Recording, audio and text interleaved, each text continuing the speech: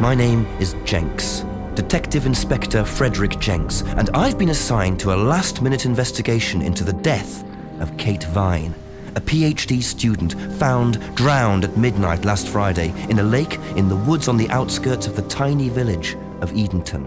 I have until first thing tomorrow morning to decide whether her death was a simple accident or whether this was murder. Kate Vine appeared to the world to be a bright, confident, fun-loving PhD student with everything to live for. However, a history of depression and alcoholism revealed in her medical records suggests that in reality, she had become adept at hiding behind a mask. A lab report indicating a high level of alcohol in her blood, along with the late hour of her death and a lack of witnesses, makes a strong case that this was suicide. But the verdict overlooked some curious details. Why was her driving license found on the opposite side of the lake in which she drowned? Also, there were traces of morphine in Kate's system. Where did she get it? Kate was known to be a free spirit with a nihilistic love of danger, which may in part have something to do with a business course called Atlas, which Kate had joined and which she had been attending on the night of her death. Based in a large, stately home on the outskirts of the village, the exclusive Atlas is run by father and son team, Paul and Ryan Rand. Both were interviewed following Kate's death, but neither claimed to have seen Kate after the meeting, and both were understandably eager to distance themselves and Atlas from the tragedy. This isn't the first time that Atlas has been investigated. Atlas and their questionable methods, which many have suggested border on mind control.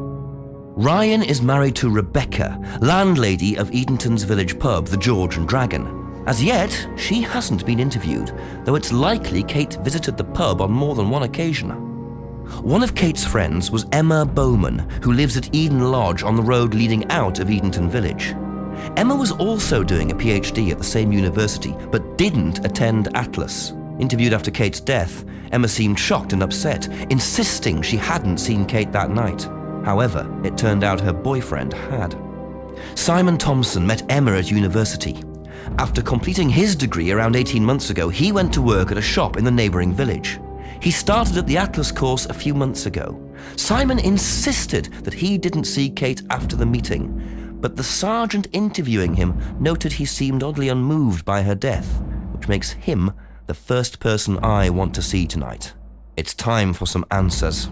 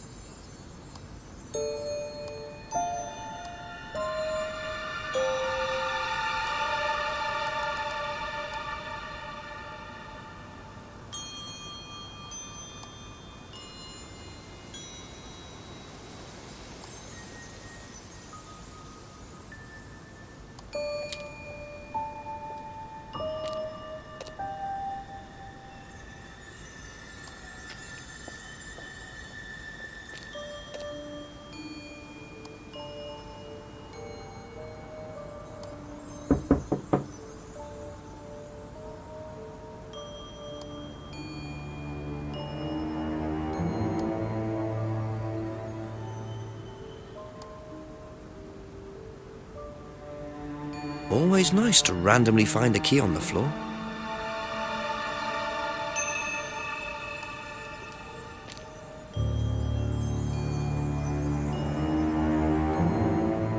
Wow, isn't that interesting?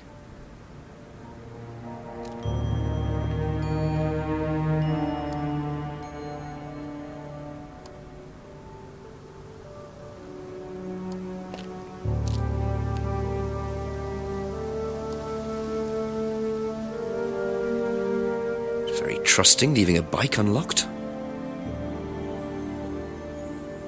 Looks like homebrew equipment. Ah, this might come in handy.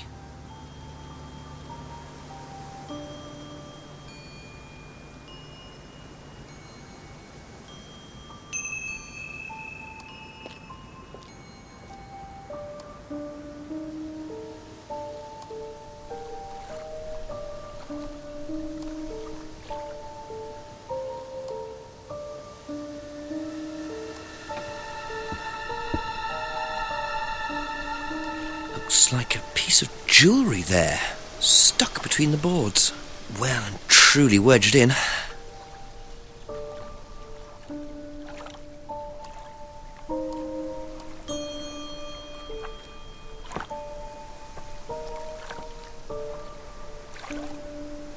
Interesting. I thought forensics had checked the whole area. Obviously not very well.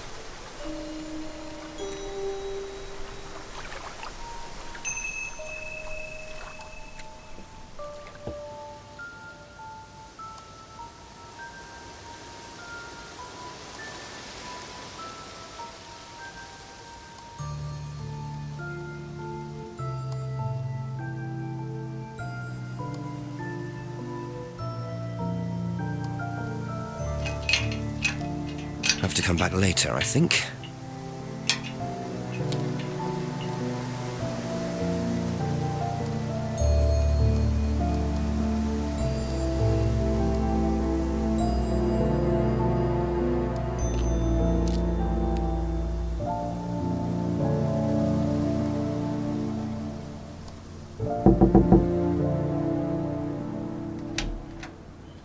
Is it Simon? Yeah. Detective Inspector Jenks. I'm investigating an incident in the village. Could I come in and ask you a few questions, please? Yeah. Thank you.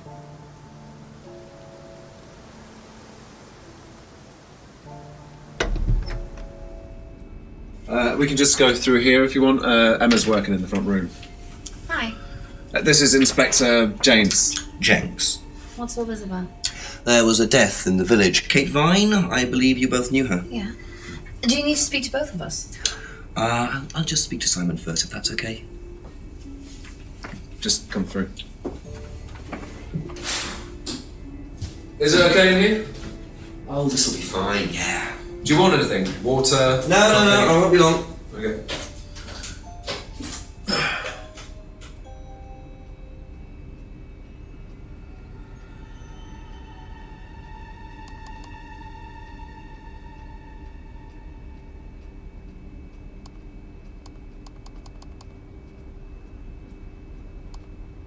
When was the last time you saw Kate Vine? So last Friday's meeting, I think. Did you see her after the meeting? No. How long have you known Kate? That would be when we started Atlas. 3 months ago? Did you socialise outside Atlas? No. How would you describe her? What sort of person was she? Well, she's talented. She was full of life, you know? Sharp, quite sharp. Would you say she had any emotional problems? Her mood could change. And, well, there was the drinking problem. When did you become aware of that? Well, she would come drunk to meetings sometimes. She would reek of the stuff. I mean, everyone knew, but nobody really said anything. So, tell me a bit about Atlas. That was just a business management training program for postgrads. And you started this after you left college? Yeah. And it's on every Friday? Yeah, well, my group isn't doing it this Friday, but one of the groups is. Okay, Thanks.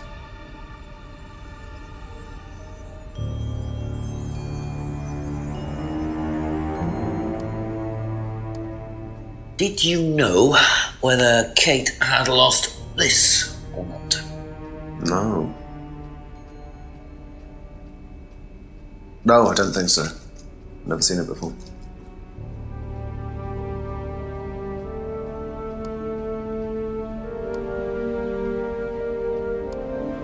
What is the bike outside? Oh, that's my cousin's. He lent me it. I need to buy a new lock for it, though. So it's your bike at the moment? Yeah. There's no bus service to speak of around here, so it's really the only way to get around.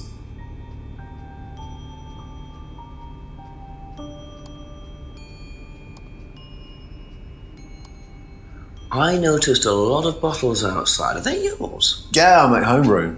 For yourself? Well, no, I give it out to my friends and stuff. I tried selling it at first, but I didn't have any takers, except for James over at Farmhouse. I used to trade it to him for herbs and stuff. Do you see James a lot? No, not really.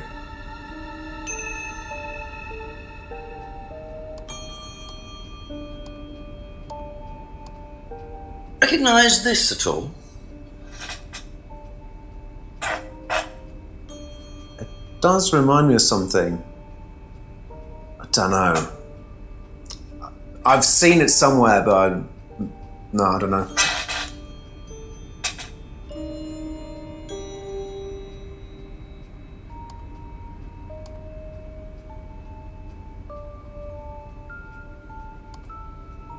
Thank you. Probably be back later. Don't worry, it's only a few questions. Yeah.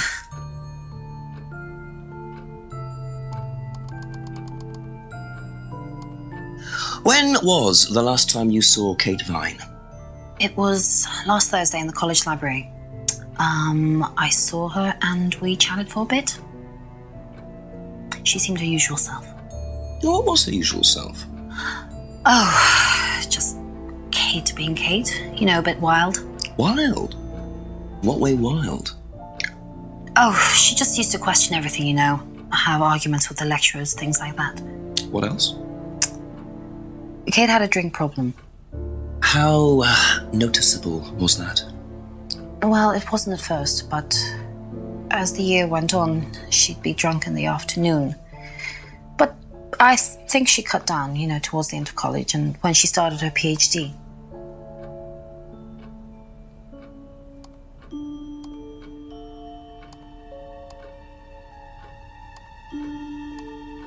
Did you know whether Kate had lost this or not?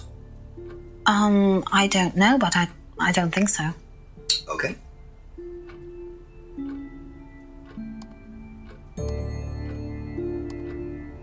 Whose is the bike outside?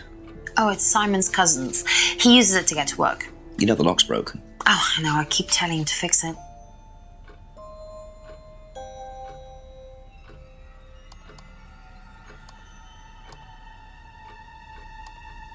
What's the stack of bottles outside? Oh, that's all Simon's stuff. You better ask him. I don't know.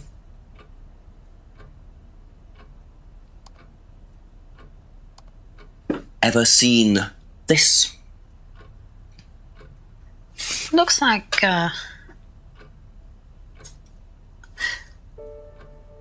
my old necklace. I gave this to Kate. So Kate might have been wearing it last Friday.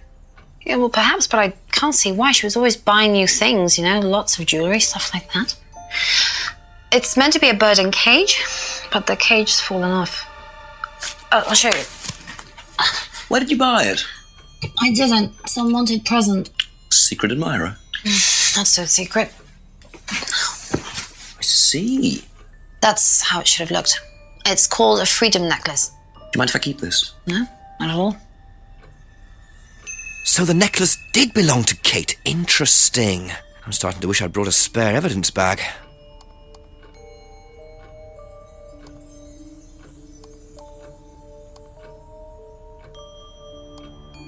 Have you ever tried Simon's homebrew? Me? No. I don't like beer. I only drink wine. I can't stand spirits either.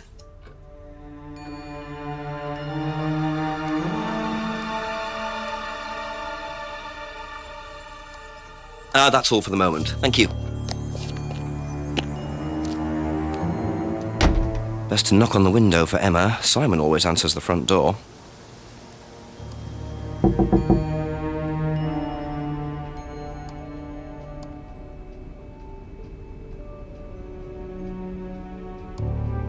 You know what this is? Yeah. Yeah, I think Emma had one like it. Actually, you know what? Kate had one. I remember because I asked her about it one night when we were all out drinking in college. I was probably pretty drunk. That's what college is all about.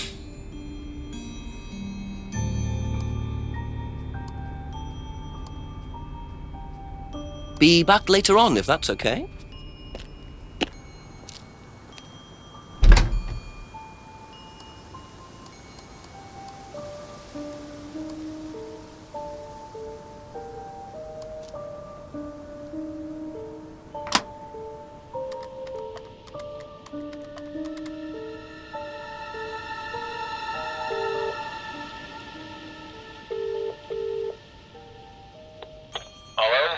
Chief? Yep. It's Jenks.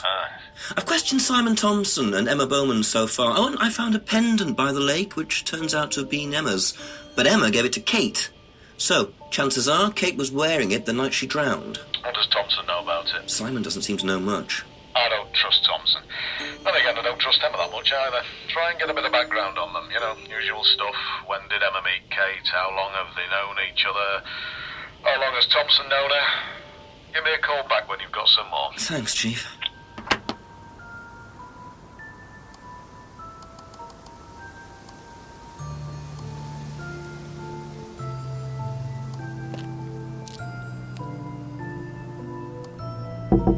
A few more questions, if you don't mind.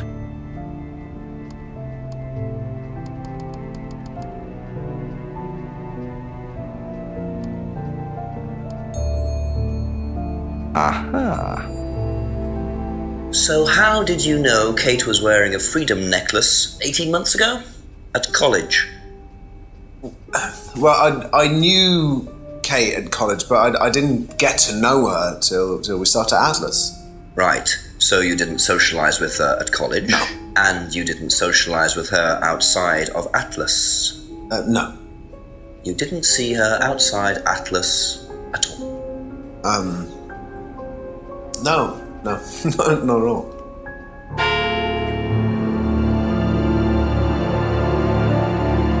So Simon did know Kate at college, but why would he lie about that? Maybe he knows Kate better than he's willing to admit. 6 o'clock. I wonder if Rebecca's working in the pub tonight.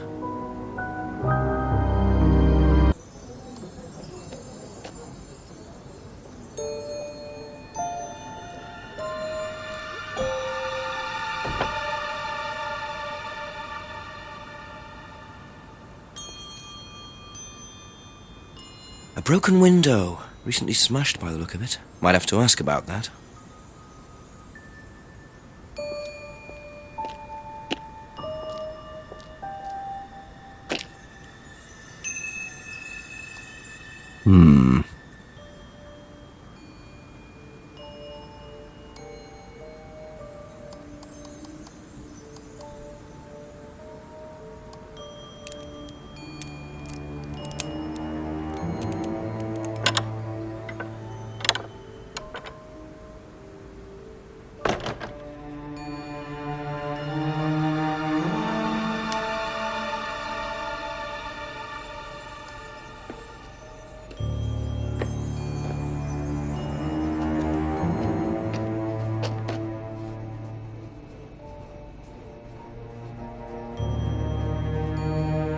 I wonder whose mask this is. Rebecca's or Ryan's?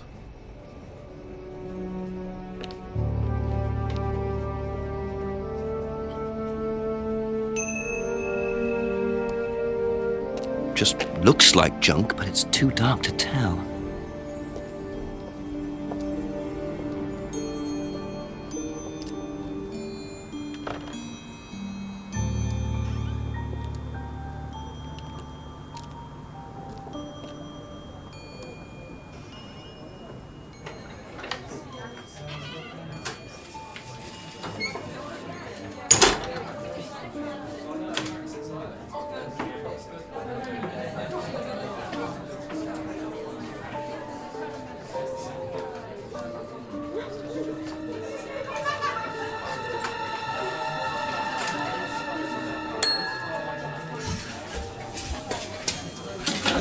Sorry, what can I get you?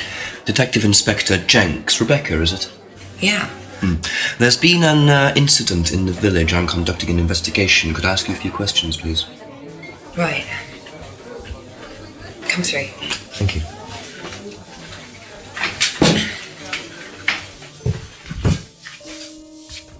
What's it about? There's been an unexplained death locally. Not sure if you've heard. The student?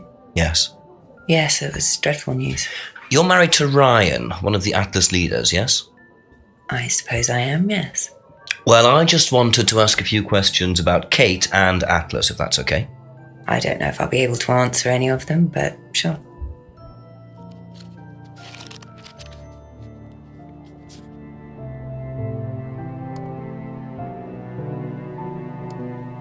Did you know Kate? Not very well. She came in a few times, but she was quite a moody person. You could tell she had problems. When was the last time you saw her? Friday. She popped in for a minute. And when was that? 7ish. Was she on her own? I didn't see who she was with. She put £20 on the bar and then left. What was that for? A breakage, presumably. £20? Just for a beer glass? Well, she was very drunk. She just put it on the bar and then walked out. Was there a broken glass? Not that I noticed. But she was a strange girl.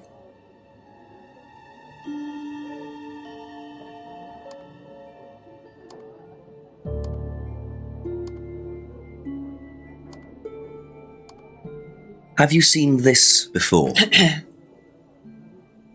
No, sorry. So you didn't know if Kate had lost it? No idea.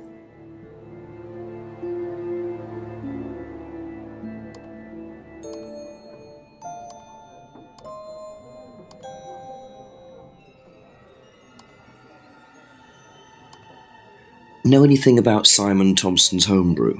Does he make homebrew? Apparently.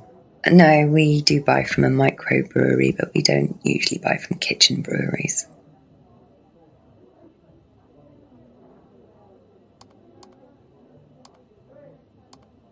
Do you recognise this? I've seen students wearing them. Has some sort of meaning, doesn't it? I forget what it is now. Seen anyone wearing one recently? Not that I can remember.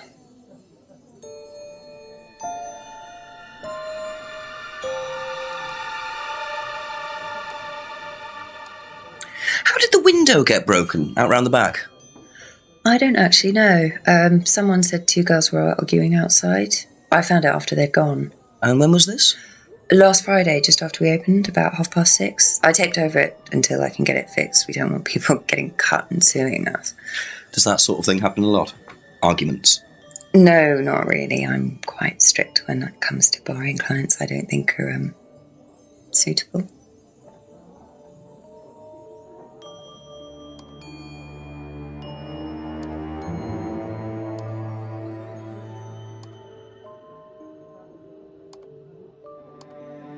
Do you know what this is? Oh, you'll have to ask Ryan about that. So this is Ryan's. It's to do with one of Ryan's methods on the course. Go on. Well, masks allow you to play at being someone different for a while. Students find it quite liberating. So this would be for a student? I think that one's Ryan's, but students do wear them, yes.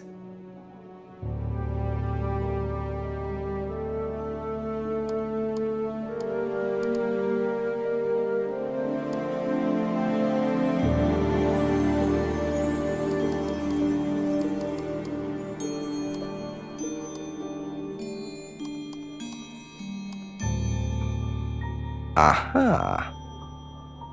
So, you said Kate gave you £20 for a breakage, but you didn't have a breakage.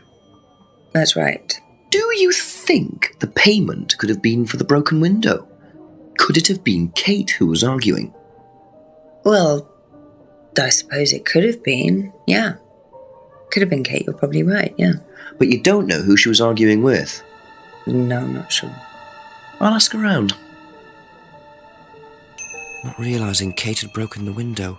Rebecca really should have worked that out before now. Unless she did. But why would she lie about that? That's all for the moment. Thank you.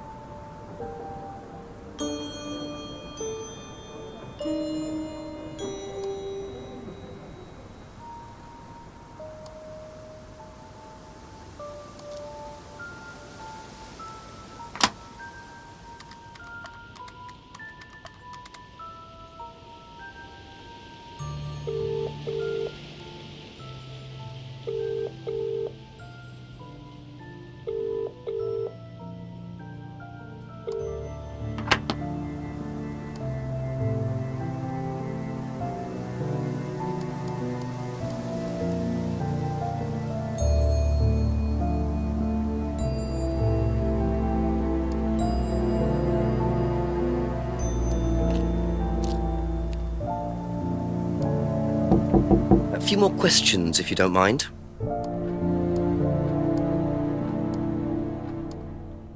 Know anything about a broken window at the pub round the back? The pub, a broken window at the back. Yeah, I saw it was broken. When was that? I was in the pub on Monday with a college friend.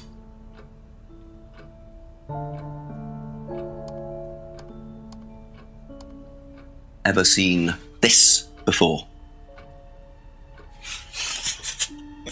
Nope, I haven't, sorry. I think I'd have remembered it.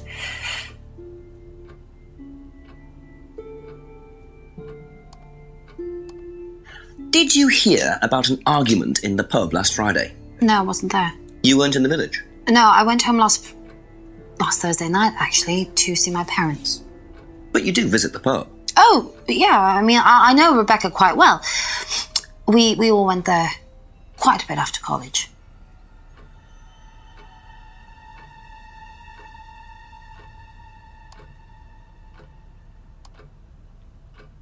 Be back later on, if that's okay.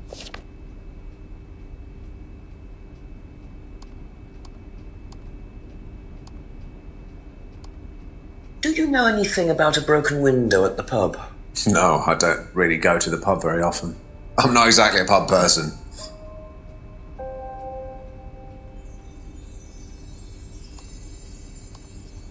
Have a look at this. Know anything about that? I haven't seen this one, but it looks a lot like an Atlas mask.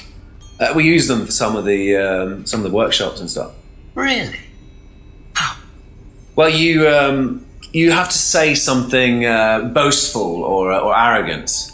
You do it first without the mask, and then you say it with a mask. And the point is? Well, it's easier when you have the mask on, isn't it? People are not as afraid to be free about themselves, you know? What did you find out about Atlas? Well, it was advertised. Actually, I think I've still got the... This is the advert that was at my college. To be honest, I've learned more in 3 months at Atlas than I did in 3 years at business school. Can I keep that? Yeah, go for it. I suppose that might be useful as a conversational starter. Okay, that's it for now. Thank you. What do you know about Atlas? I know that it's a business course. I went with Simon when he first went, but it wasn't really my thing. How often did you go? Just the once. And you decided it wasn't for you? Yeah, I'd been to something similar, so decided it wasn't for me.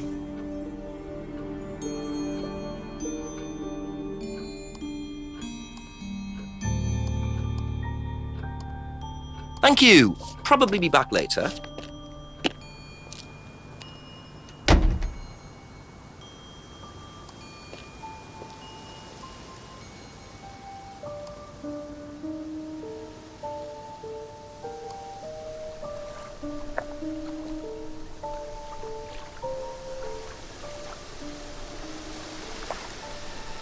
Who is it? I'm a police officer, Detective Inspector Jenks. It's all right, you can carry on if you want to. I'm just going. I'm investigating a death in the village, Kate Vine. There was a death recently Hello, in the... I knew her. Well, could I ask you a few questions, please? A bit dark. Well, if you give me your name and address, I'll come later on.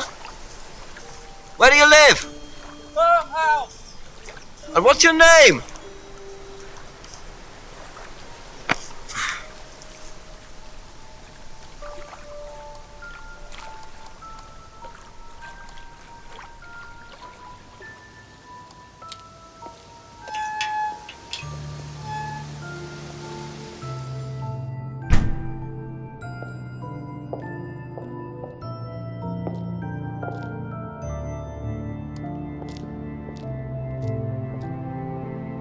Ryan was interviewed in the lounge, according to the report. That must be his office.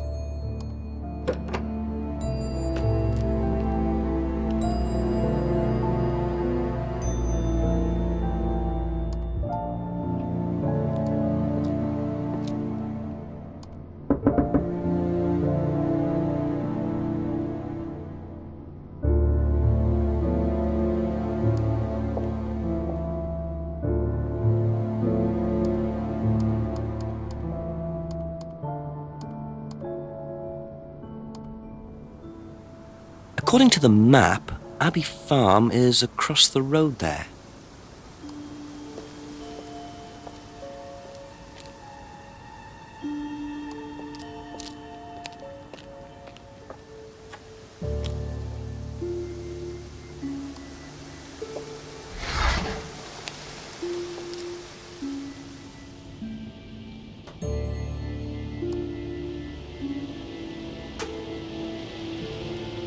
Picture frames with black painted glass. Very interesting.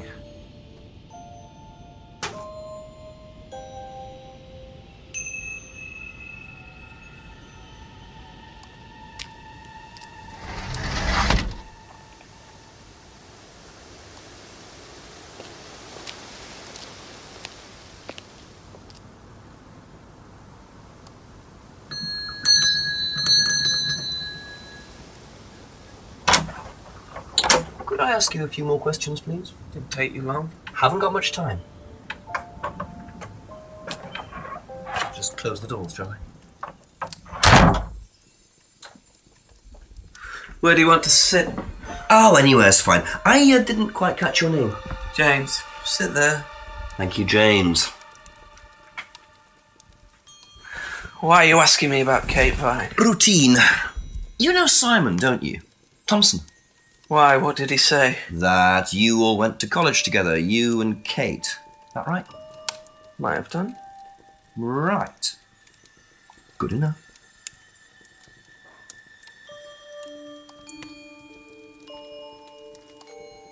When was the last time you saw Kate Vine? Can't remember. How did you know her? Through Simon. His girlfriend was mates with her. Saw her around college a few times. Did you socialise with her much? Nah. She wasn't my type.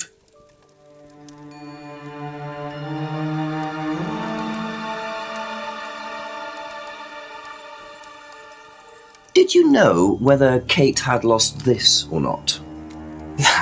No idea.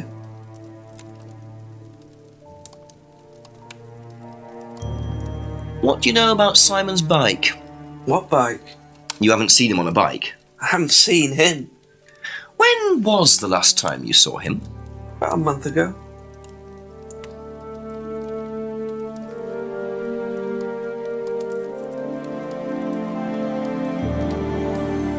Have you ever tried Simon's homebrew? Thompson's tar? Yeah, I've tried it. Did he sell it? Well, not to me, not for money anyway. We used to trade stuff. What did you trade? I make a nice herbal tea as it happens. Him and his girlfriend were into it. What was his beer like? Lethal. Strong? Knock your eyes out.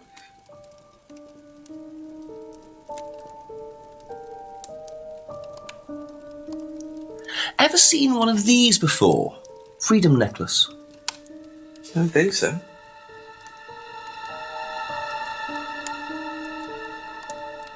Know anything about a broken window at the pub?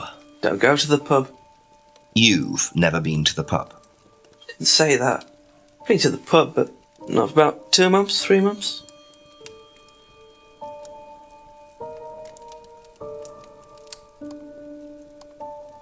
Ever seen this before? No, should I have? No, it's okay.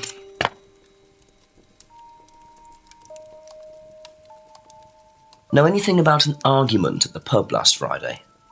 No.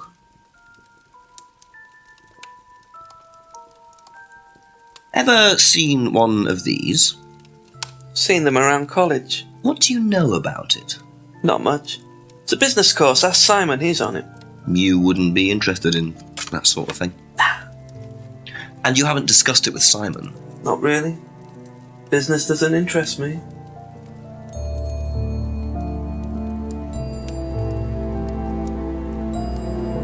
Now, what's all this stuff in the workshop? Paint and stencils and things like that? Just a little sideline of mine. Oh, you do picture framing? They're black mirrors. Scrying mirrors. Now, what's a scrying mirror? Show you one if you want.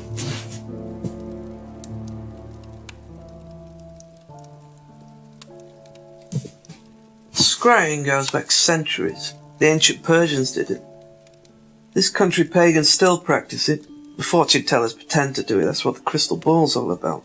It's all scrying. The mirror's just one way of doing it. But what is scrying? Depends who you are. People do it for different reasons. What sort of reasons? Exploring your mind, clearing your mind, communicating with the dead. Is that what you use them for, James? Communicating with the dead? And they make them for other people these days. And there's a market for these, is there? Lots of people want to talk to the dead, even if they don't believe in it. Do you make a profit on them? I don't do it for the money. How very charitable of you. Can I keep this? Keep it. Thank you. Black mirrors and hookah pipes. I wonder what else James is into. Thank you. Probably be back later.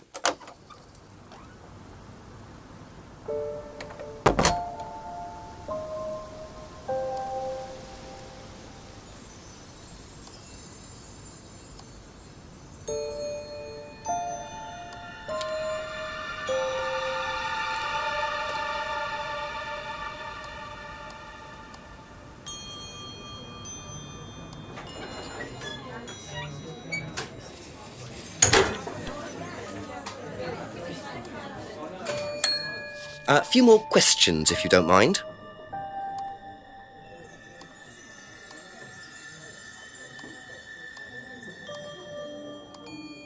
What do you know about this? It's an advertisement. They had it designed by an agency, I think. And when was that? Last year sometime.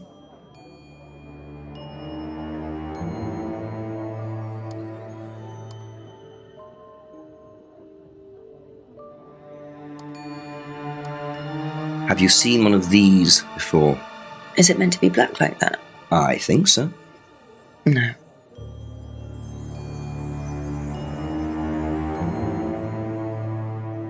That's all for the moment, thank you.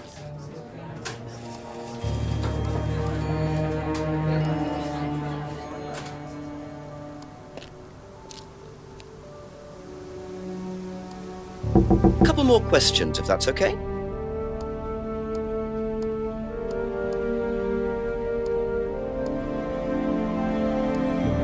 Know anything about an argument at the pub last Friday? No, I didn't go to the pub last Friday. What did you do after the course? Just went home. Came here. Just came straight back.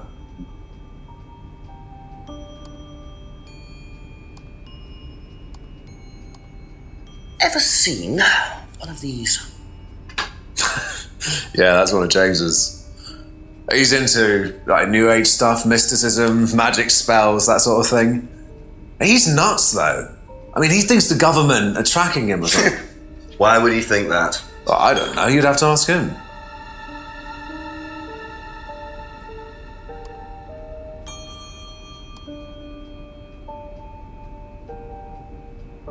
Be back later on, if that's okay.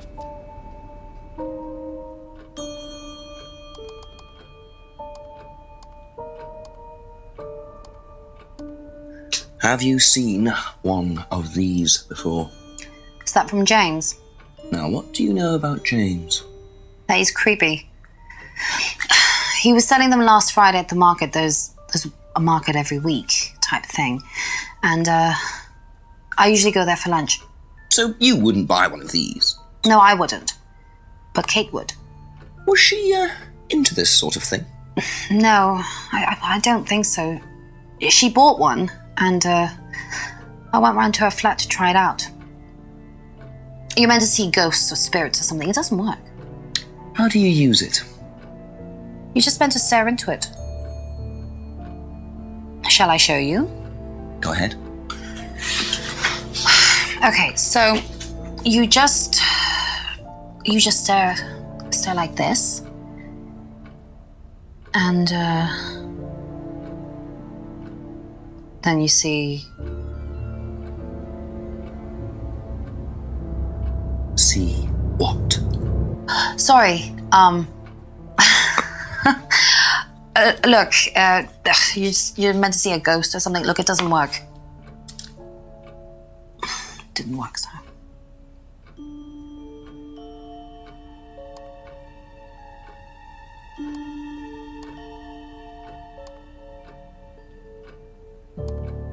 Thank you. Probably be back later.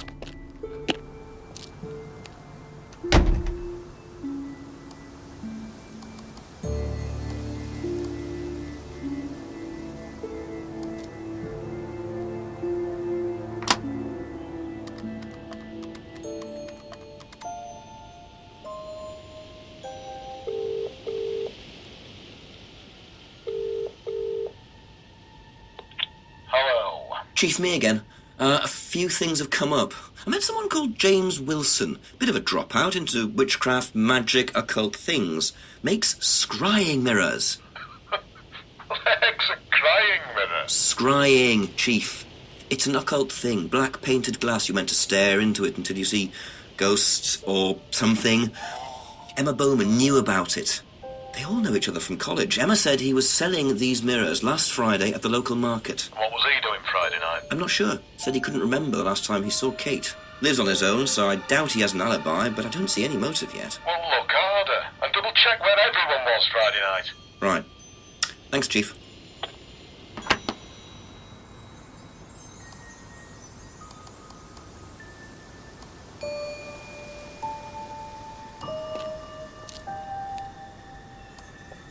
A few more questions, please. Thank you.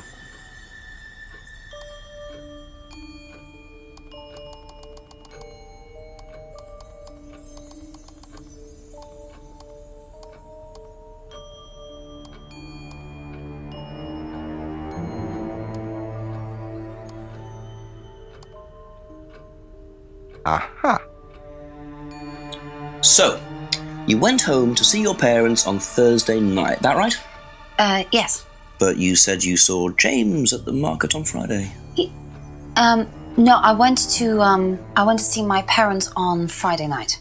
What time did you go on Friday? 8 or 9. And you didn't see Kate at all on Friday? No. You're not a very good liar, Emma. Okay. I saw Kate. Where? At the pub we were arguing. Go on. What were you arguing about? I'd lent her £50 because she was desperate, and we were just arguing. It didn't really bother me. She just didn't have it. And Kate broke the window? Yes. She did things like that when she was angry. Smash things? Yes. So it was Emma arguing with Kate, but why didn't she want to admit it? In case it gave her a motive? Or something else?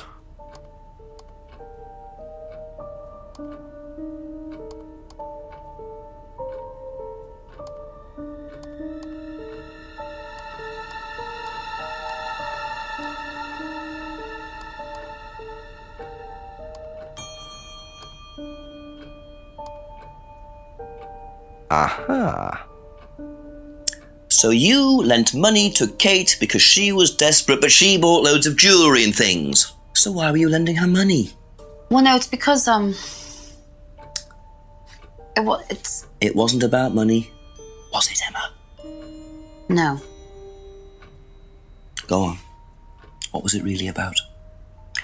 We were arguing because she was going to blackmail Ryan, the guy from Atlas, over an affair he was having and then tell his wife if he didn't give her the money. Ryan's affair with Kate? No, I don't know. I think he was having an affair with another student and Kate found out. And why were you involved? Because I didn't really agree with it. I didn't agree with what she was doing, even if he did have an affair. Were you friends with Ryan? No, I'd never met him. You just thought Kate was wrong? Yeah. Not sure about this. Emma's either on a moral crusade, or there's another reason she was worried about Kate blackmailing Ryan.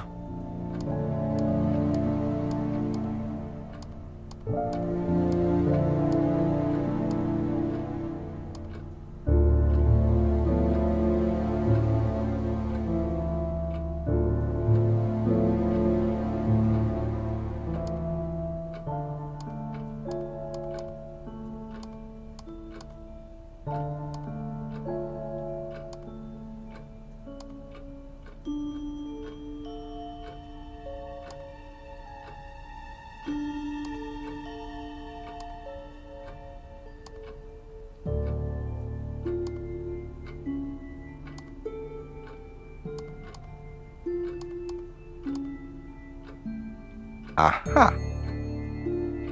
You said you went to an Atlas meeting with Simon? Yes. That's interesting, because I happen to know that Ryan is the main lecturer at Atlas. But you say you never met him. Why did you say you don't know him? Okay, I need to tell you something. I just need to make sure Simon doesn't find out. I won't be telling Simon anything he doesn't have to hear. And you can't tell Rebecca either. Go on. Okay, so the affair that happened was between Ryan and I. I was having the affair, and Kate knew. So Kate was blackmailing both of you? No, she didn't care about me. It was part of the course, you see, having to take all these risks. She thought it was funny to turn her back on Ryan. She thought I wouldn't care. But you did. Yes, I was already with Simon when Ryan and I, and I didn't want Simon finding out, and Kate thought that he wouldn't, but I didn't want her risking it. And then if Rebecca found out, then Simon would definitely have found out, and then it would have blown up and it would have just been a big mess. And so you just argued and what? Well, she just stormed off and broke a window. And that was it? You didn't see her again that night? No. Are you sure? Yes. I promise.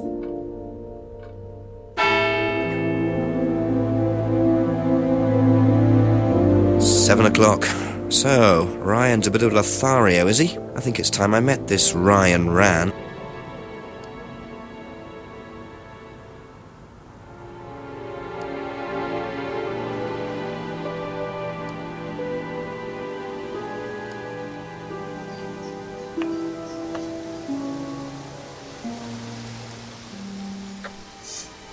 What are you? Private eye? No, I'm a police inspector. Who are you looking for? I'm investigating a death in the village. That student, then. They did one last year, too. Same place. Did what? Drowned a student? Ask that psycho about it. He runs that business cult thing up at the big house. Bunch of nut jobs. Hey, what was the student's name? Liam... something?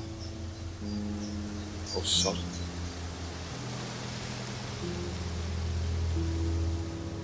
Atlas's reputation precedes them. I think I might call the station, find out a bit more about this Liam.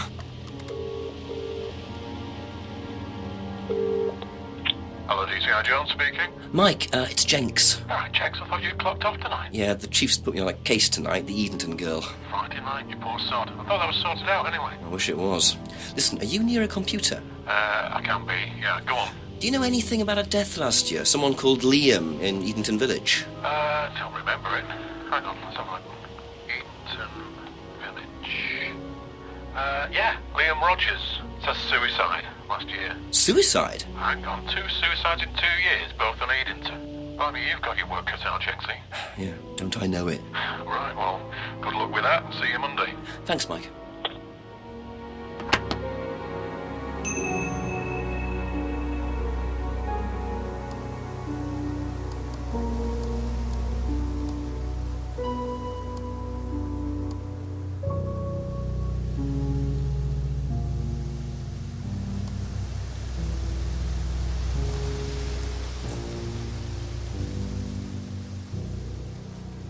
Do you mind not defacing public property, please? What's it to you? Well, I'm a policeman. And that's supposed to make what difference exactly? It means that you do exactly what I tell you to do. Or what? Or you arrest me? No, I'll give you a fine this time. So, if I do something that you don't like, I have to give you some money? What happens if you do something that I don't like? You're going to give me some money? Look, I do not have time to discuss it at the moment. Can you just go?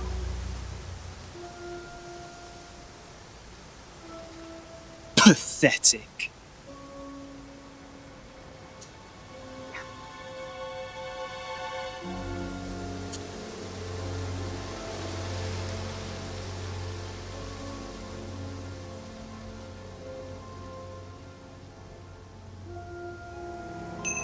What a prize brat. But why would he carve that into a tree? Either he's a die-hard rock fan, or there's more to that symbol than meets the eye.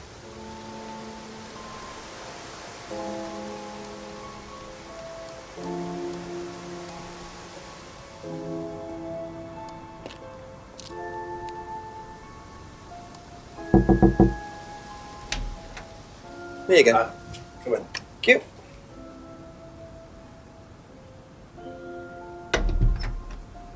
Smells nice. What is that? Chili pork. I have no idea you were a cook. Oh, no, I used to be more into it. No, I don't do it so much. Used to grow my own herbs and everything. Not here. No, at the farmhouse where I used to live. Oh, where was that? That's where James lives. Yeah, we used to share a house together. The farmer used to let us use a corner of his greenhouse to grow stuff. I didn't know you knew James that well. Well, didn't really get on. Where are the greenhouses? But it's just through the farmyard at the back. Interesting.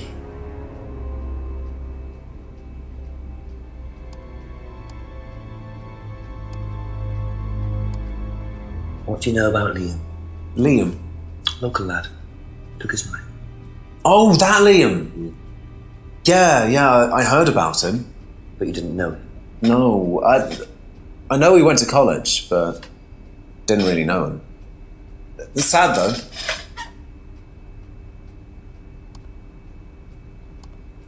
If I did this, would that mean anything to you? Who did you see doing that? Someone in the woods, carving it into a tree. That was Kyle. It's a guy from the course, he's an idiot. And where does he live? I can't remember, somewhere outside the village? The 3 fingers thing is something the students started doing. It's something from the course. The 3 freedoms. The what? The 3 freedoms? It's from the course. It's a phrase. Free to be free. Free yourself from the things that are holding you back, right? Things that stop you being successful. What are they?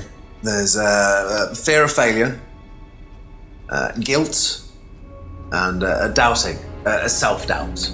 You believe that? Yeah. Guilt ruins lives. It stops you looking forward. It serves no practical purpose. It's basically destructive. Right. Free to be free. Not the most original slogan, but I wonder how far this freedom goes. Thank you. Probably be back later.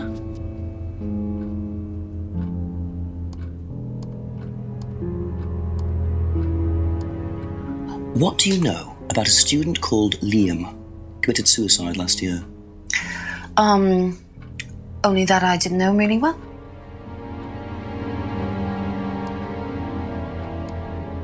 If I did this, would it mean anything to you? No. Why? It's okay, thanks. Do you know the phrase, free to be free? Yeah. It's an Atlas thing. I first heard it when I went with Simon. What did they say about it? They said that you shouldn't feel guilty if you do something wrong. I don't agree with that. No? No. No, I think you should feel guilty if you do something wrong. What did Simon think? I don't know, but I don't think he agreed with that either.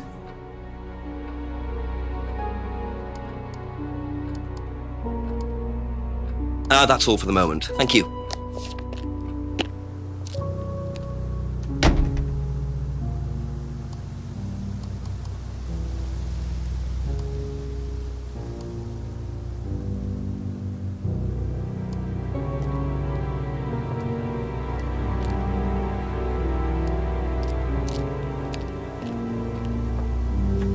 Simon mentioned another greenhouse on the farm. Must be up the hill over there.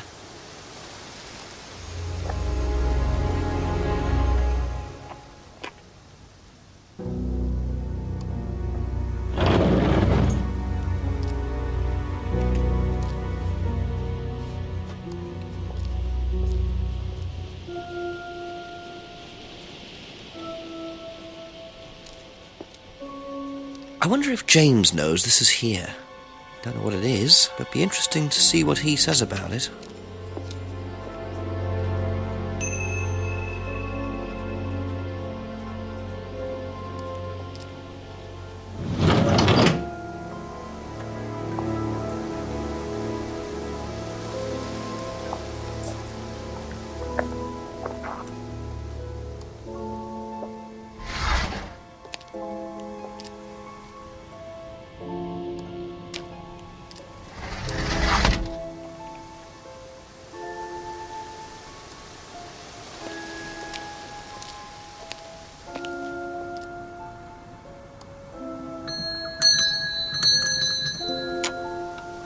A few more questions, if you don't mind.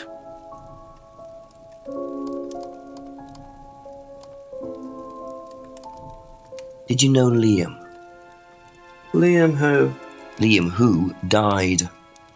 You mean Liam who killed himself? Yeah. He was in my year, on a different course. What course was Liam on? Can't remember, not mine. What was yours? Plant science. First time I knew about Liam was when he killed himself. Right, so you didn't meet him? No.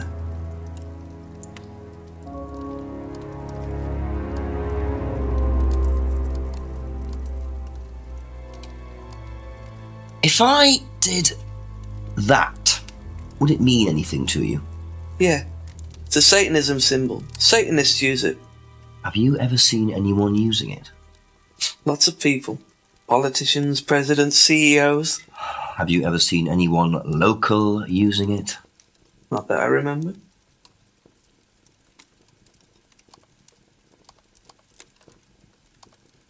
Ever hear the phrase, free to be free? Heard anyone use that? Nah.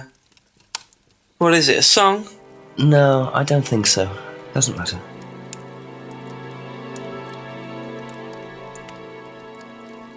Could you tell me what these are, please? I found them in the greenhouse.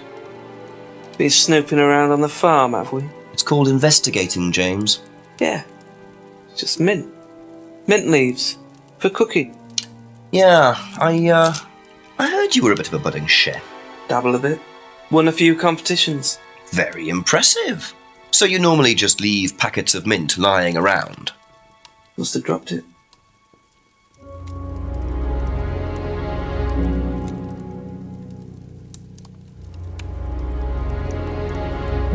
Be back later on, if that's okay.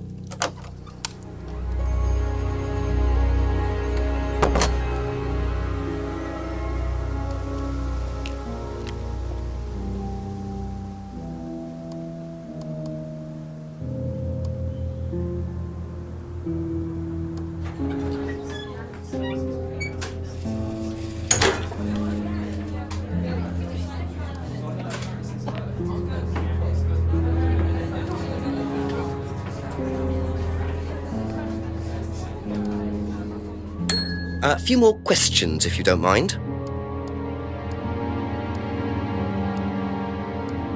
What do you know about Liam? You mean Liam who took his life? He used to play in a band, Black Rock or something? No, Black Stone. Very gothic.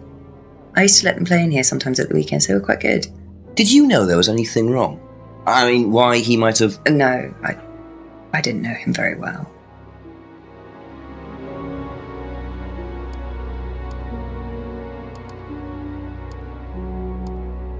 If I did this, would that mean anything to you?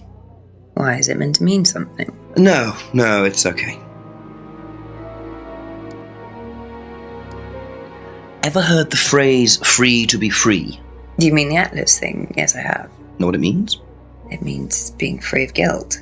What do you think about that? You mean, do I think it's a bad thing? Do you?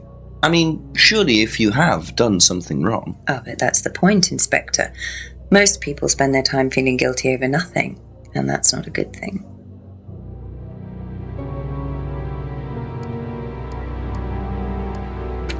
Do you know what these are? Oh, magic mint. Where did you find this? Magic mint. Salvia divinorum. I used to grow it years ago. It makes you trip. In what way? It's a hallucinogenic and legal. Quite a dangerous combination, really. Do you use it? Me? No. No, I don't even take medicines. I like to stay pure. I didn't expect Rebecca to know about growing drugs. I know she claims not to use them herself, but I'm not so sure.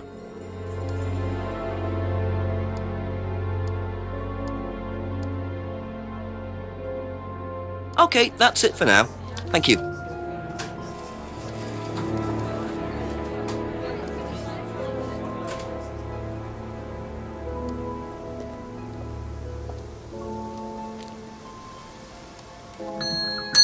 Couple more questions, if that's okay. Ever heard of Salvia divinorum, James? Was that skin cream? It's not a skin cream, no. It's a plant. Really? Don't know much about plants. So you've never heard of salvia?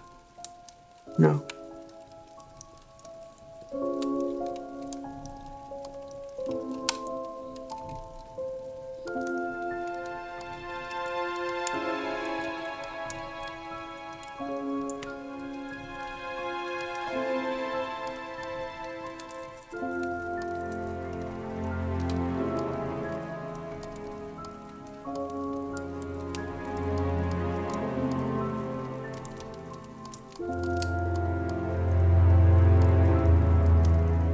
Aha.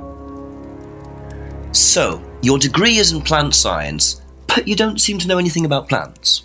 Well, still got a lot to learn. So you're still saying you've never heard of salvia? Didn't say that. So you have. Maybe. And you do grow it? Yeah, it's legal, why not? What do you do with it? I use it for explorative purposes, meditation. And does this involve anybody else? Why? Do you sell it or give it to anybody else? Sure. Yeah, it's just for me, nobody else. And that's the only drug you grow, is it? Feel free to go and look if you want. It's okay, I'll look later. The only drug he grows? I'm not sure I believe that, James. Then again, would someone growing illegal drugs bother growing a legal one?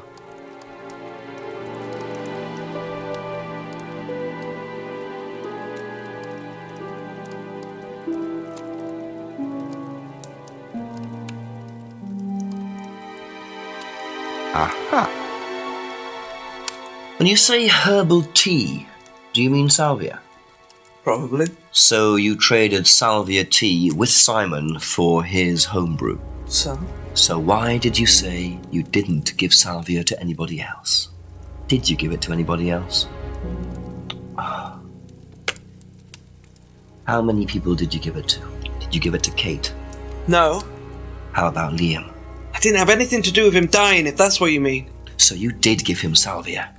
Yes, I gave him salvia because he asked for it, but that's not what killed him. Well, he committed suicide, James, because of psychological issues that probably weren't helped by him trying hallucinogenic drugs. Didn't commit suicide. You don't know anything about him. You don't know what happened. Okay, so what happened then?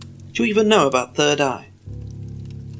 Go on. You don't know about Third Eye. If you don't know about Third Eye, you know nothing about Liam's death. I mean, forget salvia. Fine, tell me then. Third Eye was a cult. We had our very own psycho cult operating right here from our village hall. And I got rid of them, single-handed. I'm the one who got rid of Third Eye. Did they tell you that at the station? Okay, start again. They were what? You don't know anything, do you? Look.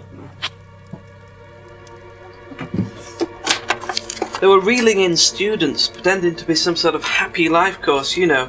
We can make your life better sort of crap. Then they were putting everyone through this brainwashing program to make them compliant, and selling them on. It's all there. What do you mean, selling them on? Selling them. Objects, commodities. To who? To anyone who could afford them. Top politicians, famous celebrities, wealthy businessmen, you name it. What for? You don't get it, do you? Third Eye were making and selling slaves. They were black market slave traders. They were wiping people's personalities using ECT, brainwashing, cocktails of hard drugs, deliberately turning them into perfect slaves. You know how much slaves are worth on the black market these days? No. Millions. And I'm talking per slave. That's why anyone who stood up to them and threatened to go public like Liam was just killed off. They didn't give a damn. So you're saying Liam was murdered by Third Eye? Exactly what I'm saying. So I started looking into it. They were all saying it was suicide, but there's no way. So, did you ever actually meet Liam? I found out about him.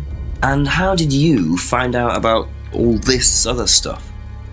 It's obvious, you could tell. I met some of the students. You could see straight away there was something wrong. They were like zombies. And I can tell when someone's got ECT damage or when they've been through mind conditioning. It's just obvious. I mean, US military used all these techniques back in the 50s. It's all documented, you can read about it. They showed all the same signs. So, did you ever actually go to a meeting? No, but I knew what went on. How? From what people said who'd been through it. Okay, so do you know anyone I could speak to who did go through it? Well, no. Look, it doesn't matter. Why did they close down if it wasn't true? They just closed down and disappeared overnight after I put all the flyers up. Bit of a coincidence. But that was just after Liam died. Yeah. And do you think that had anything to do with it? Maybe, but it was the flyers that forced them to close. Okay. Do you mind if I keep this? Yeah, you investigate it. It'll all come out. Third Eye definitely killed Liam. Well, that was a lot to take in. Does James really believe all this stuff? This is the first I've heard about Third Eye. Question is, what's their connection with Atlas, if there is one? Thank you. Probably be back later.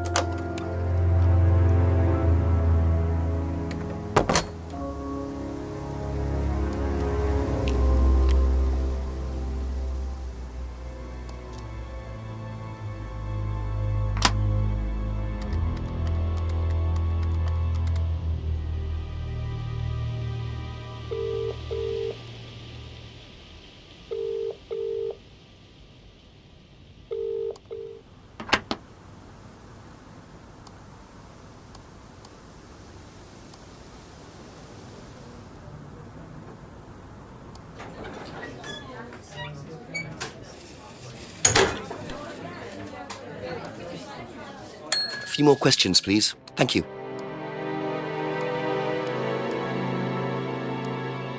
Have you seen this before? Don't take any notice of that. Why? James Wilson is a fantasist. He spends his time pretending to cast spells in the woods. He's not exactly a stable person. And, I heard that he was involved with growing cannabis. Really? Well, don't quote me on that. So you don't think there's any truth at all to this?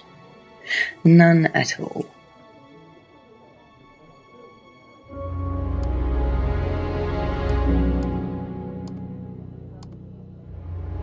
Thank you. Probably be back later.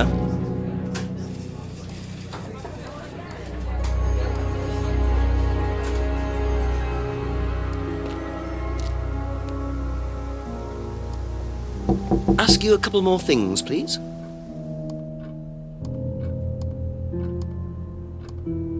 You know what these are, by any chance? No. Sorry. I don't know anything about plants or things like that, but you should ask Rebecca. She used to live on a farm. She'd know.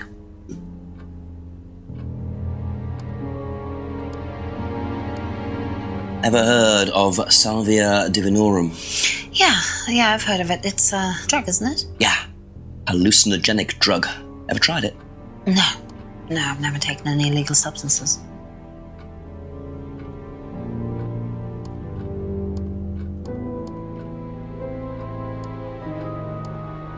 Have you seen this? Yeah, it was all over college last year. James made it. Idiot. So you don't agree with what I'm saying? No, I don't agree with anything James says. He's absolutely crazy. He thinks that the government has been controlled by aliens, that we're all bugged. He's nuts.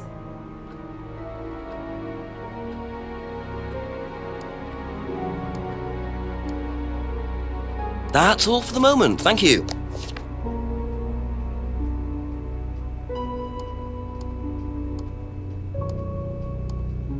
Know what these are? No. Look a bit like sage leaves. Haven't seen them before, though. Not at all, no.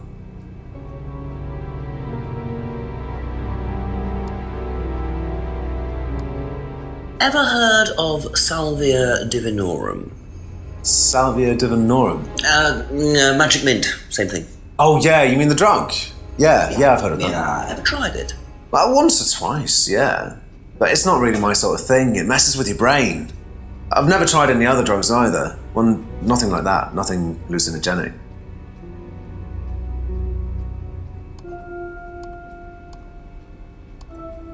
Have you seen this before? Oh, is this the thing that James did? Yeah, I've heard of it. What do you know about all this? A third eye, I think they were called? I don't really know anything about it. I mean, I've heard about Liam's death, but all I know about Three Eyes or whatever is on this flyer. So you hadn't heard about third eye? No, sorry.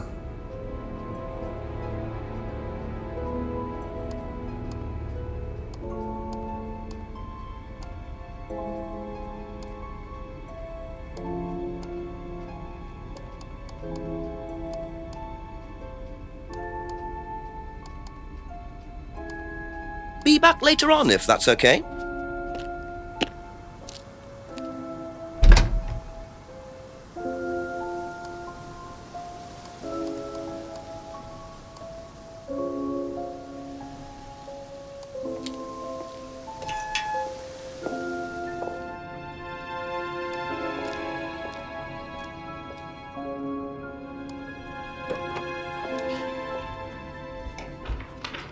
Would you start a session? Do you mind? I'm terribly sorry. I'll leave you in peace.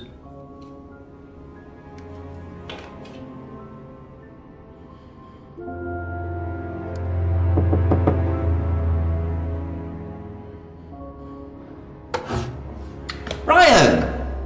Yes? Detective Inspector Jenks. I'm conducting an investigation in the area. Wouldn't mind asking you a few questions. Is that all right? Come in, Inspector. Thank you.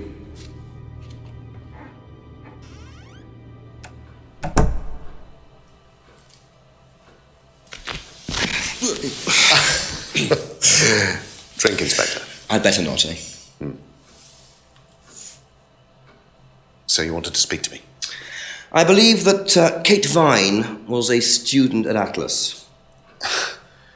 Kate Vine? Well, yes, she was. All of this has been thoroughly investigated, Inspector. It was suicide. Well, we have reason to believe there may be rather more to it than that. Really? Well, then, in that case, I'd be prepared to assist in any way possible. Thank you. Pleasure.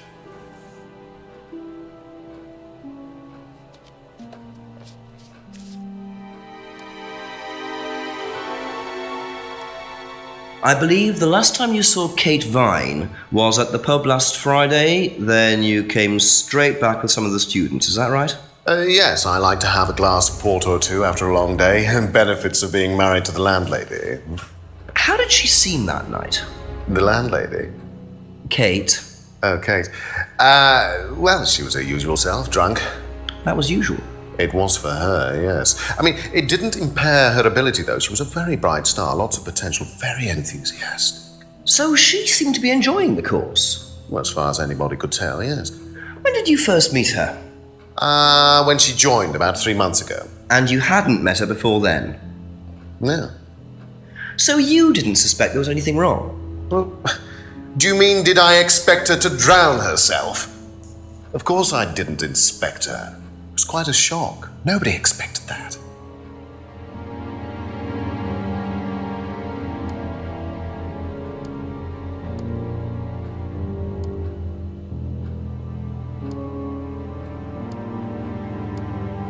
Have you seen this before? Not that I recall. You don't know whether Kate had lost this or not? No, I've never seen it before, sorry.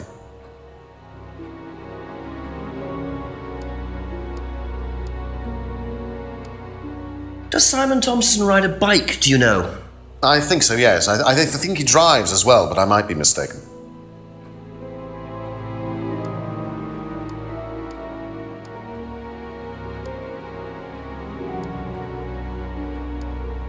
Have you tried Simon's homebrew?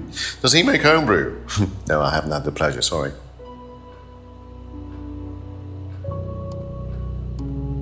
Know what this is? Yes. It's a freedom necklace. It's a symbol that we use on the course. It's supposed to represent freedom from the chains of your ancestry. Have you ever bought one of these? I haven't, but I've seen the students wearing them.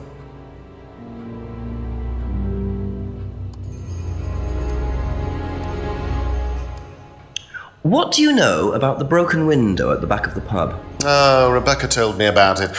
I don't know how it got smashed, though.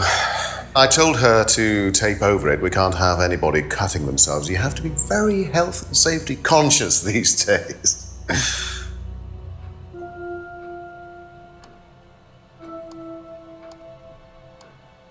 Can you tell me about this? Haven't seen that for a while. We had a friend who used to make them for us for the course. He passed away last year. What does the symbol mean? It's borrowed from paganism. It's the symbol of the triple goddess. The mother, maiden, and crone, represented by the waxing and waning of the moon. It's an ancient symbol. It predates Christianity. Some people say that it dates back to Paleolithic times. And is that relevant to the course? Well, no. I mean, it's a symbol we dabbled with, but it's not particularly relevant. We don't use it on the course, no.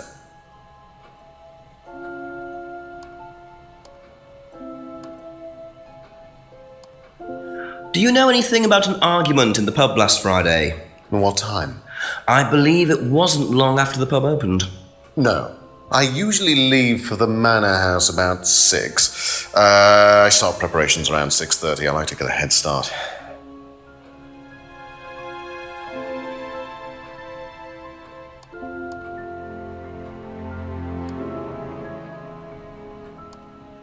Tell me about this. It's the first one we ever had made. We had it designed by an agency after we'd spent weeks trying to find a name for this place. It took you weeks? Don't be like that, Inspector. I thought it was a rather grand name. Actually, if I'm being honest, I plucked it out of thin air one night in the George while I was having a few gin and tonics. Well, actually, somebody left a book and I stole it.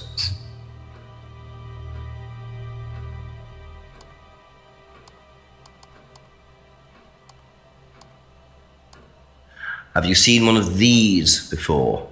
I believe that looks like a scrying mirror to me. You have seen one before? Well, I used to have one myself, actually, along with lots of other bits and pieces of that nature. Silly things, you know. Really? Yes, when I was in my teenage years, I had quite an obsession with that kind of thing. I was a very somber child, and well, not that you could tell, always playing fantasy games, reading books about that kind of malarkey, you know. What sort of books did you read?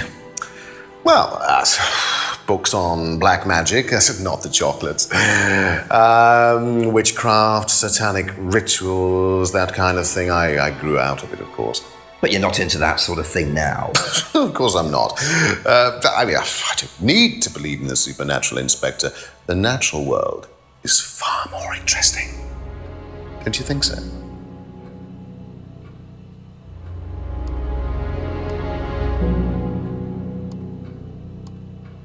What can you tell me about Liam? Oh, Liam. You mean the boy who committed... Very unfortunate, isn't it? Did you know him?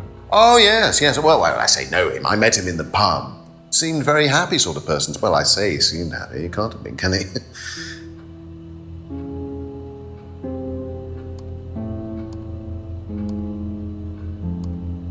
If I did this, would that mean anything to you? It's a devil's sign, isn't it? Is that what you're getting at, Inspector? This is not something you use on the course. Of course it's not something we use on the course, Inspector. I don't even know what that could possibly mean, exactly.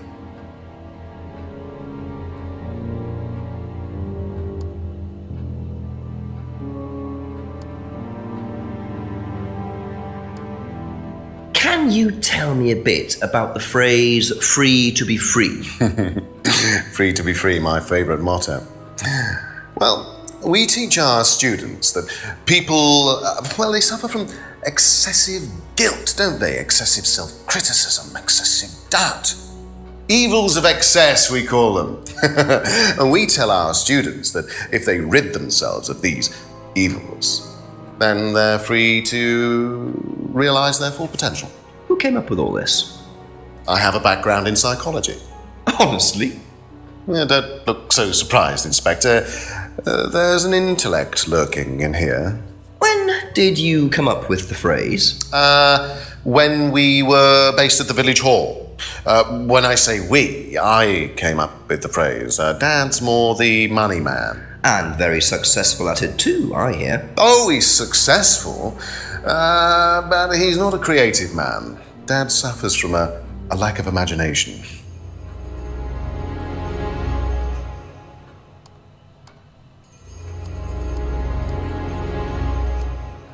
Do you know what this is? Looks like chopped tea bags to me. What is it? I just thought you might know. I don't know anything about plants, Inspector. What you should do is ask Rebecca. She knows far more about these things than I do. Messy things, growing things.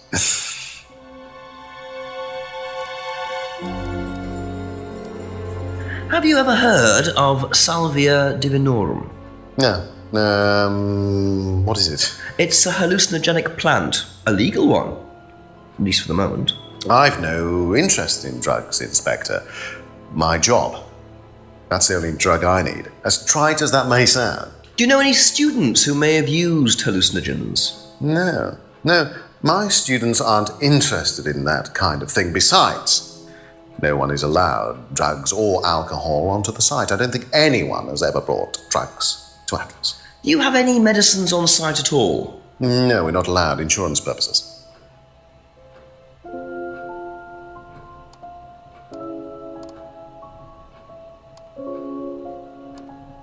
What do you know about this? Not much. So you've never seen this before? You don't know anything about third eye? Well, I don't remember seeing it now. You don't recognize any of the symbols on it? No, sorry.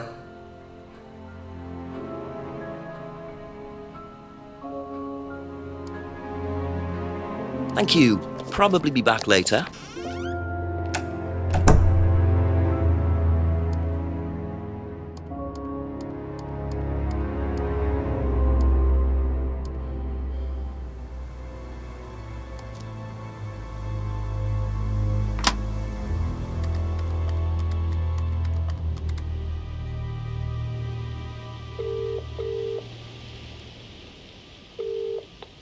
Tell me something interesting, Jenks. Got some more news for you, sir. James Wilson has been telling me all about a cult called Third Eye. Used to be based in the village. According to James, they are brainwashing people using ECT machines and drugs, then selling them to politicians for profit. Slave trading. What? I don't believe this. James says Liam was killed because he was threatening to expose them. He made a flyer, which he claims led them to closing down. I suppose it's difficult to know how much to believe. I don't think it's that difficult, Jenks. I wouldn't believe any of it. This guy sounds like he smoked one too many of those salvia bottles to me. I suppose that is entirely possible. Some of what he said did remind me of Atlas, though, I have to say. Well, have you asked him about this, Ryan Ran? He says he's never seen the flyer. Well, make sure he isn't telling you porkies, Jenks. Get yourself a stiff drink as well. Yes, Chief. You're gonna need it, sounds of it. Bye.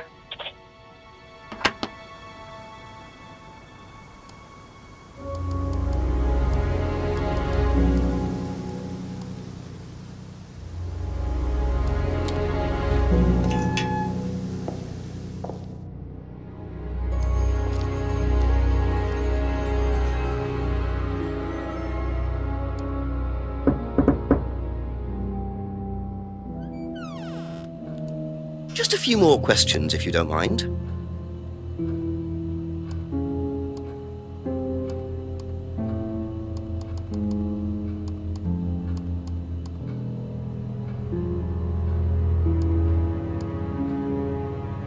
Aha. Ryan, you've just told me all about the moon symbols on the mask. Then you're claiming you don't know anything about the symbols on the flyer. It's all the same thing. Oh, actually, yes. Sorry, yes, I do remember that. So what did you know about Third Eye? Oh, not much, really. Never came into contact with them. That explanation was way too short. Ryan's definitely hiding something.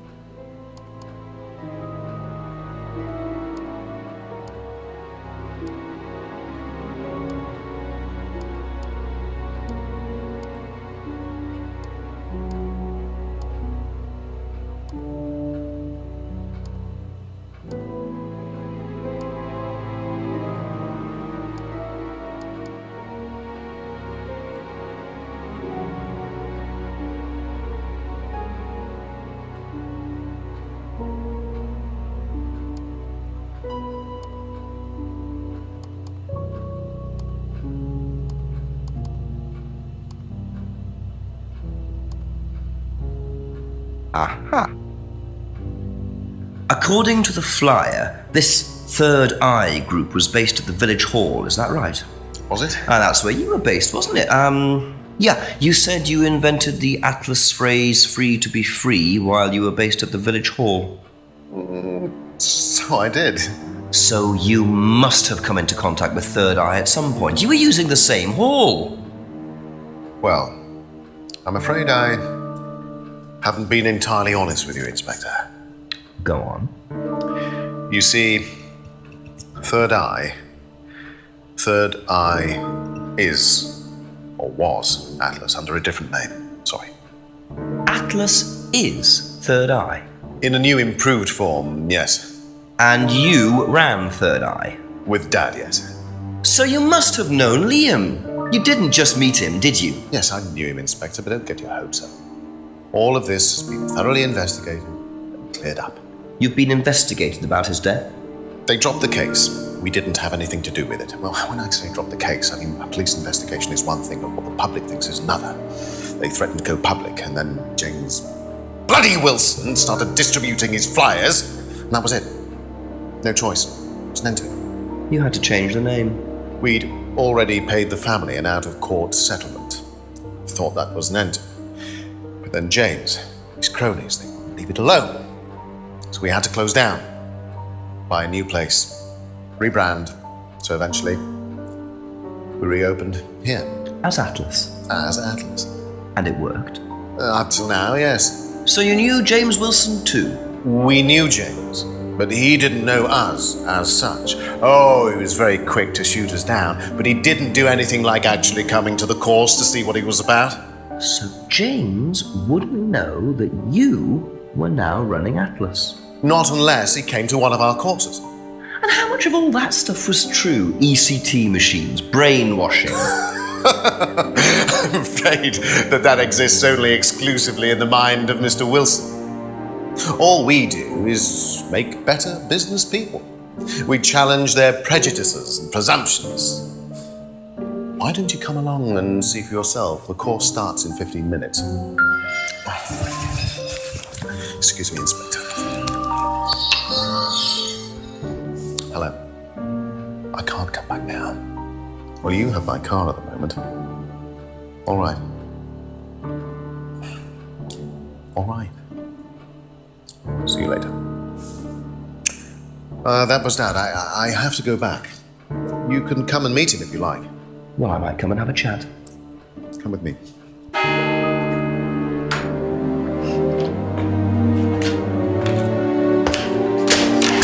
To be perfectly honest, Dad's a great businessman, but he lacks imagination. He does, however, believe in the power of the individual, when taught by the right teacher, of course. Ryan! In here. Just coming. He's through here.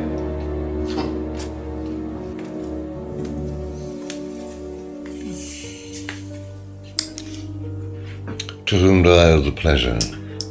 Detective Inspector Jenks. I am investigating a death in the village. I believe you knew Kate Vine. Oh, I thought all this was dealt with, Inspector. You do know that Kate Vine was a gherkin short of a big mad. You do now. Father. You must forgive my son, Inspector. He still can't summon up the courage to come straight to the point. So what do you want to know? Well, a few more questions if you don't mind. But I do mind. I'm a very busy man. Try asking an intelligent question, like, do I mind being quizzed about a once promising student who turned into a useless drunk? Ryan, would you mind leaving us for a while? I'll go back to the centre. I have one or two things to prepare. Call me if you need me, Dad. You may begin, Mr. Holmes, although I'm not going to be able to help you. I don't have much to do with the course nowadays, so I can't give you any hard information. That's as maybe, but we No, that's as is. But if you want my opinion, I'd be quite happy to give it to you. So, fire away. Okay, thank you. Wow, Paul certainly doesn't take any prisoners. It's obvious who's pulling the strings in this family, and I wonder what they got up to in their previous guise as Third Eye. How well did you know Kate? Hardly knew her at all. Met her a few times. At the course, that's about all. So when was the last time you saw her? Last Friday. I just popped out of the course and... about 7. Did you speak to her then? It's possible. And how did she seem? Was she happy, sad, preoccupied? She was drunk.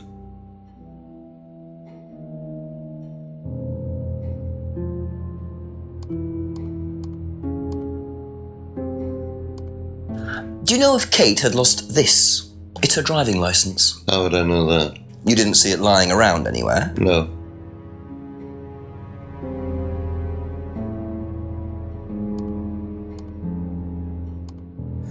Did you know anything about Simon Thompson's bike?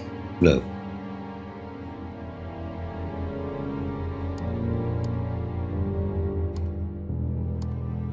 Have you seen this before? Looks familiar. Where did you find it? It was, in the woods. Presumably had something to do with Kate or a killer. Well, that's what I'm trying to establish. Shouldn't it be in an evidence bag, Inspector, in case of contamination? I didn't have one with me, unfortunately. Well, don't go testing it for DNA, will you? It's got yours all over it.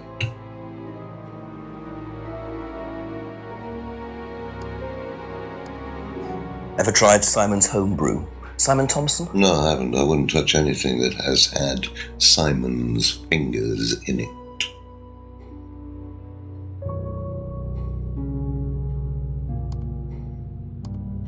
What do you know about this? It's a freedom necklace. It's a symbol we use sometimes on the course. Little bird in a cage flying away. Well, freeing themselves from their past is the analogy. So do they get them when they join the course or something? No, not as a rule. I think I bought one once as a present. Oh, not for Kate, by any chance? No. Not for Kate. I can't really remember who it was for. A birthday present, maybe for one of the students. Which student? I've no idea.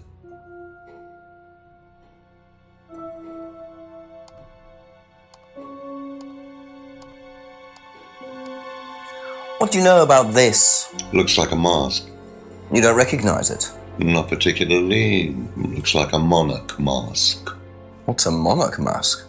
Monarch is fancy dress outfitters. Ryan goes there sometimes.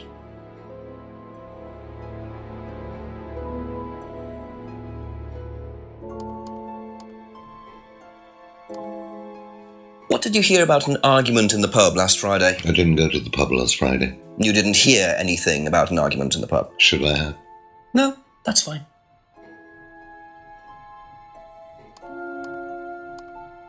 Could you tell me a bit about this? Had it designed by an agency. And when was that? Last year. Is that when you started the business? Yes, I suppose so.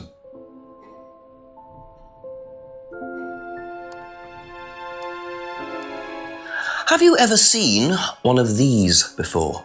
I believe it's a scrying mirror, pagan thing. Ever used one? Why would I use a scrying mirror? So you have no interest at all in this sort of thing? No. Does the Atlas course use them at all? Not at all. Strange question.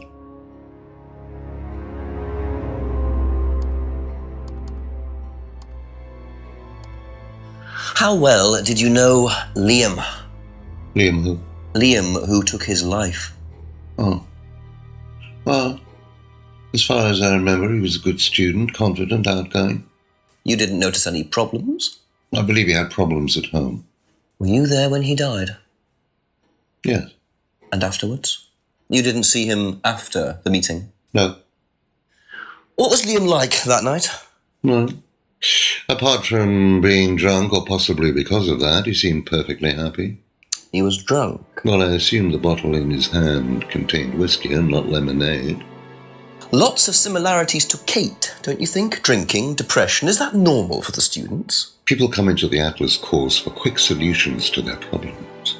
And when they don't get them as quickly as they might have liked, sometimes their impatience gets the better of them.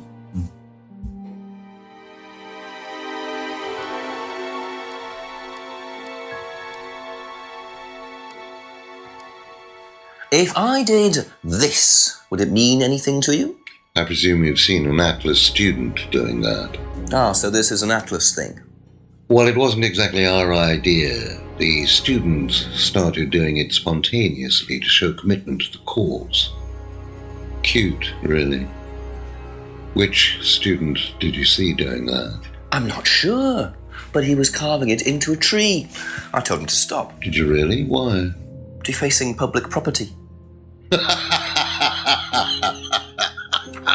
That's the most ridiculous thing I've ever heard. What's the punishment for that kind of thing nowadays? Prison sentence? It's usually a fine. All right. What about defiling public liberty?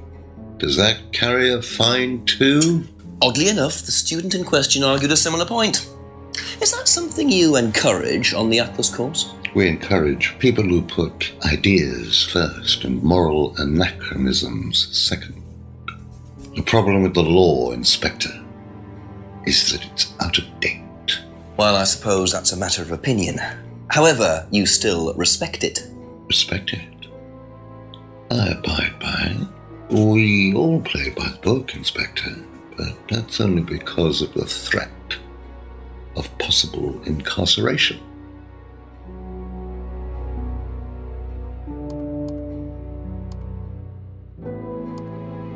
Can you tell me a little about the Atlas phrase, free to be free? Where did you hear that? I was talking to one of your students. It's a little phrase we conjured up to summarize our objectives. What is your objective, if you don't mind me asking? Mine, or do you mean the course's objective? On the course. The objective of the course is to free people from bondage. We teach that most people are crippled by their past, by guilt, their attitudes, their beliefs, all that kind of nonsense. Guilt cripples people. Feeling guilty in business is like a meat eater feeling guilty in an abattoir. Guilt comes from the archaic emotional centers of the brain. It's a vestige of our animal ancestry, that's all. In business, you heed it at your peril. I'm sorry, Inspector, my house appears to be haunted. Would you mind closing the door? So, you believe that guilt has no place in business? None at all. I have few beliefs, Inspector, but that's one of them. And what if you have done something wrong?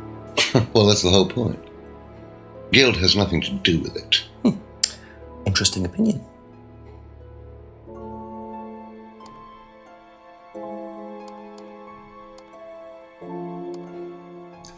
Know what this is, by any chance?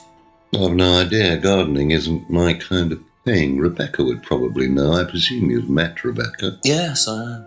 I'm sure she'd enjoy telling you what it is. She's the kind of woman who likes to feel superior. Would probably marry a millionaire and then decide to run her own pub. Yes, why was that? Well, she isn't exactly housewife material. She likes to be in control. Like Ryan. Shame, isn't it, that I'm in control of both of them?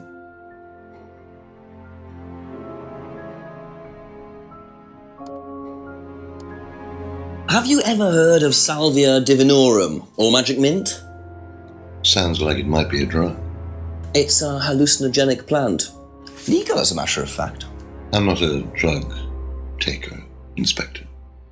I have no enthusiasm for voluntarily poisoning your brain.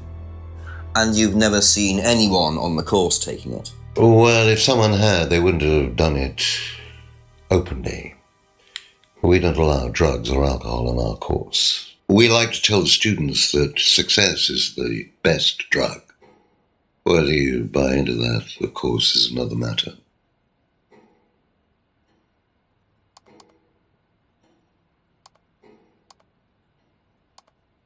What do you know about this? So you've been graced with Goebbels' company already, have you? James, our local minister for propaganda. I suppose Ryan already told you about our actual previous incarnation. He explained, yes.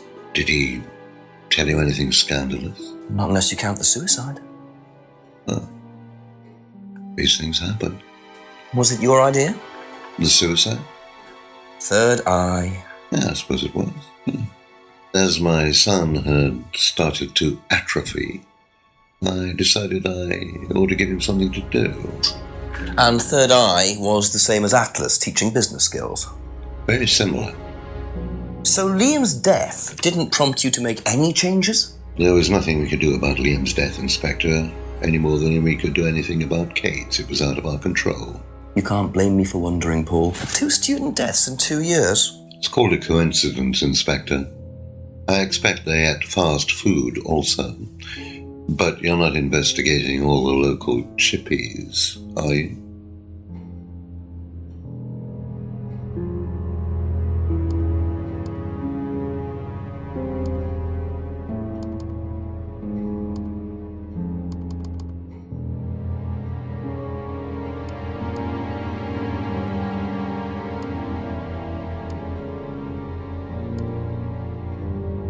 Aha. So if you don't allow drink or drugs onto the site, why did you allow Liam to drink whiskey all night? Well, we did give him various warnings. Did try to stop him, but didn't work. But you let him stay on the course? Yeah, well, we couldn't throw him out. This isn't a primary school, Inspector. We're not the police. We can't enforce these rules. If they pay their fees, they're entitled to stay on the course. And what if they want to take drugs? As long as they do it with discretion, frankly, I don't care if they want to wipe or inject paint stripper all over their faces. Do you store any alcohol at Atlas? No. Is there a kitchen? Why, do you want to go down there and check? Well, obviously you wouldn't mind if what you're saying is true. Of course I wouldn't mind. It's past the lavatories down the corridor, but you won't find any drugs in there or alcohol. Whether I find alcohol at Atlas or not, it probably isn't particularly relevant. But it's worth a look anyway. Thank you. Probably be back later.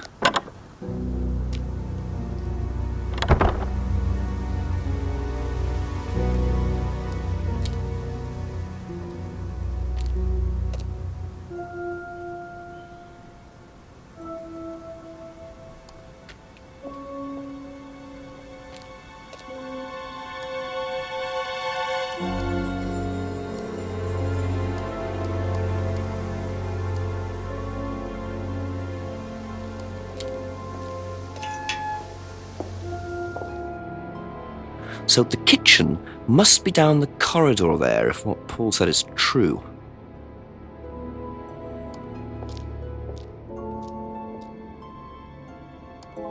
Let yourself go. Feel your soul lifting. Then wait for the moment to break free. Then break free. Excellent, Hannah. Well, Could you come back later, please? what's going on here? Please, leave. Sorry, Ryan, there's a few more questions I have to ask you yet, and time's ticking by. Leave. Okay.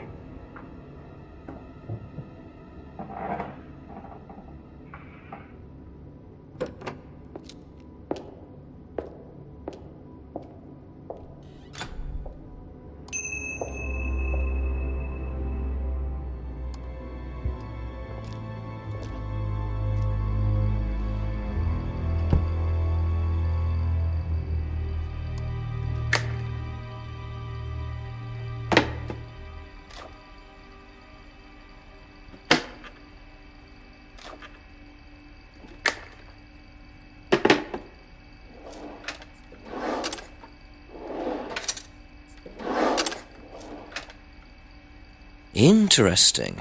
Well, there's a TV right there with a DVD player. I don't think anyone will mind if I have a quick look at this.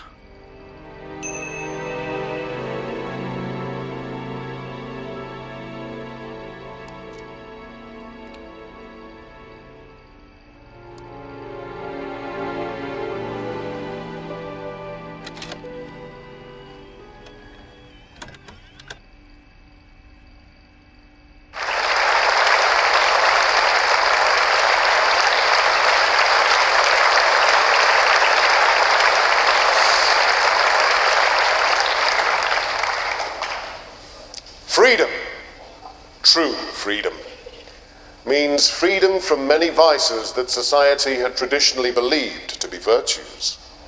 Self-criticism, self-doubt, guilt. Ladies and gentlemen, these are not virtues. These are sins. Born of a fake morality implanted deep within our minds and collective consciousness by governments and religions through the ages, with the sole purpose of preventing the masses, stopping us from achieving the same success, happiness, and freedom enjoyed by those at the very pinnacle of society. I'm going to show you that common morality is nothing more than the cynical creation of an elite desperate to stay in power. An elite hell-bent on preventing you from reaching your full potential by making you feel guilty for pursuing success. But the good news is that you can take back control. You can become the success you deserve to be. Atlas will give you a unique and powerful advantage. life in all its technicolor glory can be yours. All that you have to do is to stay, embrace it, enjoy it, and learn to love your ambition. Welcome to Atlas.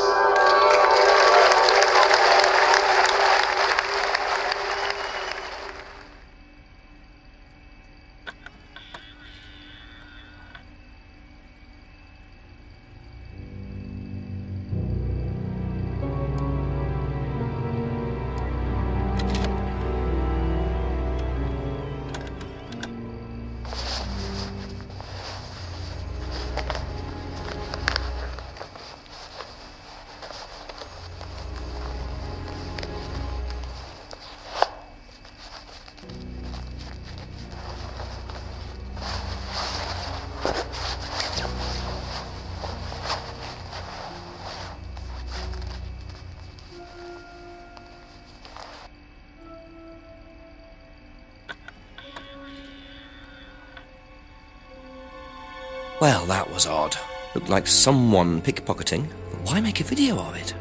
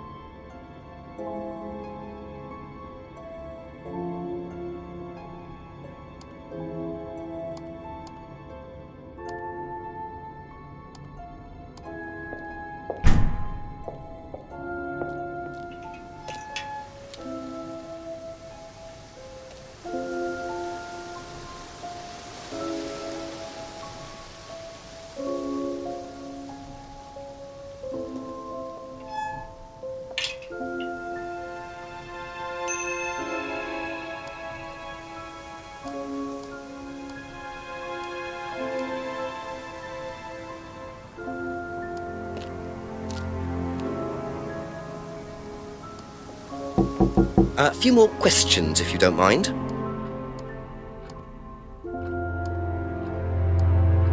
What do you know about doll burning? Doll burning, I think, was something that they did on the course. Simon mentioned it. Oh, they didn't do that when you were there? No.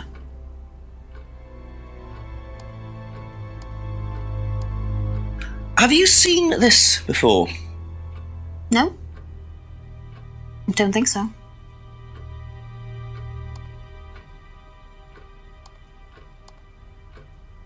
That's all for the moment. Thank you.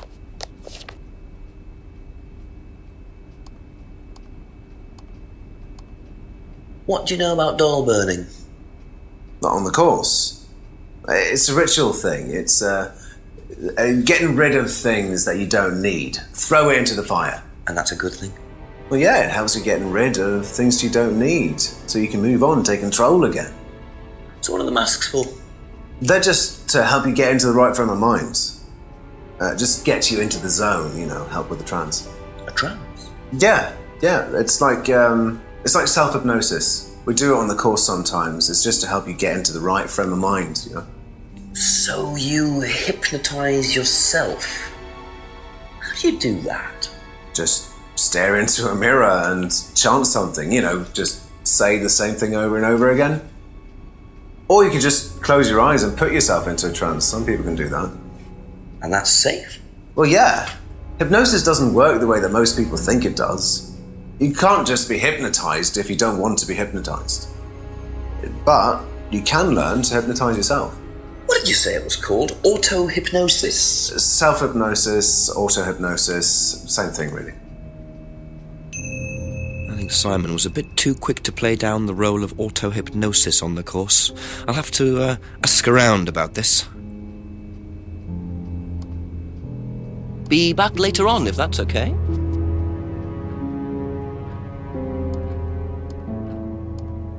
Do you know what auto-hypnosis is? It's some type of self-hypnosis, isn't it? Yeah. Have you ever tried it? No, I haven't. But I think Kate was into it. She learned it from when she went to Atlas. And what did she tell you about it? Not a lot, really. I think it helped her. think she used it as a sort of self-meditation.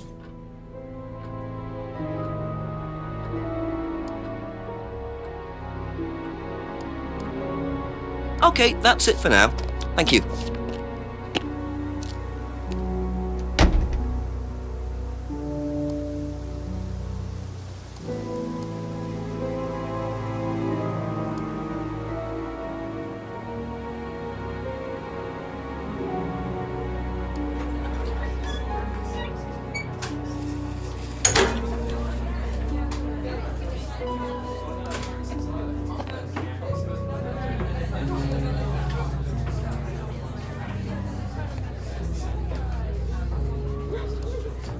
Couple more questions, if that's okay.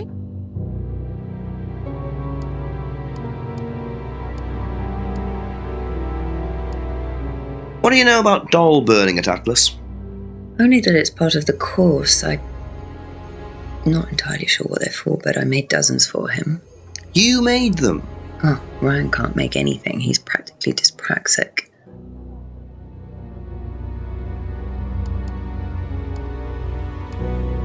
Do you know anything about this? No, sorry. Ask Ryan.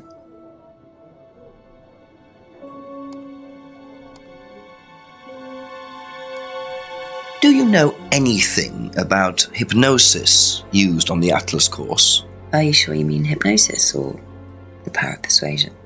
What's the difference? Not a lot. But if you want someone to do something, it's usually easier to ask nicely. Atlas used persuasion techniques. Well, don't all businesses use it, Inspector? Ever heard of advertising?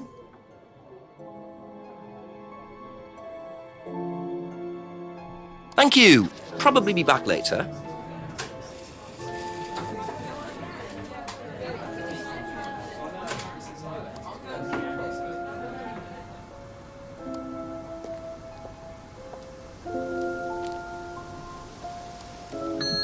A few more questions, please. Thank you.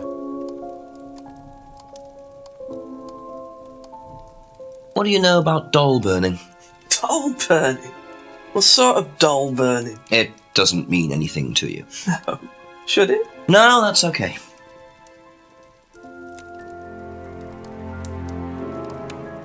Seen this before? No, what is it? Do you recognize it? No. Should I?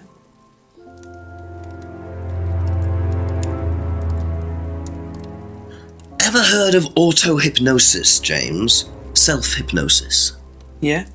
And what do you know about it? It's another name for scrying. Some people call it auto-hypnosis, I call it scrying. Right. So you're saying scrying is just self-hypnosis? Scrying? You can scry on anything. I don't use a mirror. I can scry watching the clouds. Maybe the water on a lake in the moonlight. And when you're watching the water, what happens? You go into a trance? You lose yourself in your unconscious. You go deeper and deeper. You swim around. Try not to go too deep. Because if you go too deep, you start drowning. Then you get dragged down to the bottom. As long as you stay swimming, come to the surface again. Then you wake up and see the world as it really is. It's a big journey to a place people talk about, but no one's ever seen. You're thinking about Kate, aren't you? What makes you say that? She bought a mirror. Sold her one last year. Was she into using mirrors like that? No idea. But she bought one. Right.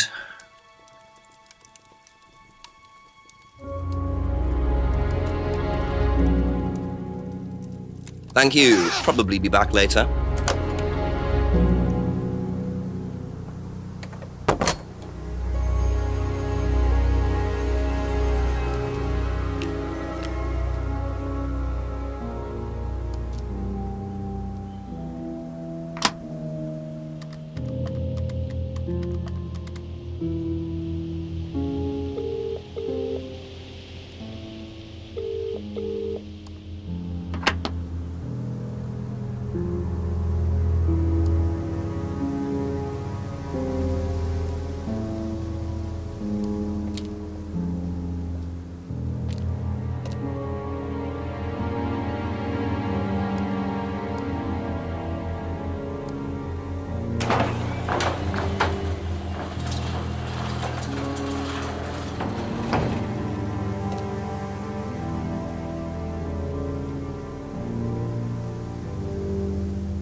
So, those are Ryan's guitars, kept in a garage. Not really the best place to keep them.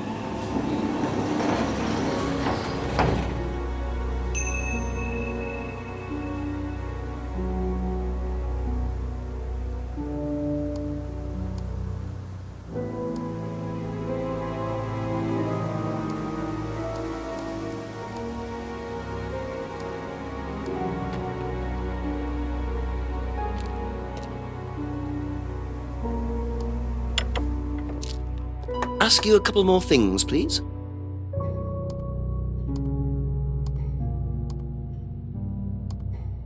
What can you tell me about doll burning at Atlas? Not very much. It's one of Ryan's ideas. My son is under the illusion that he's a genius.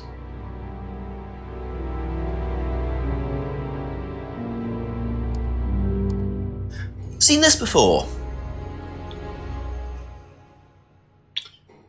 The writing looks familiar, but no.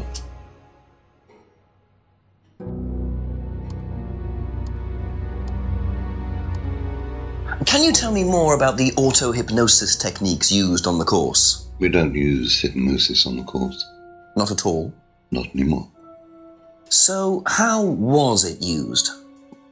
Hypnosis is probably the wrong word, Inspector. It's nothing to do with the trances or things like that. It was meant to force... to help students. Did you force them? You can't force anybody into being hypnotized. You have to want to be hypnotized. It's not something out of your control. You can't be hurt or damaged in any way by hypnosis. So you've never put pressure on students to enter into hypnosis? It would be impossible to do so.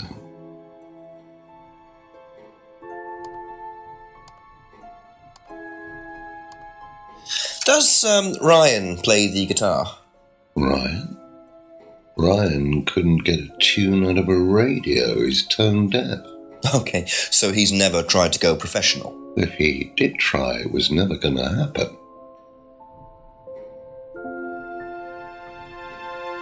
That's all for the moment, thank you.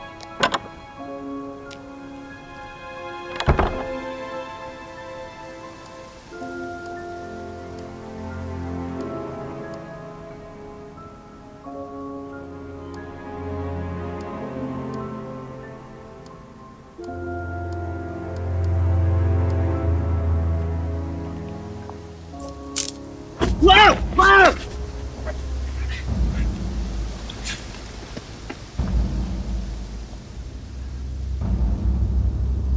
The DVD! That's all they took. It must have been deliberate. Someone clearly wanted that back. Nice and helpful of them to leave a piece of evidence behind, though.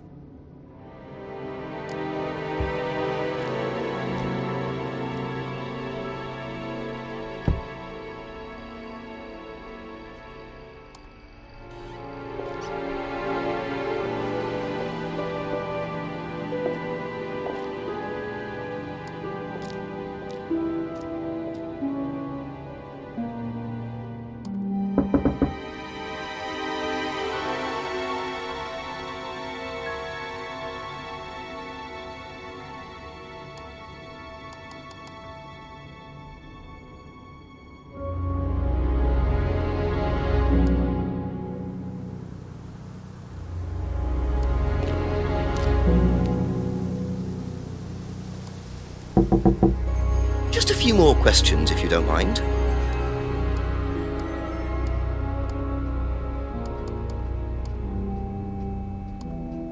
What do you know about Ryan's guitar collection? Not a whole lot. I know he brought a guitar to one of the groups once, at the end of one of the stages. That's the only time I've seen him with a guitar.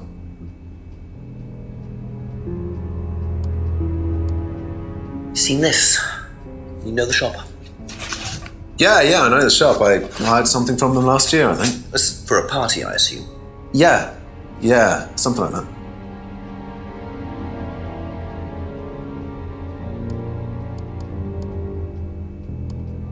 be back later on if that's okay.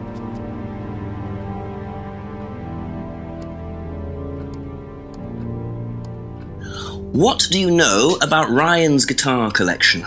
I know he plays, because he tried to buy one off me. Do you play? I used to. I used to be in a band, but I was a singer as well, so I got away with it. Singer as well? Yeah, I used to sing in a band every night. But sometimes it was in a pub, but usually at Rebecca's. What was that called? It was called Blackstone. And this guy from a record company once came to see us, and he said the band was rubbish, but that I was good. So after that, I don't think they liked me much, and then we broke up after college. Can't hide talent.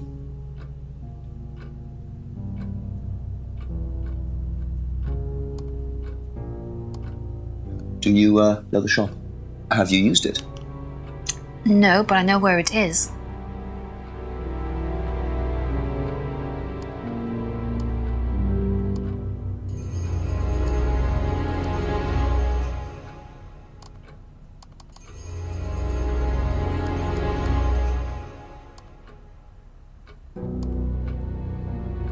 Aha. That band you sang in, Blackstone. Who else was in the band? Just a few people from college. Including Liam? Yeah. Why did you say you didn't know him? No, it's not that. I just thought you meant that I didn't know about his suicide. Did you? No, I was away on holiday. When he died? Yeah, I only knew him through the band. She definitely knows more than she's saying. She was in a band with Liam, but didn't know about his problem? I'm not sure I believe you, Emma.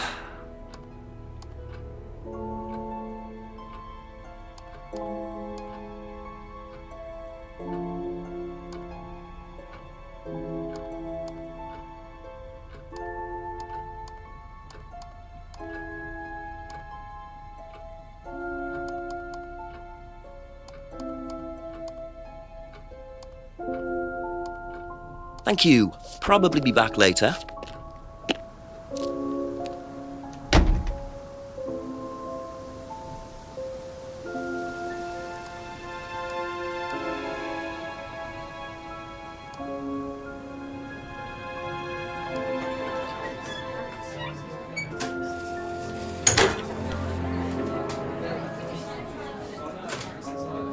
Ask about a few more things, please.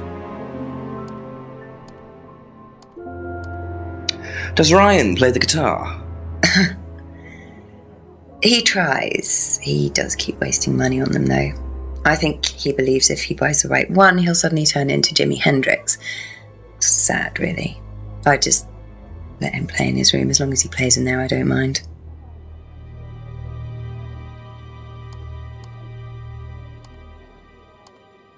Have you seen this before anywhere? Well, I know the shop. Costume shop just outside the village. Ever used it? Not personally, but I think Ryan might have.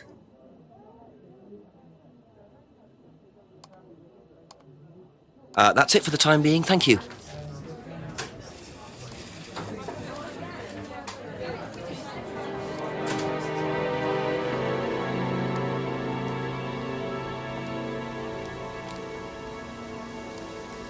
Couple more questions, if that's okay?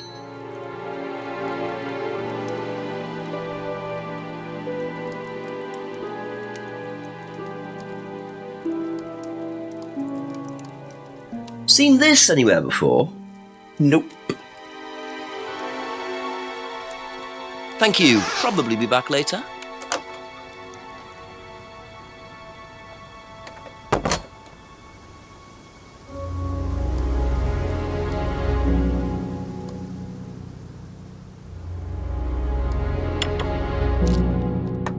A few more questions, please.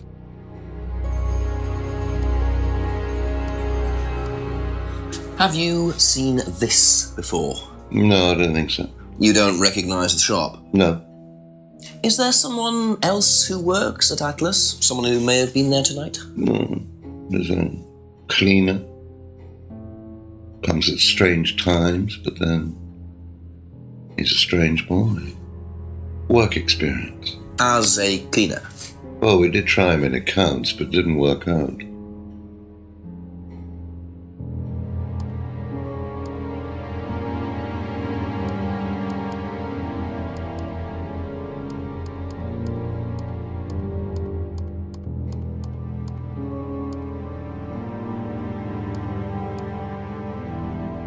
Aha. Do you visit monarch costumes a lot? No, I used to go in there occasionally. Why? But you do know the shop. Yes, of course I do. You see, Paul, I thought you said you didn't know where this bag was from. Well, maybe I do. This was used to put over my head, Paul, by a mugger. Would you like to tell me something? Are you suggesting that I had something to do with your mugging? Did you? You really ask the most ridiculous questions. Of course I didn't. So why did you lie about the shop? Well, I didn't have anything to do with your mugging, Inspector, but I might know of somebody who did. Go on. Did Ryan mention Jason to you, the cleaner? Unfortunately, Ryan at some point told Jason that the DVD mustn't be removed from the site. So, when he saw you take it, he simply thought that he was doing us a favour by getting it back. He isn't exactly what you'd call one of Darwin's best examples. So what's on the DVD that's so special? All right, it was something I did myself, a little stunt I pulled to amuse the students. What kind of stunt? I pretended to steal from the students. I emphasize the word pretended. The students knew all about it afterwards. Everything was above board. Steal from students? Why? We were doing a piece about pushing the limit, so I decided I would show them how it was done. Oh, don't look so serious, Inspector. I returned everybody's things immediately afterwards. No harm done. And when was this? Last year sometime. At Third Eye or Atlas? Third Eye, I think. And this was before or after Liam died? Well, since you'll probably find out anyway, it happened to be on the night that Liam died, as it happens. Before you ask, no, I didn't steal from him. Do you think it's a good idea to encourage students to steal, Paul? I wasn't encouraging students to steal. Policemen are so literal. Life is shades of grey, Inspector. Much as the Force might like it, it doesn't divide neatly into blacks and whites. Now, if you don't mind, you'd have to excuse me for a moment. You know where the door is.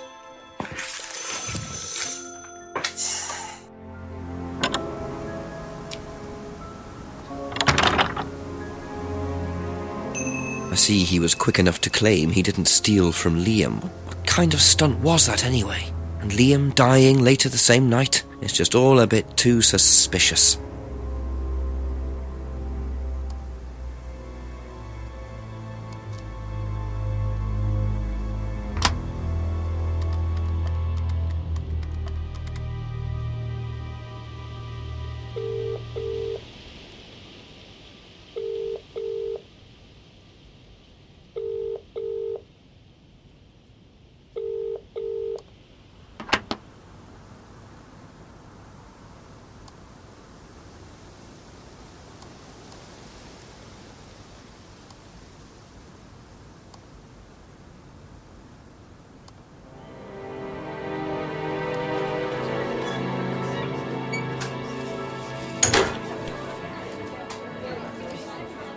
Ask you a couple more things, please. Did you know about Paul's money stealing at Atlas? Are you talking about a particular incident or just in general? It's something he did on the course. Stunt. And what did he do exactly? Oh, well, he pretended to steal from the students. That doesn't ring a bell. Paul's stunts usually involve throwing fancy dress parties with scantily clad girls or women dressed as nurses. That's his usual fetish. When was the last party he threw? Sometime in the summer. I didn't stay long.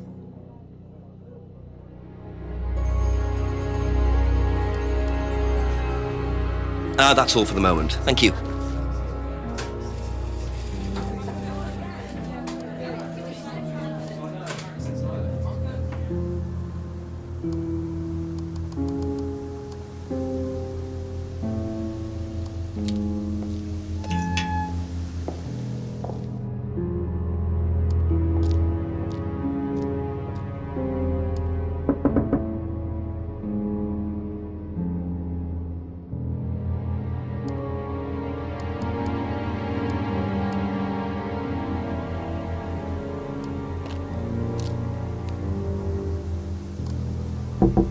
A few more questions, if you don't mind.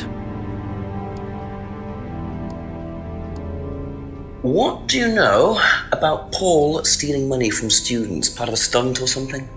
What, did he do that? I've never heard about anything like that. No, it might be part of the risk-taking thing, though. Explain that. Well, it's part of the course. You have to do something dangerous or risky, something you wouldn't normally do. Something dangerous? Well, not dangerous, just risky. Like saying something you wouldn't normally say to someone, or doing something unusual. Like stealing from other students? Well, we didn't do anything like that, but you have to tell everyone at the end of the course anyway. And you're not allowed to do anything that would hurt or offend anyone, or you're not allowed to do anything really bad. It's all pretend, really. It seems a bit odd for a business course. It works, though.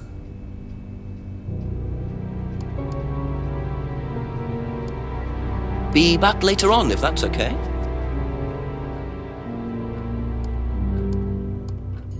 What do you know about Paul Rand? Paul the Slime. You've obviously met him then. Yes, I have. What do you know about him committing a fake theft during one of the courses? What, about him going through people's bags? Yeah, he tried that thing on me as well, weirdo. So you were at Third Eye? Yes. Yes, I went there for a few months after college and I left because I hated it. And I didn't know Atlas was the same thing. And I went with Simon. Does Simon know that? No.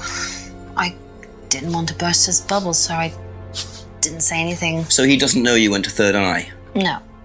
Ah! So is that where you met Ryan as well? Yep.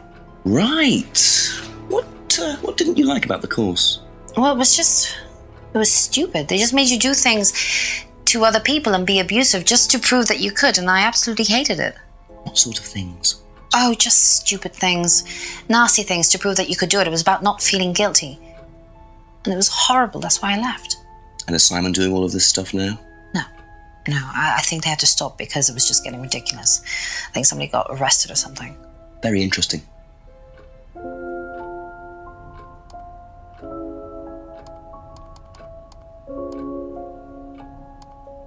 Okay, that's it for now. Thank you.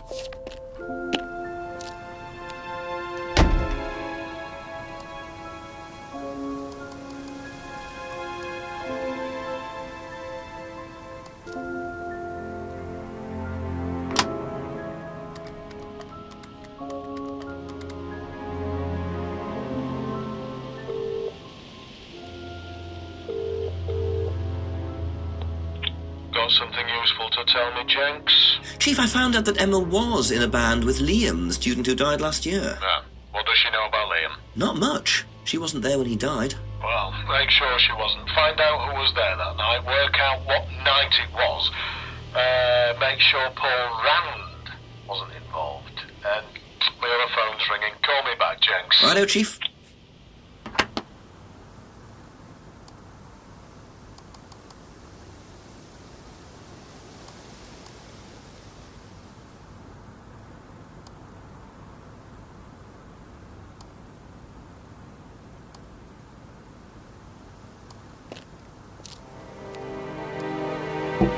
A few more questions, if you don't mind.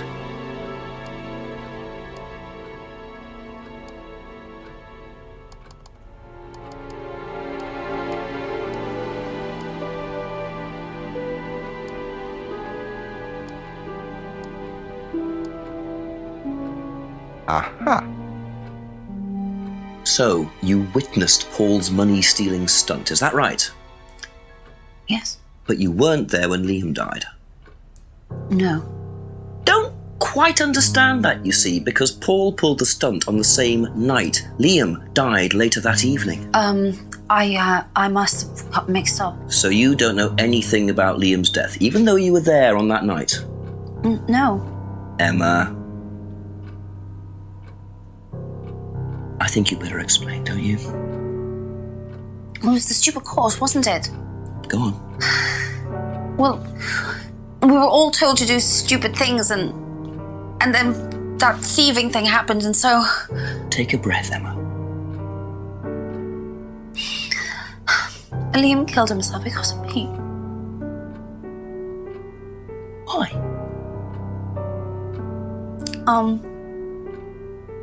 Liam had a birthmark on the side of his face. And no one would mention anything, even though we all knew it was there. And they all thought it was ugly. So I thought I'd say something, and I even asked Paul if it was okay to say it. What did he say? He said he wouldn't mind. Then Liam killed himself. Liam's dead because of me. Well, Emma, I'm quite sure you regret what you said, but I really don't think you caused Liam's death. There's always more to these things than meets the eye. It wasn't your fault. We can't tell Simon, please. Simon doesn't need to know. Don't worry. Thank you.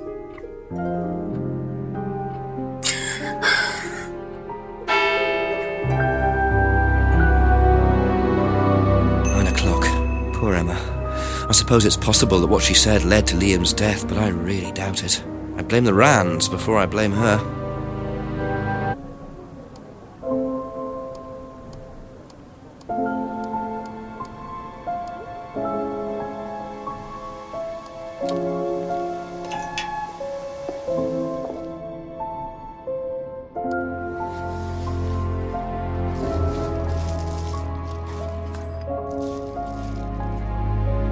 That'll come in handy. Don't know why I never remember to buy one.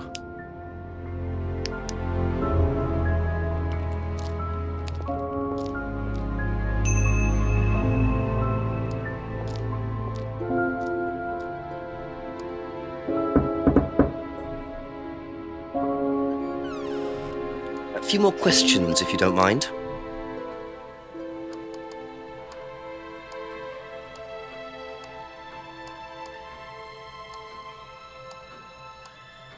So tell me more about this doll burning.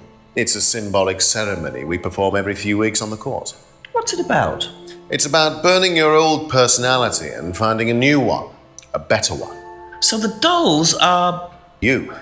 They represent you from the past. Each doll has a picture of the student as a child or a teenager, and they burn the doll and symbolically destroy their old personality. It's quite simple but effective, I find. And why did that girl shout? Because it's an emotional thing. She's quite clearly become very attached to her doll. They do spend the first month with them. We tell them to take the doll everywhere with them before they actually go through the doll burning. And you believe that's a good thing? Destroying your past? Of course it's a good thing, Inspector. We're all shackled to our past, particularly you by the sound of it. Perhaps we should make a doll of you, Inspector, and burn that. What do you think? No, thank you. You're probably right. I'm not sure it would do any good anyway.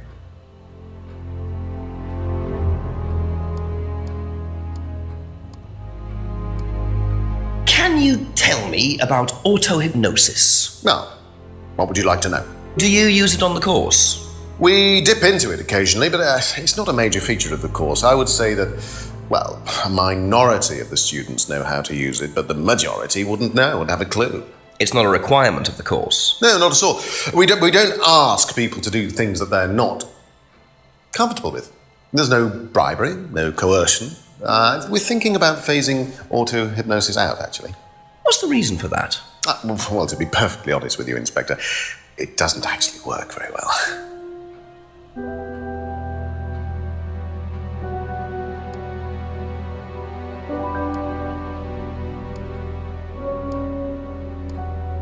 I didn't realize you were a musician. Oh, well, I'm not really a musician. I mean, I dabble a little bit. To be quite honest with you, I'm far more interested in collecting guitars. You're not in a band? Well, I did audition. I did audition a few years ago. When I say a few years ago, of course, I mean about 20 years ago. Doesn't time fly? What band was that? Oh, I can't remember. Something Stone. Aren't they all called Something Stone? Hammerstone. That's it. And you still collect? I haven't bought a guitar for over a year. I feel I've moved on.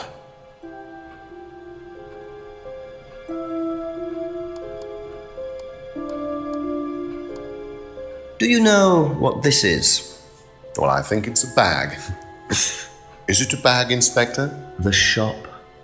Oh, yes, the costume shop. Yes, we used to hire from them. For the course? Well, yes. For the course, at the end of each stage, we have a little party and we ask students to dress up or try acting out being somebody new, their new selves, as it were. Could you explain a bit more? New selves? One of the main elements of the course is learning how to act, how to be whoever you need to be in any given situation. I think you'll agree, Inspector, that business is about being the right person in the right situation at the right time. What it does, it helps them to detach themselves, become somebody new, pretend, you know that kind of thing. It's surprising what a little bit of cross-dressing can do for you, Inspector. You should try it. Not at this stage.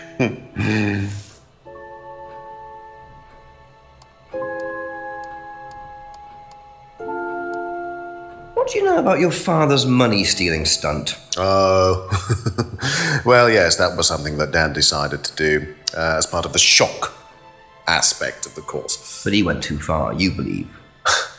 He usually does. And do you think it did have anything to do with Liam's death? No. Liam wasn't like that at all. I mean, that was just a simple, unfortunate coincidence. I mean, Liam had his own problems, but he didn't have any problems with the money shock stunt. No.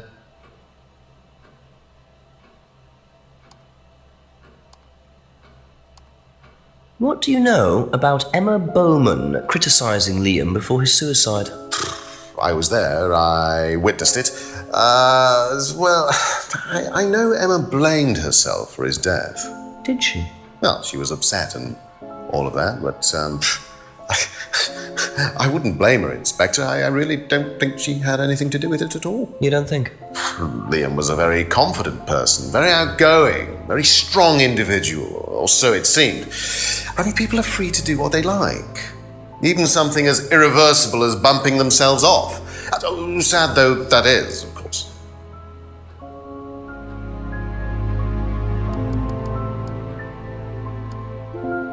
Thank you. Probably be back later.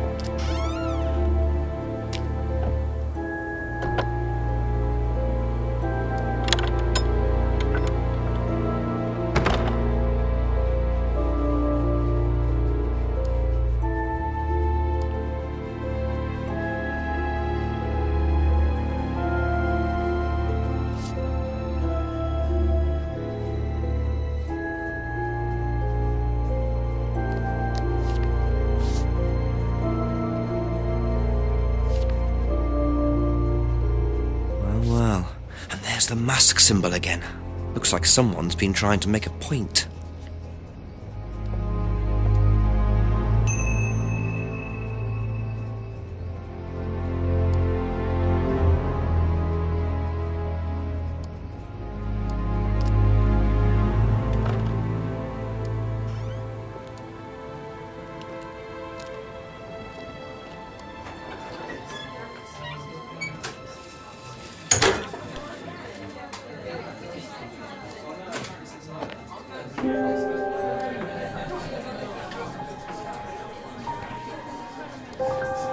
A few more questions, if you don't mind. Have you ever seen these? It's Ryan's car. It got vandalised last year. His camera had been stolen, so I took pictures. Whoever did it made a mess, didn't they? But nobody was prosecuted for it. Not that I remember. The insurance paid out, though.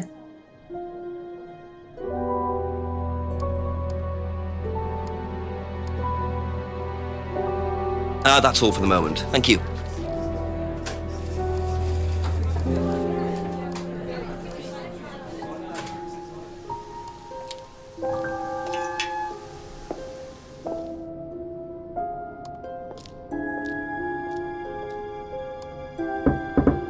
Couple more questions, if that's okay. Do you know what these are? Oh, yes, that's my old car. It was vandalised. I took those for the insurance company. Where did you find those? At the pub. You know who did this? Yes. A girl called Lisa Blint. She was on the course, very strange girl. And why did she write the words devil worshippers all over your car? Well, she was a very strange girl. She had a lot of psychological problems. I'm not entirely sure, Inspector. I mean, she took a dislike to the course for some particular reason. I couldn't quite put my finger on it. And she asked for a refund. I declined. And she decided to spray her disapproval all over my car. Odd thing to spray, isn't it, though? Devil worshippers? Well, she was a very odd girl, Inspector. Maybe she thought it was a way of getting back at us. I have no idea. Did Rebecca know about it? Well, yes, she did, but I wasn't about to unleash Rebecca on her. She can be quite fierce sometimes, you know. And I mean, the girl wasn't vindictive. She had psychological problems. She lives in the village, actually. The run-down house at the end of the lane. Can't miss it. Really? Right, thank you.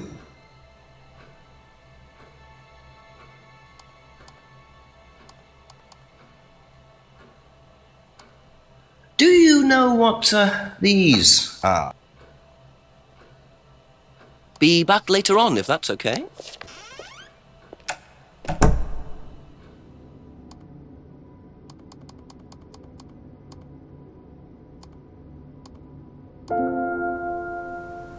Could that be where Lisa lives? Run-down house at the end of the lane. That's what Ryan said, wasn't it?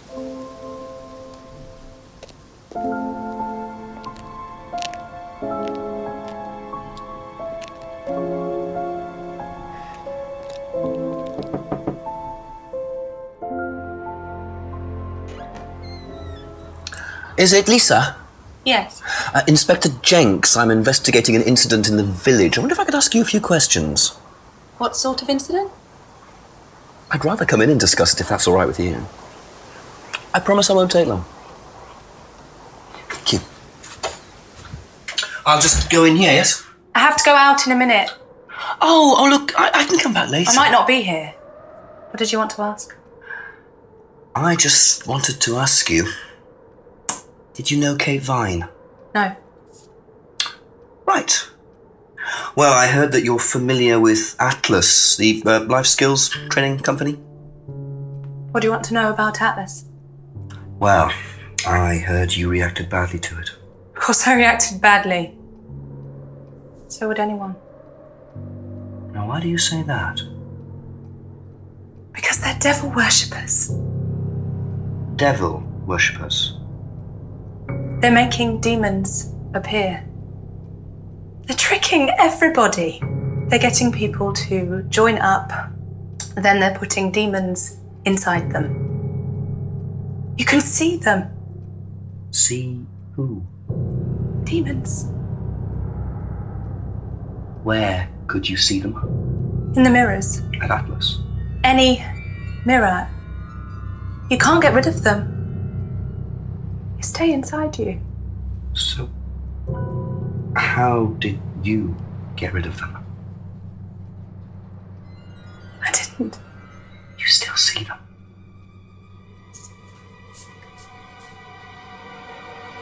I just don't look. I put all the lights on. I make sure it's all bright. I put them on when I need to look in the mirror. If I make sure everything is bright, I just see myself without seeing the other person. Who is the other person? She's like me, but older. It's like her eyes sink in. She's all wrinkled, with a wrinkled mouth, like she's dying. And then I realise I'm her. I'm not me anymore. I'm her.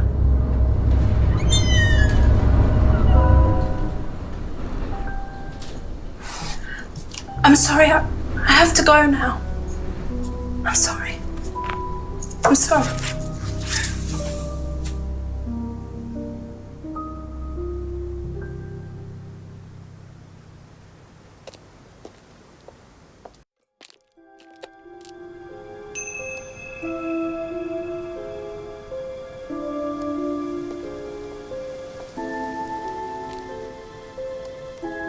A few more questions, please. Thank you.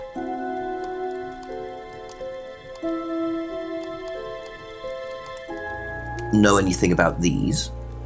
Nope.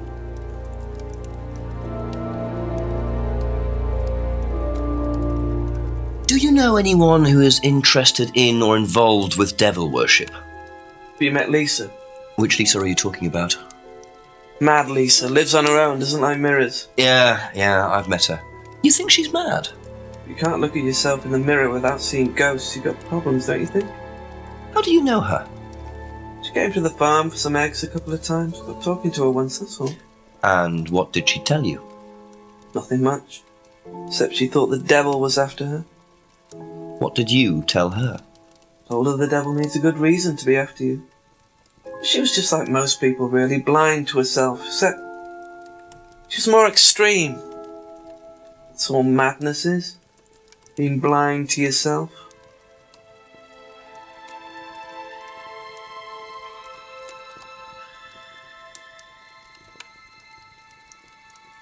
Okay, that's it for now. Thank you.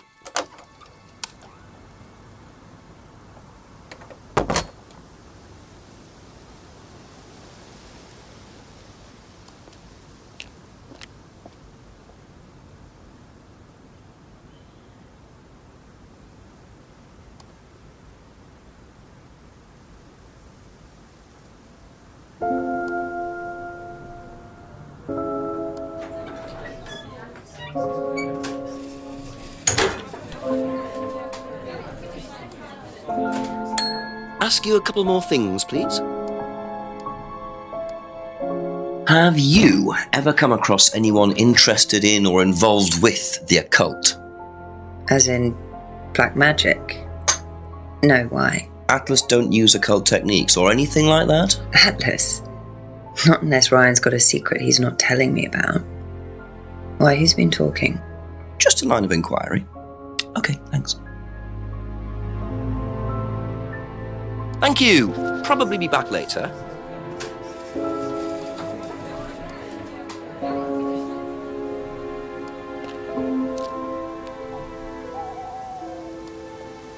Just a few more questions, if you don't mind.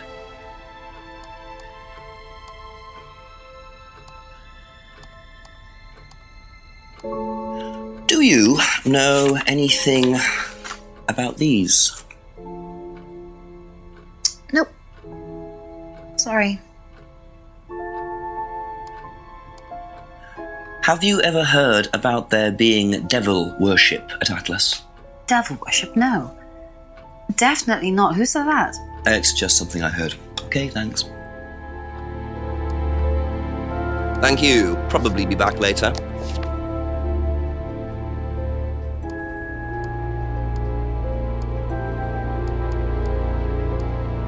Have you seen these before?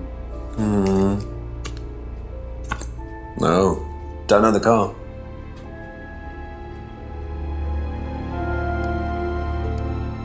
What do you know about devil worship? Devil worship?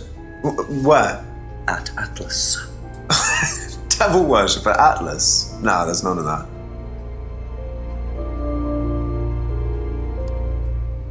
That's all for the moment. Thank you.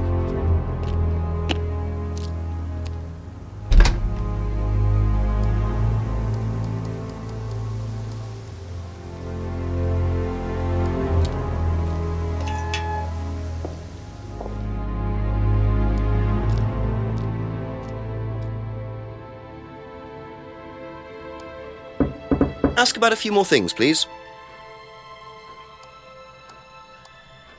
Has devil worship ever been part of the course, Ryan? Am I correct in assuming that you have spoken to Lisa Blind? You would be. She's been telling me all about the Atlas obsession with Satanism, Ryan. Then if you've met Lisa Blind, then you will have worked out for yourself that she has a very vivid imagination.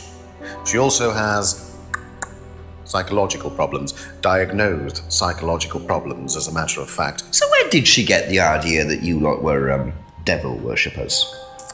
I really have no idea. The girl is insane. She's frightened of her own shadow, bless her. She actually thinks that demons are possessing her even now. You really can't trust a word she says. So you are saying there has never been any devil worship at Atlas? I don't even know what devil worship is, Inspector. It's not something I particularly know anything about. I certainly don't recall anyone ever having worshipped the devil at Atlas. We even tried to help the poor girl by paying for some treatment, but she didn't want it. Really? It's not easy to offer someone help when they think that you're the problem.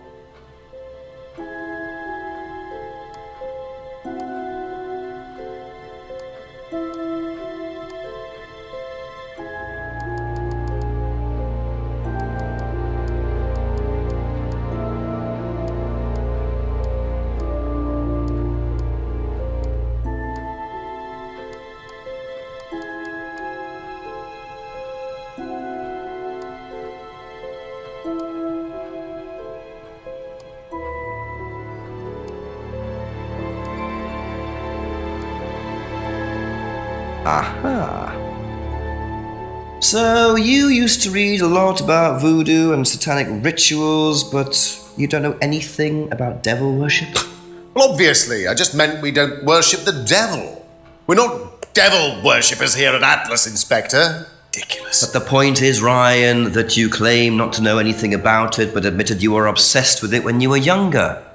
Are you sure none of that made its way onto the Atlas course? And that Lisa isn't basing her beliefs on anything within that course? Lisa isn't basing her beliefs on anything other than her own imagination, Inspector. Look, we do use some techniques that some students find difficult, disturbing. We encourage them to see things differently, that's all. And some people simply aren't up to that. Some people, like Lisa, that's why we introduced the aptitude test. What's the aptitude test? This.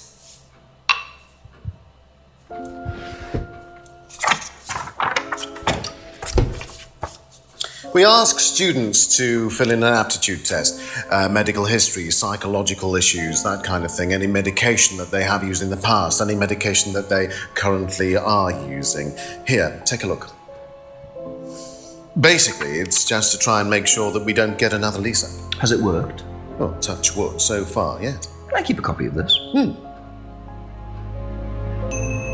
I wonder how much importance they actually give to this test. And what are they doing that's so disturbing anyway? Be back later on, if that's okay.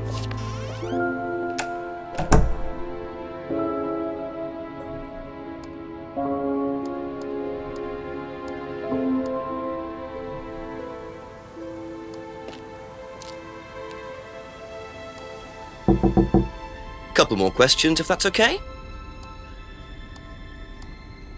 Did you do a test before you started at Atlas? Oh, yeah.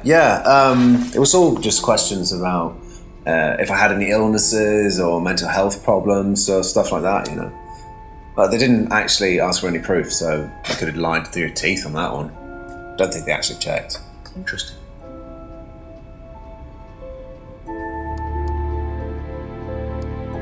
Thank you. Probably be back later.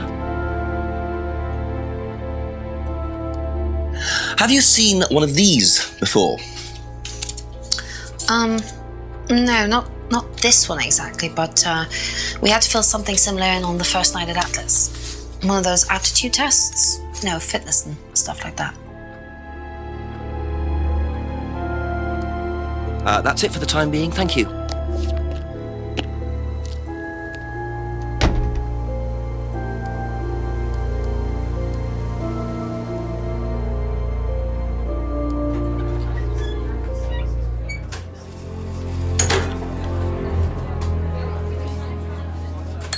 A few more questions, please. Do you know anything about this? It's the aptitude test, isn't it, for Atlas? What do you want to know? Do you know why it was introduced? I think they had some trouble with some unsuitable students. I suppose you have to be careful who you work with.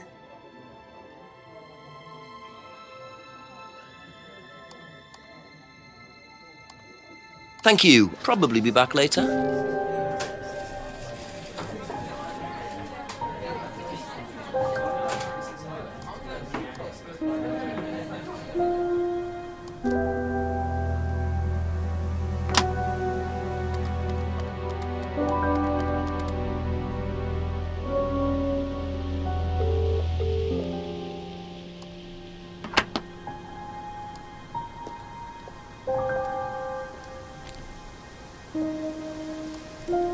Ask you a couple more things, please. That's all for the moment. Thank you.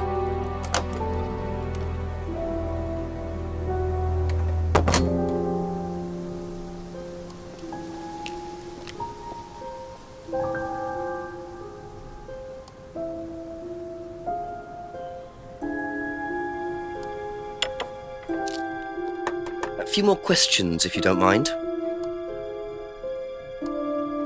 Do you know what these are? Yes, that's Ryan's car. Another toy he managed to ruin. It was vandalized sometime last year. Do you know who did it? I don't believe anybody was ever prosecuted for it.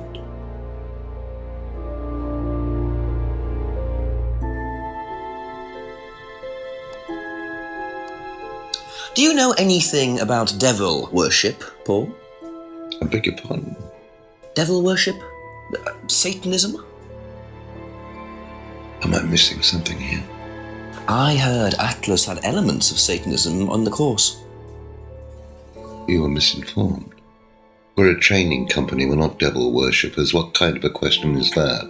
So you've no interest in the occult? No, Inspector, I have no interest in the occult any more than I have interest in pole vaulting, cheese making, or snake charming. Anything else you want to know that I'm not interested in? That's fine, thanks.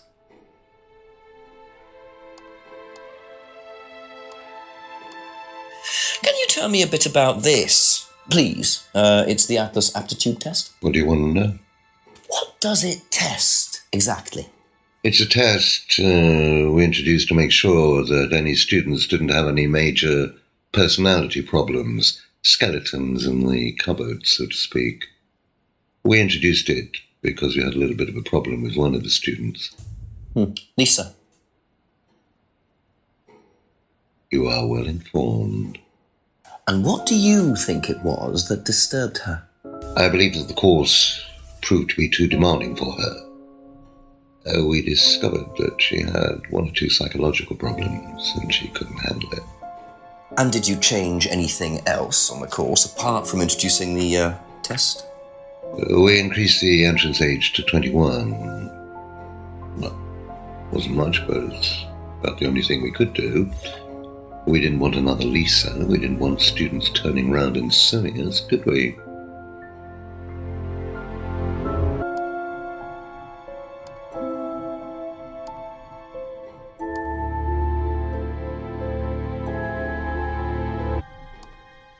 Do you think Emma's criticism of Liam on that last night led to his suicide? I doubt it, Hal. Did you encourage Emma to criticize him? I didn't encourage Emma to do anything. I merely told her what we tell every student to do, to express themselves as they want to. It would be out of order to criticize them after that, wouldn't it? However, I didn't expect her to criticize his birthmark, if that's what it was. That's a decision she took herself. So you didn't know her well? No, not at all.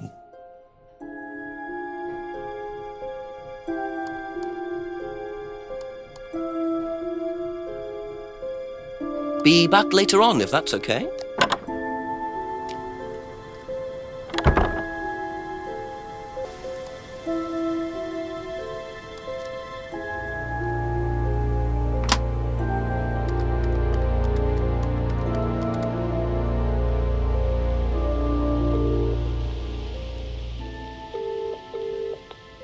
Jenks, I presume? Yes, Chief. Bit more news. It turns out Emma was with Liam on the night he died, and she thinks she caused him to commit suicide.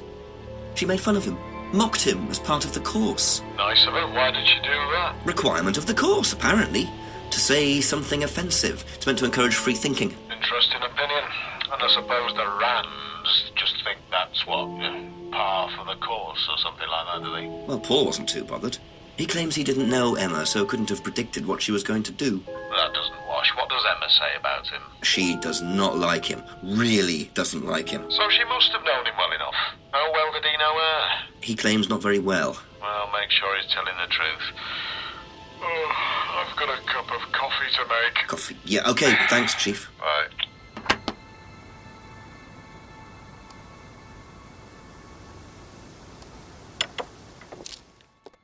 Couple more questions, if that's okay?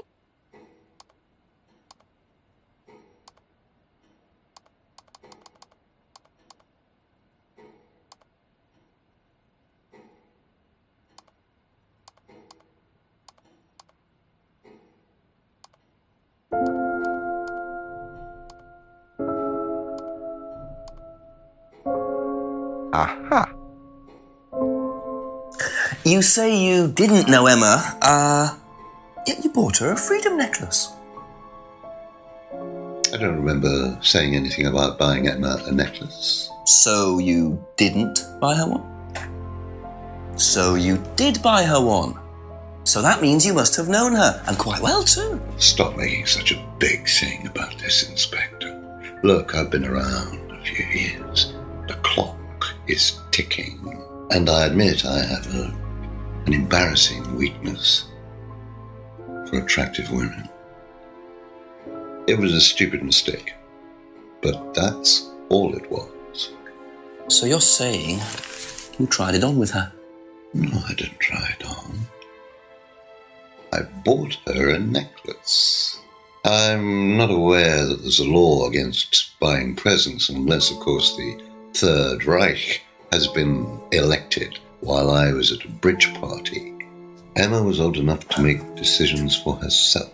And as a matter of fact, she decided that she didn't want to be bothered with an old fool like me. So nothing happened, no mistakes, nobody got hurt. All right. Like father, like son. No surprises there. I wonder how many students Paul has tried it on with.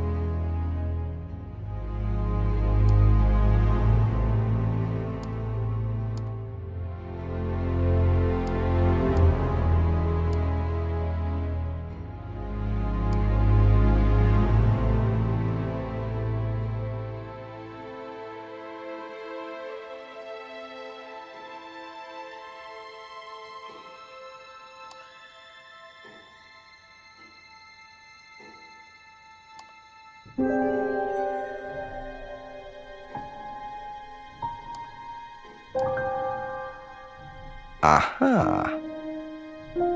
So nobody has ever been affected by auto-hypnosis, except Lisa. Hypnosis wasn't the problem, Inspector.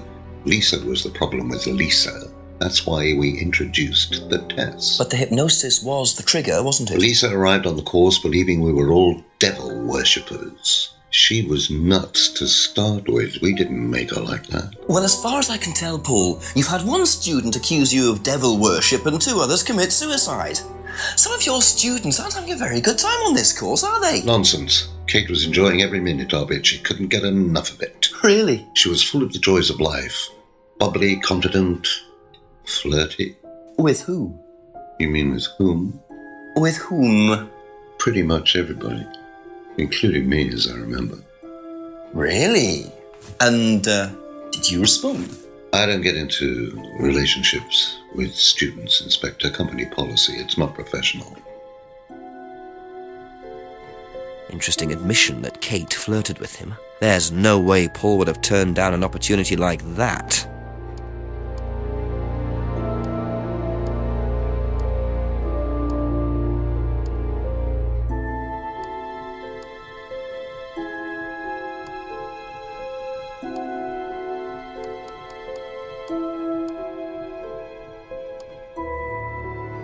Aha. So you avoid relationships with students, except for Emma, who you tried to date. Oh, come on, Inspector. That was a long time ago. And what about Kate Vine? Did you try to date her or not? Oh, don't be so ridiculous, Inspector. Kate was an exceptionally clever girl. She knew exactly what she wanted, and she knew how to get it. You mean that Kate approached you? It wouldn't surprise me if she was playing everyone in the group. Kate had more enemies than you'd think. She was a very, very manipulative young woman.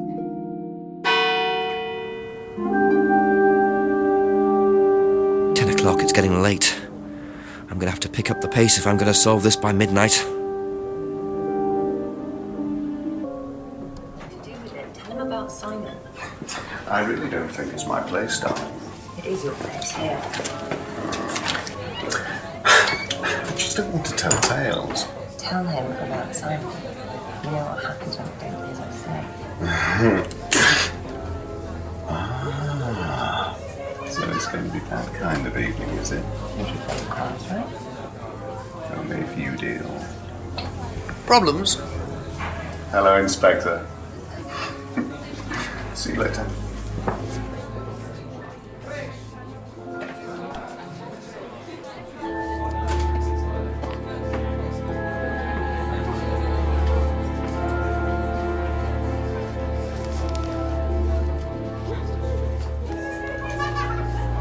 Well, isn't that interesting?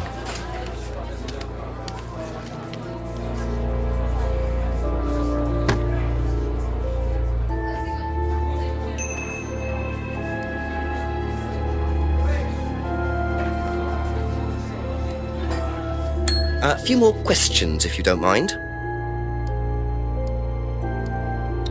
The cupboard downstairs, there's a lot of unopened stuff in it. Is there? Prescriptions. Made out to you. Oh, they're just spare painkillers. The chemist always gives us too many. He's a friend of the family.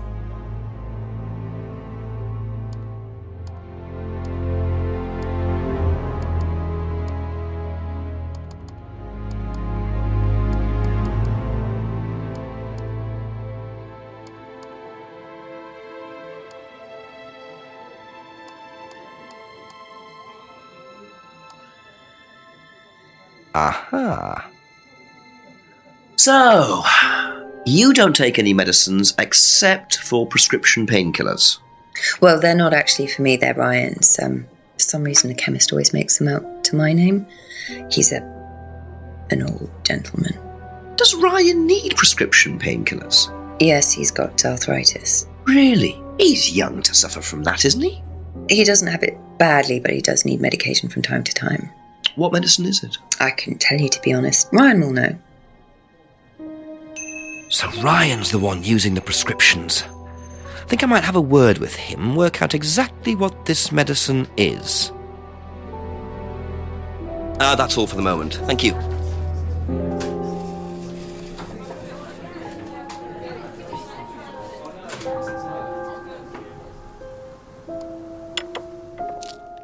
Couple more questions, if that's okay.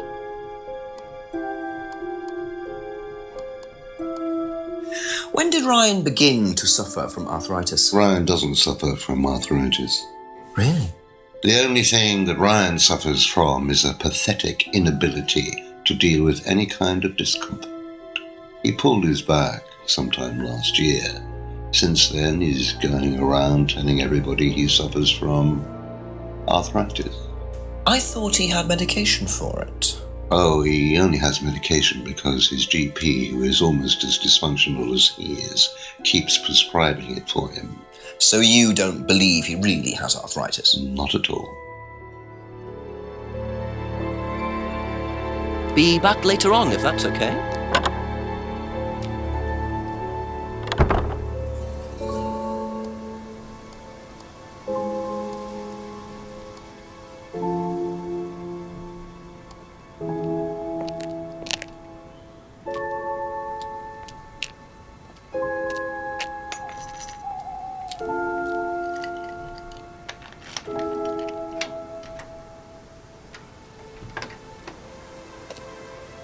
Bit careless, Simon. Probably nothing important, but at this stage, I need all the clues I can get.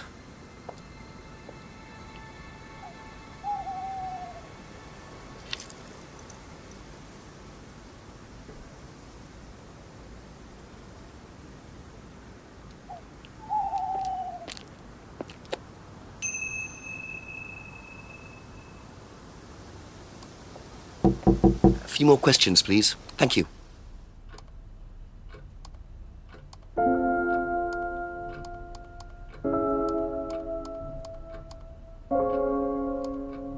Did you know about Ryan Round's arthritis? Arthritis? I didn't think Ryan had arthritis. Have you seen this before? Nope. Sorry, never heard of him.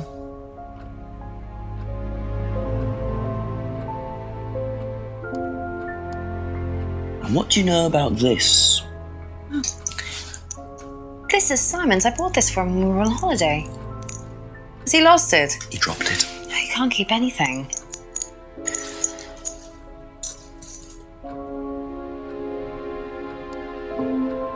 Okay, that's it for now. Thank you.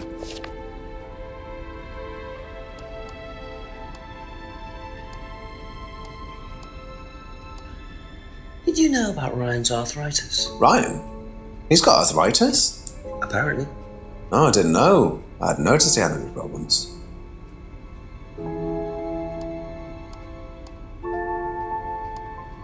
I think you dropped this outside.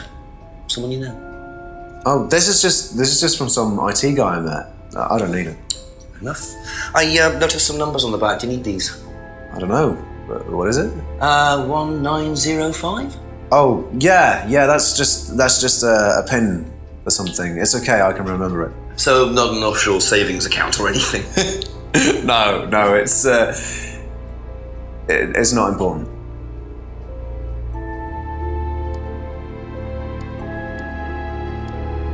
Is this yours? Yeah. That's from my keys. Where did you find that? Just outside. Right. Oh, it must have come off when Nathan dropped my keys off. He was borrowing my car. That's very trusting.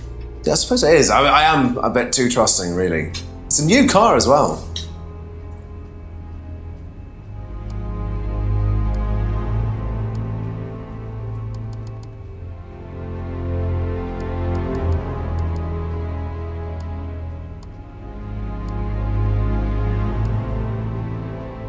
Aha.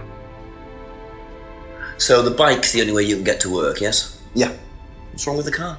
I can't drive the car yet, can I? I don't have my license. Right. I got a windfall from an insurance payout. Just figured I'd buy something sensible with it straight away instead of wasting the money. What was the insurance payout? It was for a laptop. It got stolen down at Atlas. At Atlas? Well, they didn't break in. I think they just walked in and took it. The laptop was in a storeroom, but I think the lock was broken, to be honest. Doesn't sound like they're taking their security very seriously. Actually, it got a lot better after that. Think I'll check it anyway. Must have been a very nice laptop to be able to buy a car with the insurance. Or a very cheap car. Might have to have a talk with Ryan about his security measures. Thank you. Probably be back later.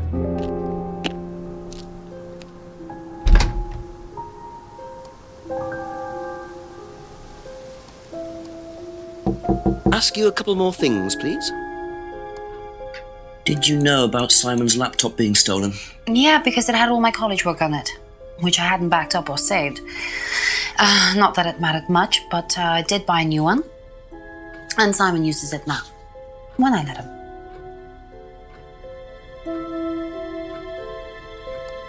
Thank you. Probably be back later.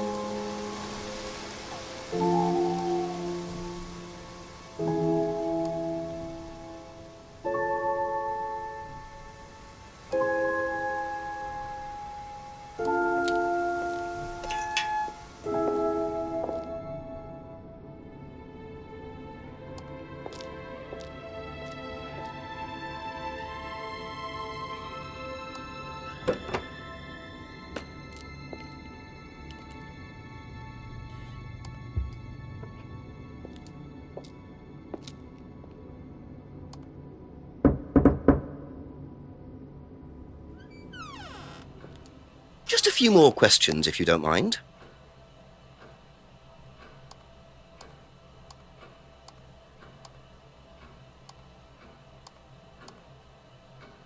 Do you know what the medicine in the cupboard at the pub is for? You'd better ask Rebecca about that. I'm not exactly sure what's in there. She tends to keep her wares under lock and key. Do you know, our wedding night was quite a surprise.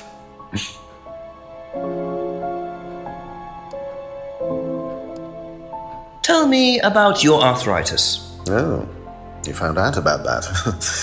Well, yes, I'm old before my time. It's very unlucky to have it so young. Well, I take a lot from life, Inspector, and sometimes life likes to give you a little bit back. I mean, it's not too bad, it's not too debilitating. It's mainly some in my right hand, some in my left hand. It's not particularly a problem. Makes it difficult to hold small things, though. What do you take for it? I get a prescription painkiller. How often do you need that?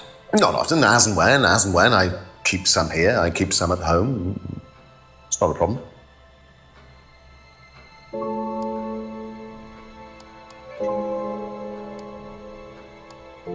Know anything about this? No, I don't, I'm sorry. We have our own IT chap. Lovely chap, in fact. Fat and sweaty, though. It's like a double act, doesn't it?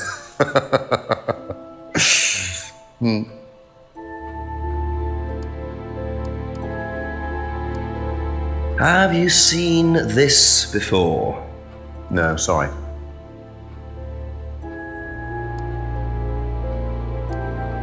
Were you at Atlas when Simon's laptop was stolen? Oh, I believe I was, yes. It was taken from the storeroom in the hallway. Was it ever recovered? No, we didn't catch anyone. We're quite exposed out here. Somebody could just have wandered along the lanes, seen into the storeroom. It's not particularly secure. They could have been in and out within minutes. That's why we advise people to keep their valuables with them. You can't be too careful these days, Inspector.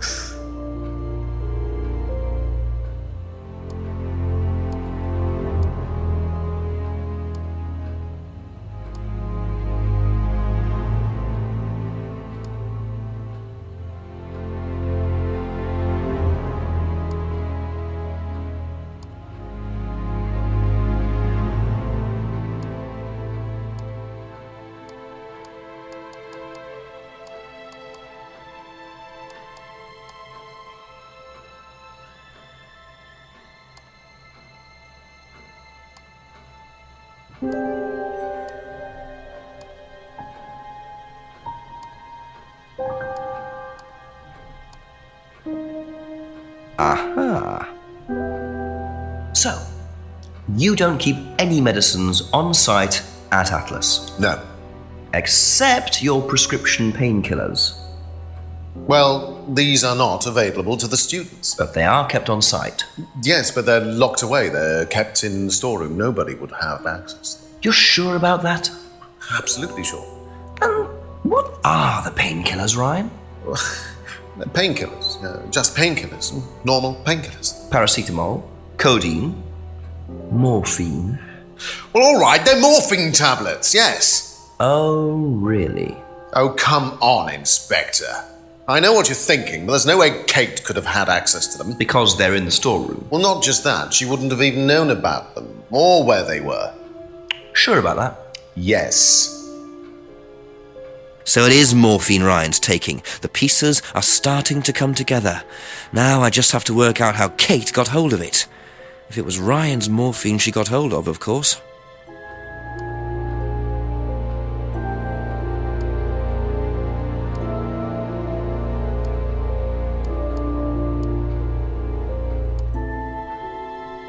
Aha. So the storeroom isn't particularly secure, yet you keep your morphine tablets in there. I thought you said no one could get access to the morphine, but they could, quite easily, couldn't they, Ryan? I didn't mean that storeroom. I meant a different storeroom. I keep them in there. Okay. So where was it locked up? It's upstairs. It's got a combination lock on it. Nobody could have access to it except me and Dad. Nobody. I might have a look at that if you don't mind. Don't mind at all.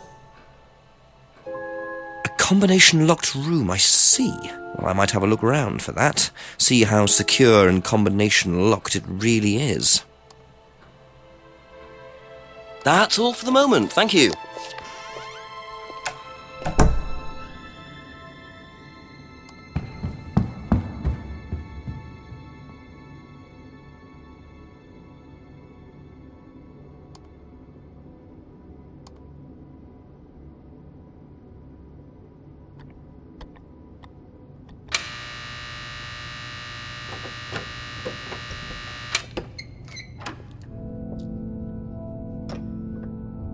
Welcome to the Mirror Room. This exercise is all about identifying the difference between the image one presents to the world and one's real self, which lies deep in our unconscious. As you move through the network of mirrors, practice seeing yourself as a stranger. The more you separate from your persona, the more aware you will become of your true desires and ambitions. Chant with us. I am free from my image. I am free from my past. I am free from myself. I am free from my image. I am free from my past. I am free from myself. I am free from my image. I am free from my past. I am free from myself. This exercise involves the use of liberation masks. You have now completed Module 1. Module 2 covers boundary testing, threshold testing, and extreme testing. Please read the notes carefully before attempting the module.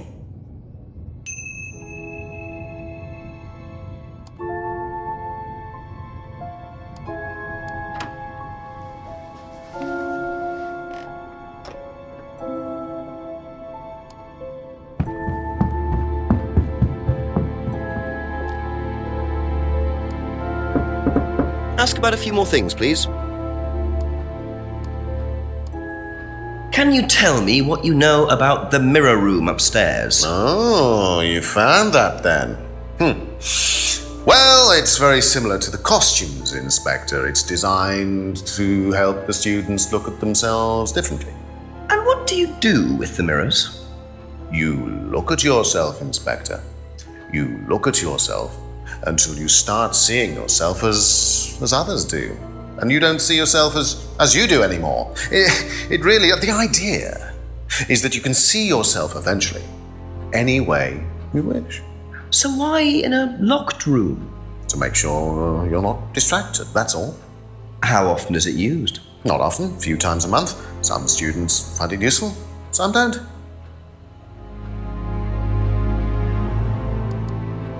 Be back later on, if that's okay.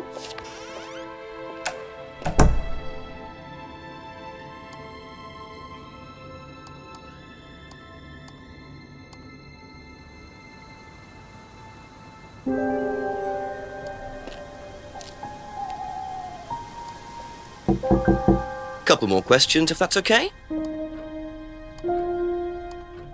Do you know about the mirror room at Atlas? Mirror room. No, I heard about it, but I think it was only for the students later on in the course. Something like that. Thank you. Probably be back later.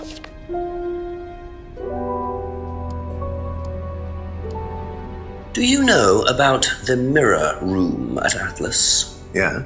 What's it used for? Well, it's mainly for the auto-hypnosis module. You go in and you stare into the mirror and you go into a trance. Then when you're ready, you come back out. So you just go in whenever you want to? Oh, no. There's certain times when you're allowed in, and only they know the combinations anyway, so you can't really get in. But you don't know the combination? No.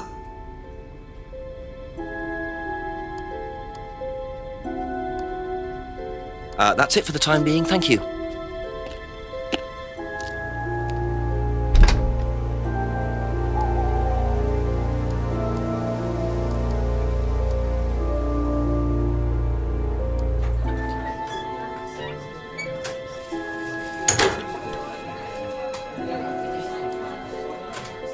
A few more questions, please.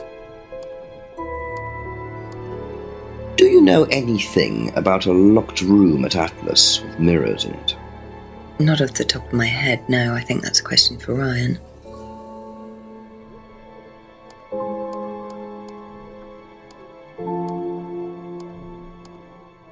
Have you seen this before?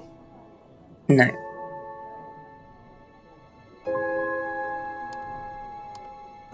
Do you know anything about this? No, sorry.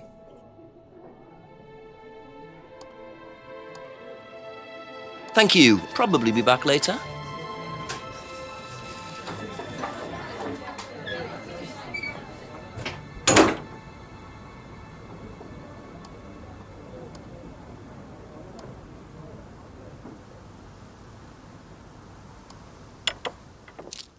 Ask you a couple more things, please.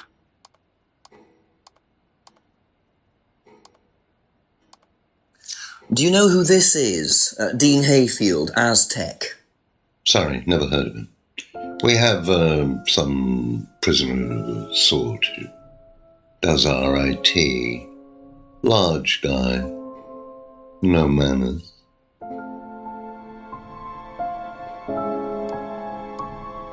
Seen this before anywhere? No.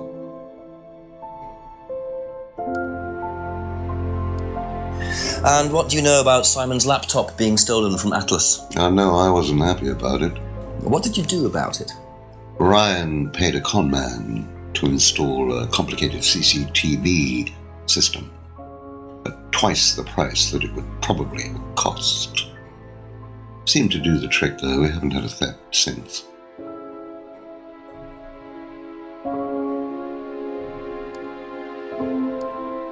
Can you tell me about the room with the mirrors at Atlas? The one with the combination lock? How did you get in there? I was given the code for the combination. By Ryan? Well, nobody else is allowed to know the code, are they? Not in theory. So how's the room used on the course, then? It's a meditation room where the students can reflect on themselves, literally. And what about the CD? That helps too. It's part of the program. So you send the students into the room, they put the CD on, they stare into the mirrors. And how long does this last for? Until the CD finishes or they fall asleep. What else would you like to know?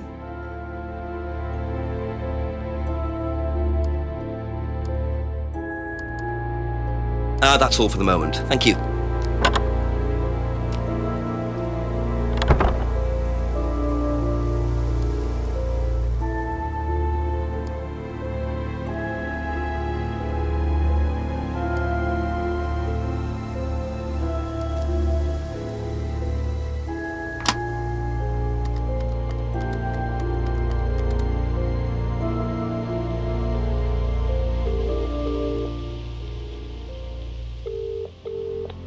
Jenks.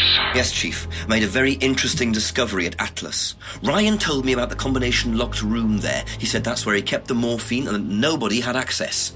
Except I let myself in there earlier using a PIN number that I found written on the back of a card dropped by Simon. That was a very long sentence, Jenks. Thank you, sir. What does Thompson say about it? Well, I haven't really questioned him properly about it yet. So, why are you calling me?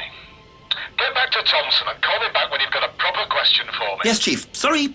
Speak later. Bye.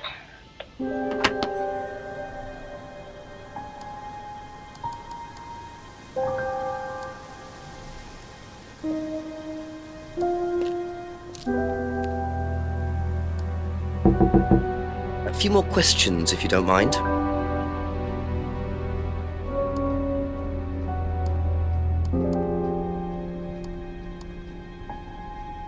Aha. So you didn't know the combination to the locked mirror room? Nope. Except you'd written it down, hadn't you? This is the combination to the mirror room, Simon, that you wrote. It isn't a pin, it's a combination. Yeah. You see, this sort of thing makes me suspicious, Simon. What were you doing in there that you didn't want anyone, including me, to find out? It's just part of the course, isn't it? I just wanted to go in there when I was ready. On your own? You didn't give the number to anyone else? No.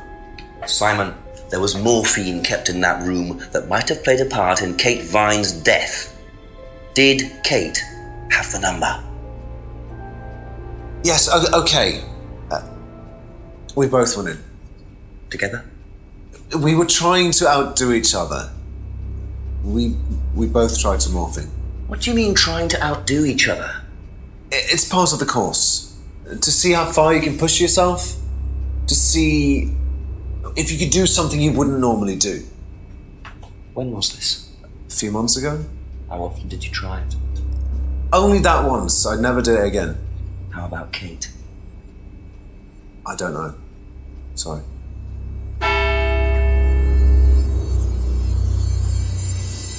So that's how Kate got the morphine. But what exactly does this testing involve? Could this have been what killed Kate? 11 o'clock. Just an hour left to solve this thing.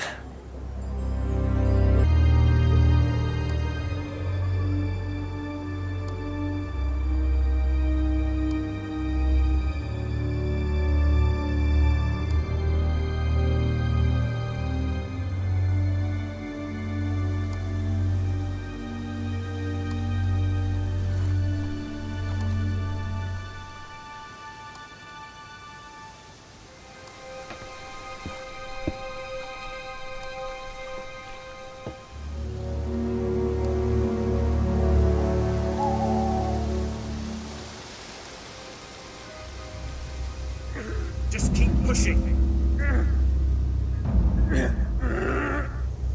Just keep pushing. Keep pushing. Keep pushing. You can push it all the way in, Tom, if you want to. Excellent, Tom. Excuse me. Would someone care to tell me exactly what's going on here? Don't come any closer. That man needs a doctor. No, he doesn't. I don't need a doctor. I'm fine. Go away. What is this? A test. Of what? What does it look like? It's a threshold test. A pain threshold test. I thought, you were supposed to be good at working things out. Inspector Jenks. And so this would be for Atlas, would it? Kyle? You disappear now. It's not a good idea to talk to a police inspector like that. Do you want me to make you? It's okay, Tom. Mr. Jenks won't be bothering us anymore. Don't make any rash commitments.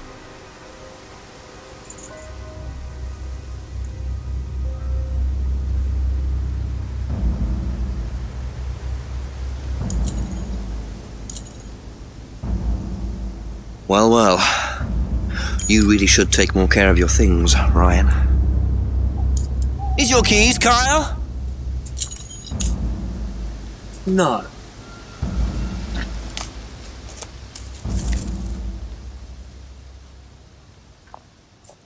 So that's threshold testing, is it? Sticking a skewer through your hand?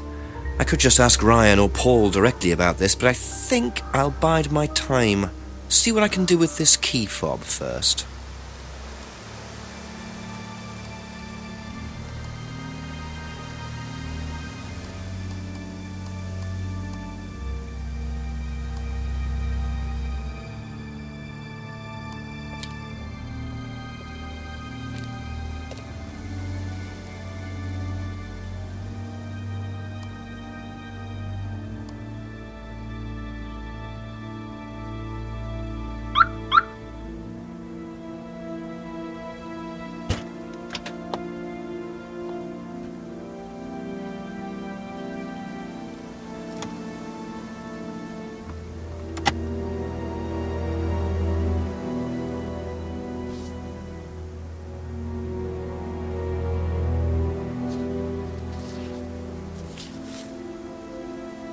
Bingo.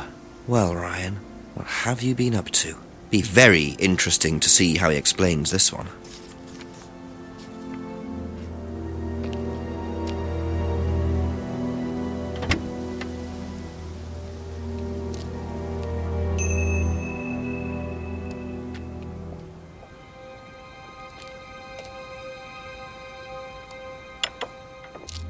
A few more questions, if you don't mind.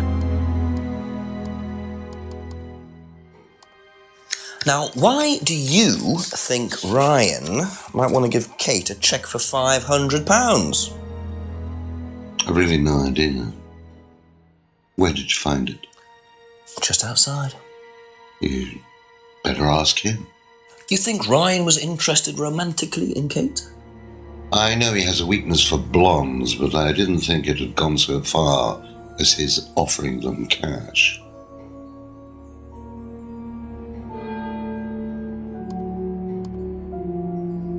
Thank you. Probably be back later.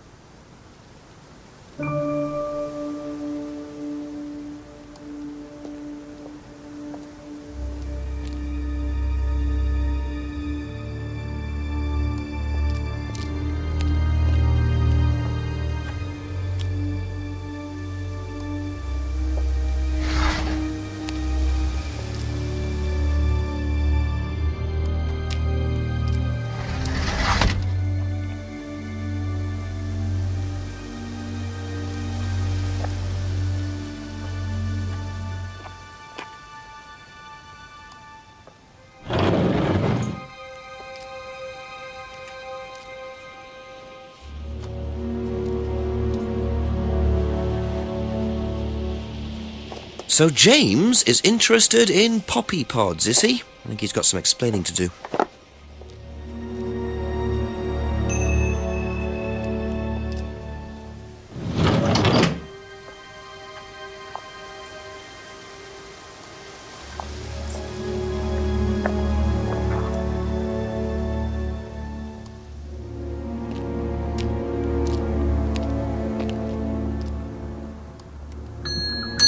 A few more questions, if you don't mind.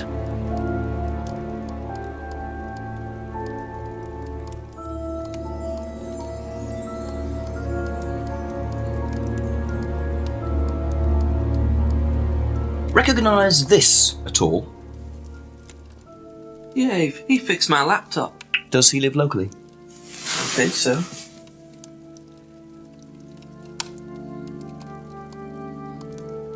Seen this before? Don't think so.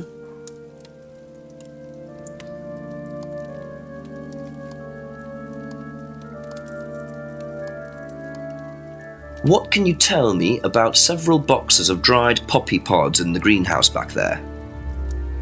Feel free to take some if you want. What are they for, James? Decoration? Why? Decoration.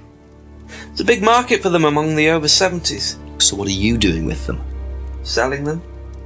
To grannies. Okay, James, let's just cut to the chase. Are you extracting opium from them? Me? I can honestly say I've never done anything like that, Inspector. Sure about that? Scout's honour. And who was the guy delivering them? A friend. Someone gave them to him. He asked me if I wanted them. I said I'd have a look and see if I liked them. You just thought you'd have a look? No particular reason? I'm a plant scientist, that's what I do. Have you ever sold them to anyone else? I only got them a few minutes ago. In the past. You know Kate's body had opium in the blood when it was found? No, I didn't. Hey, that's nothing to do with me. Let's hope not.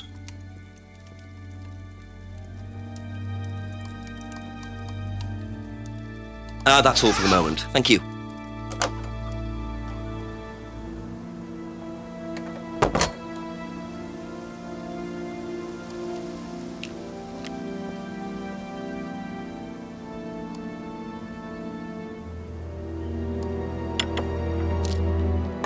couple more questions, if that's okay.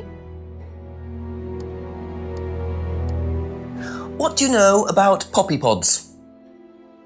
Poppy pod?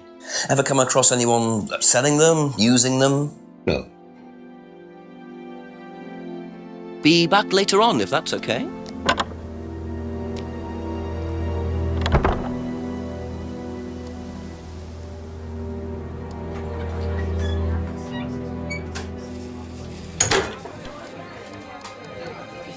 A few more questions, please. Thank you.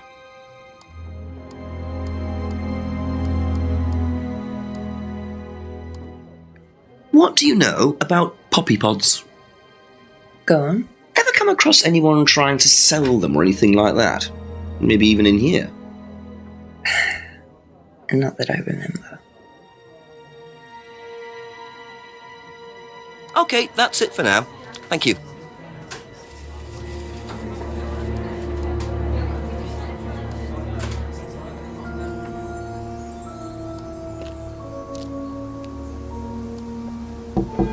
Ask you a couple more things, please.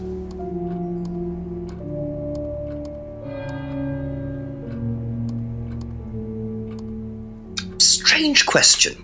Have you ever known of anyone selling dried poppy pods? Poppy pods? Don't think so. Isn't that opium? Kind of. It's okay.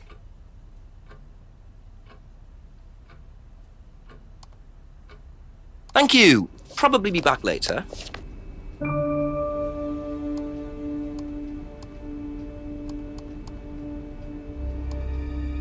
Odd question, but have you ever seen anyone handling dried poppy pods? Poppy pods? As in, for opium? No. Though James did have opium tea once, I think. Where did he get it from? Oh, I don't know. I didn't ask. James does his own thing. What does opium tea taste like? I don't know. I didn't try it. Really? I didn't want to risk it, did I? I went to hospital once. I had codeine and I went into anaphylactic shock. The doctor said it was an opium derivative, apparently, so.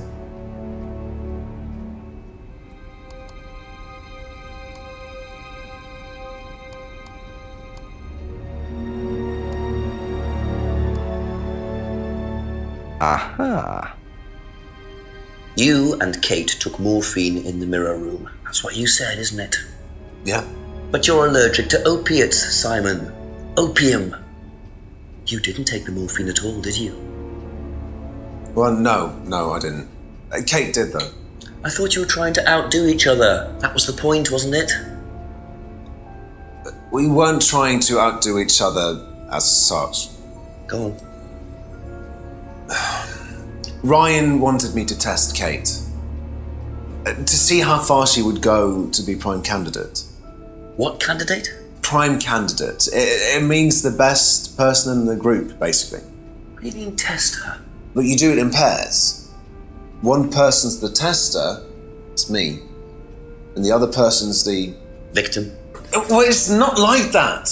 It's completely consensual. It's just boundary testing. Ryan wanted me to test Kate. Because they thought she was the best student? Well, maybe. I don't know.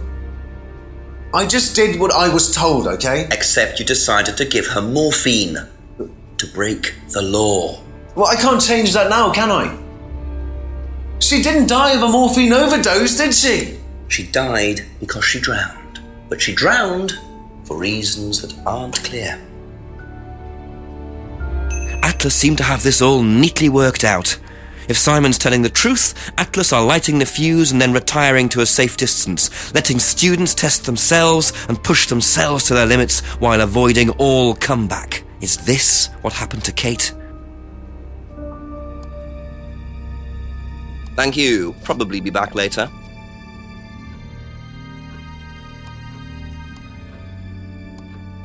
Do you know what a prime candidate is at Atlas? Yes, it's what every student wants to be. It's the best student. Apparently you get a great high-paid job afterwards. I don't think that really happens, though. Did you know anyone in the running to be prime candidate? What, like Simon? I don't think they picked Simon, to be honest. Well, he's got too many morals, and you can't have both at Atlas.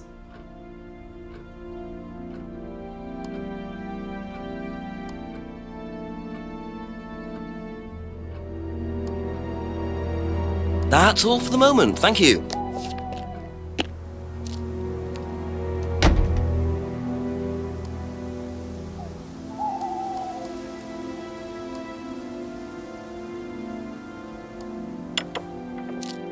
Just a few more questions, if you don't mind.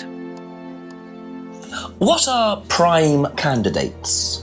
The best of the bunch. The peaches. And so what does it mean to be a prime candidate? Success. We have a special relationship with many major international companies. We provide them with our best students. And they get an instant job. And what do you get out of it? Well, it's a little kickback. It's just business, Inspector.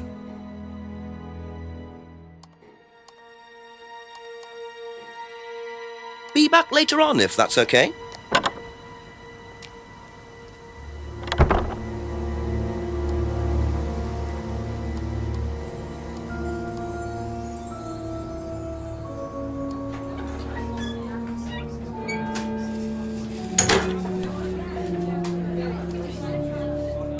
Ask about a few more things, please. Do you know what a prime candidate is? At Atlas, it's the best student. And what does that mean? It means they get a guaranteed job with a very good salary. Well, that's the idea anyway. But? Mostly they aren't up to it. What happens then? They get sacked.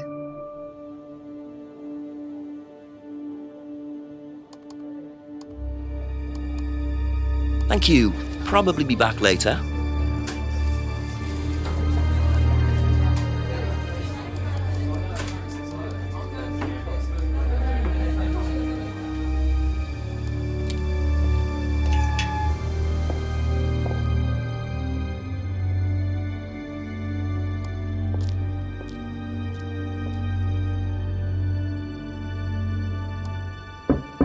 Couple more questions, if that's okay?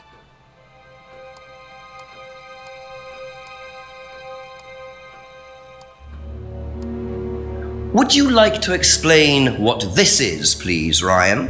£500 intended for Kate. It fell out of your car. At least I assume that's your car on the driveway at Brandon House. I suppose so. So why were you going to give Kate £500, Ryan? It was just a little incentive, that's all. Just a little incentive. Not very little, Ryan. £500. She was a very good student. We heard that she was leaving. We wanted to give her something. But you didn't. Well, obviously not. Are you sure there wasn't any other reason you might want to give her this? Personal reason? No! Well, I'd like to keep hold of this for a little while, if you don't mind. Well, don't consider it a bribe, will you, Inspector?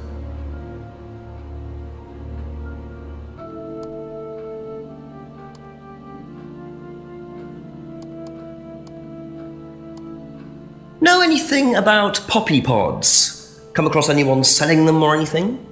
Poppy pods? Well, don't tell anyone, Inspector, but I hear that you can make opium out of those. Why do you ask? Doesn't matter.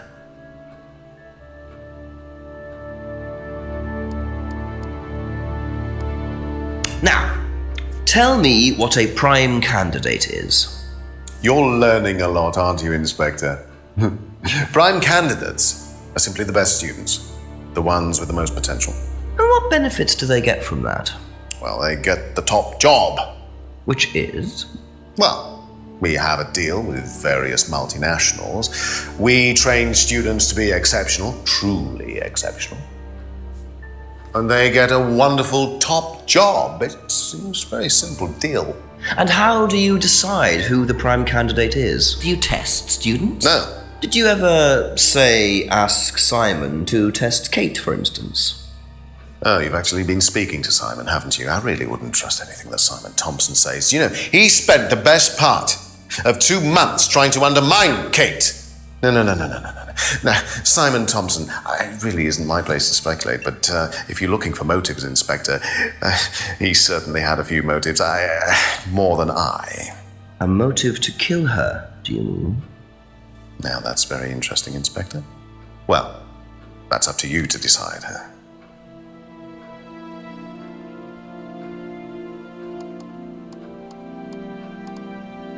That's it for the time being, thank you.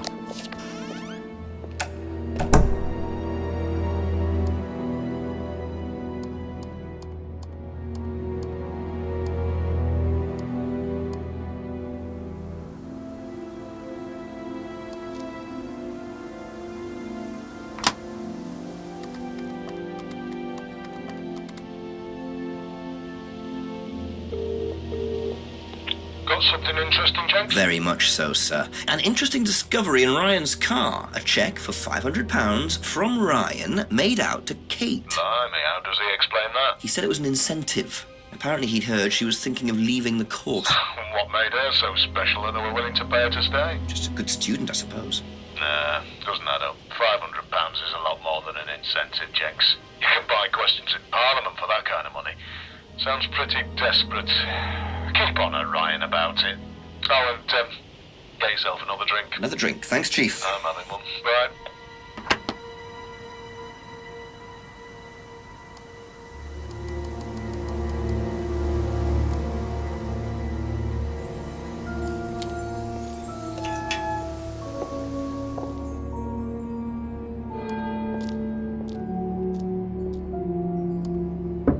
A few more questions, please.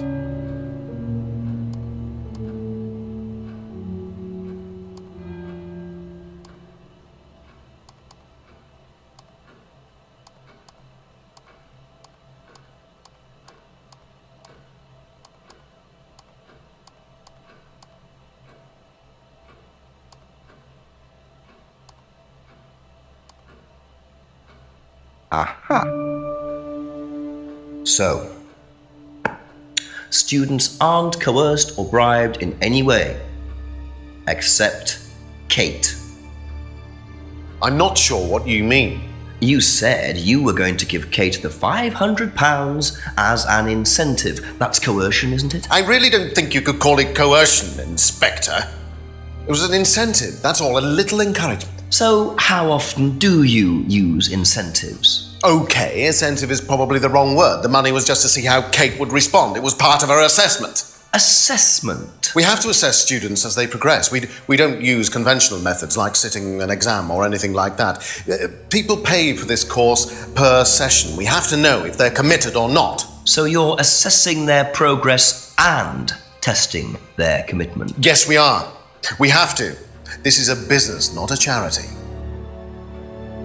So Ryan's claiming the money was part of Kate's assessment. And did this assessment also involve threshold testing, I wonder? Or was the money for something else?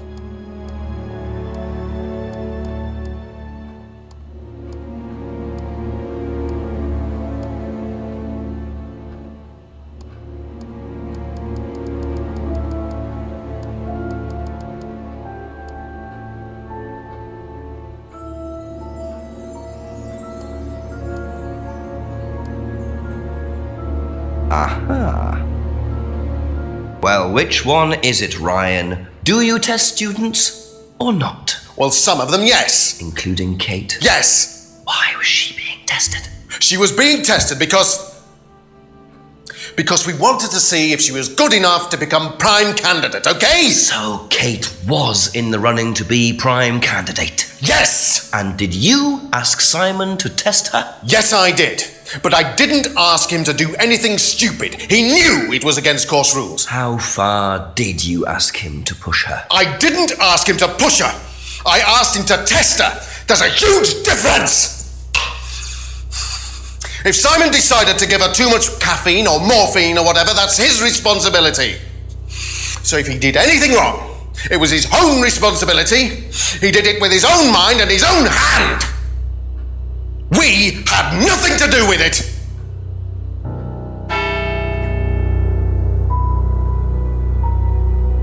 Midnight, and still no suspect, unless you count everyone I've interviewed. It's It's no surprise that Ryan wants to avoid any suggestion of being responsible for Kate's death, but I wonder if the man protests just a little too much.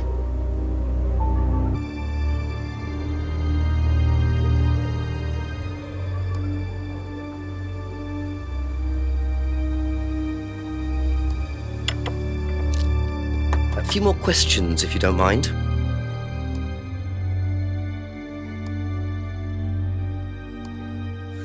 Was Kate a prime candidate? Well, as Ryan has probably already told you, yes, she was. Did you ask Simon to test her? Yes, it's company policy. Leaders don't get involved. And it covers your back, of course. Well, nobody knows the students better than they do, Inspector. It's much better to let them just work it out among themselves. It isn't very professional to force students to test each other to the point where one of them gets killed, Paul. We don't force students to do anything that they don't want to do, Inspector. So you don't force them into being tested? No, we don't encourage anybody to hurt or offend anybody else here. You don't use threshold testing, for instance? No. If Simon Thompson went too far with Kate, that's his responsibility, not ours. He's the one you should be speaking to, if truth be told. I don't trust him myself.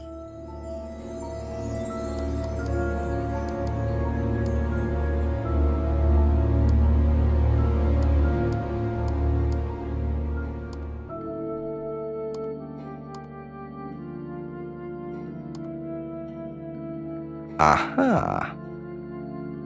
You say you don't endorse threshold testing, that's the phrase, isn't it? Yes. Except you do, Paul, because you told me that the students use that CD in the mirror room. I've listened to that CD, and it very clearly mentions threshold testing. You keep batting this away, Paul. We don't really use hypnosis. The students aren't really tested, but I am this close to launching a full-scale investigation. Look, we get a kickback from these students, and they have to be exceptional. Of course we have to test them. That doesn't mean we do anything illegal. What do you think we do? Bump off the ones we don't like? Well, that depends on how far you push them, doesn't it? Well, we certainly don't kill them. Nobody here wanted Kate dead. I'm sure they didn't. But what do you expect, Paul, when you put students under that much pressure? She was a very, very valuable student. She was worth a lot to the business. Really? And how much would that be? Well, if you really want to know, 50 grand. She was worth 50 grand? Yes. What, you were selling her? Of course we were selling her. You don't get this, do you? We make perfect employees. Month after month. That's all we do. What do you mean, perfect employees? What big business needs, Inspector, more than anything else, is none of this altruistic, goody-goody crap. What we look for is people with ambition, no ethics, push, greed is good, all right? We don't deal with all this comfort stuff. The survival of the fittest. That's all there is. There's no higher purpose, no big plan. There's nothing at the end of the rainbow, except what you have and you can enjoy in the here and now. And what do you enjoy now, Paul?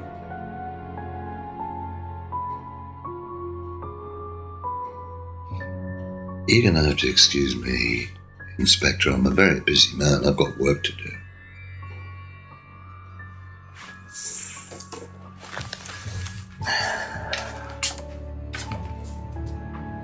I'll see myself out.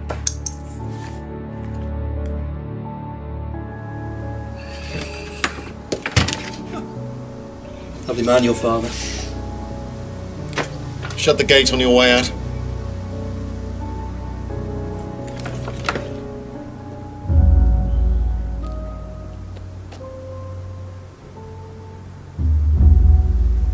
He's doing his level best to shut this place down. Get rid of him. He's a policeman. We can't just... You sort this, Ryan. You man up and you sort it. Tonight.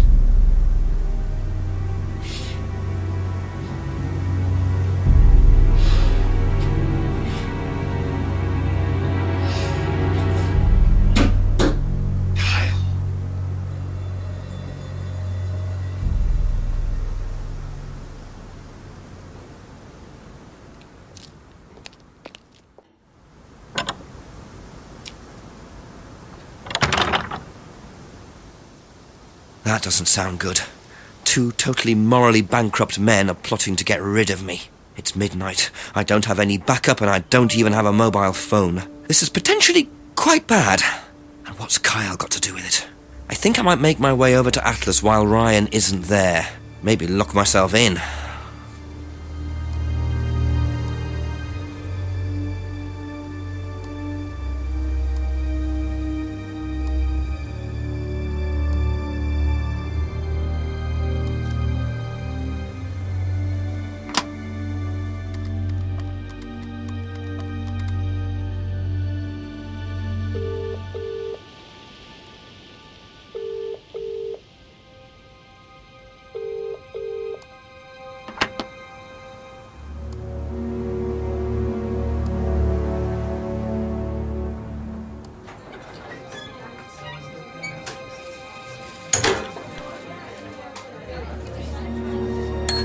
A few more questions, if you don't mind. Did you know Kate Vine was a prime candidate? No.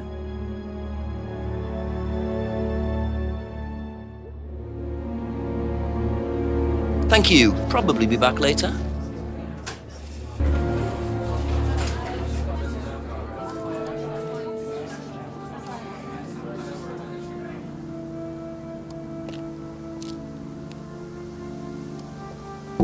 Couple more questions, if that's okay. Do you know whether Kate was in the running to be prime candidate or not? I don't, but I do think she would have been chosen just because she was, Kate. You didn't discuss it with Kate? No. No, she never talked about Atlas.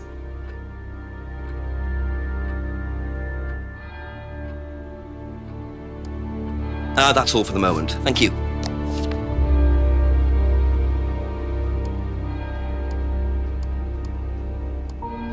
How do you think you'd have reacted if you'd found out that Kate had been chosen to be prime candidate? Was she? I'm just asking how you think you'd react. I don't know. I wouldn't react in any way, really. I'm not bothered. I don't think she was, though. What makes you think that? Well, it's just an impression I got. She's a bit flaky, to be honest. She's just not really prime candidate material. Be back later on, if that's okay.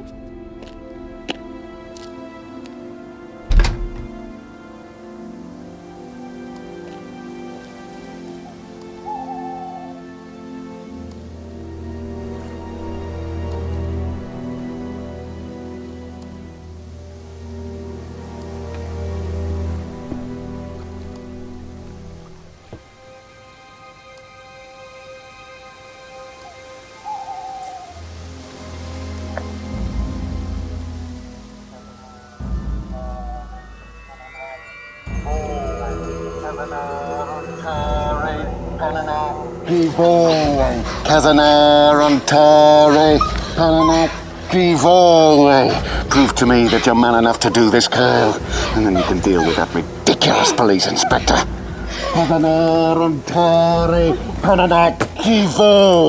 What is this? What the hell? Scotland Yard, not hell. Hello, Ryan. Hello, Inspector. What are you doing here? Inspecting. So, come on.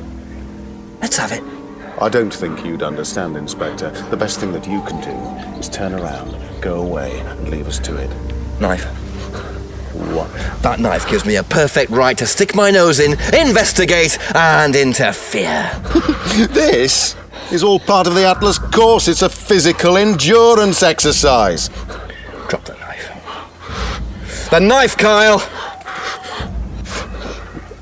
Kyle. Drop it! Drop it.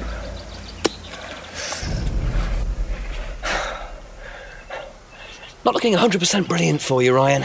Well, please, Inspector, you've poked your nose into Atlas's affairs enough times to know that imaginative flair is part of the course's success. Our lessons are reinforced by a unique emotional experience. Terror? It's an extremely evocative tool. Well, it's a good job you're not in charge of the national curriculum. Now look, Inspector, I know what you're trying to do. I know what you're thinking. But believe me, Atlas had nothing to do with the deaths of those people. Eyewitness account of a satanic sacrifice in the woods. That's not what we call circumstantial evidence, Ryan. Simon. Now, I saw Simon walking home with Kate last Friday after the meeting. Now, Simon had some strange idea that he was in the running to become prime candidate. Well, a knob of butter has more chance of becoming prime minister. Oh, wait. So are you telling me that Simon killed her? Well, it seems reasonable. It's likely, isn't it? any more likely than you, Ryan?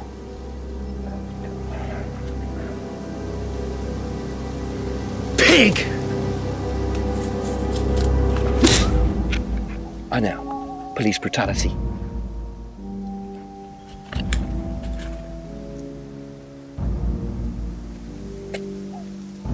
It's all right. You okay?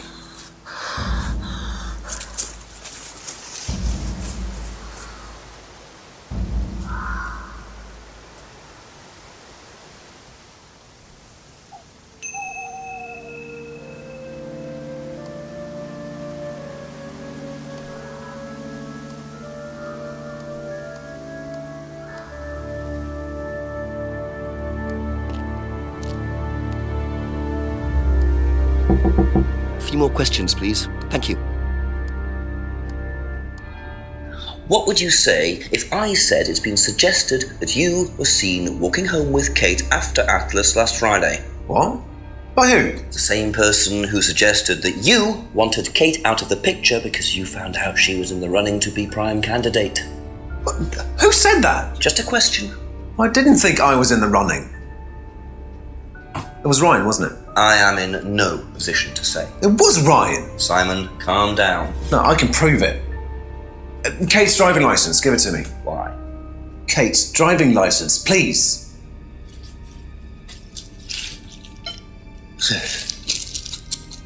See that pattern on the tape there? Let me show you something.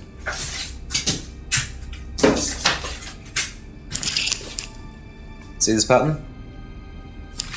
Now look at that. It's the same pattern. This has come from the same roll of tape as this. So? So there's only one person who's taped like that. Ryan. He gave me this piece of tape when I was in his office once. Why has Kate's driving license got a piece of Ryan's tape on it? I have no idea, Simon. Where did you find it? Oh, by the lake. It's obvious, isn't it? Ryan was testing her. He was doing a boundary test to see how much she would do, how far she would go to be a prime candidate. But it all went wrong. Okay, it's one of the things we do at the course, right? You give something that's important to you to someone else, then they go and hide it somewhere.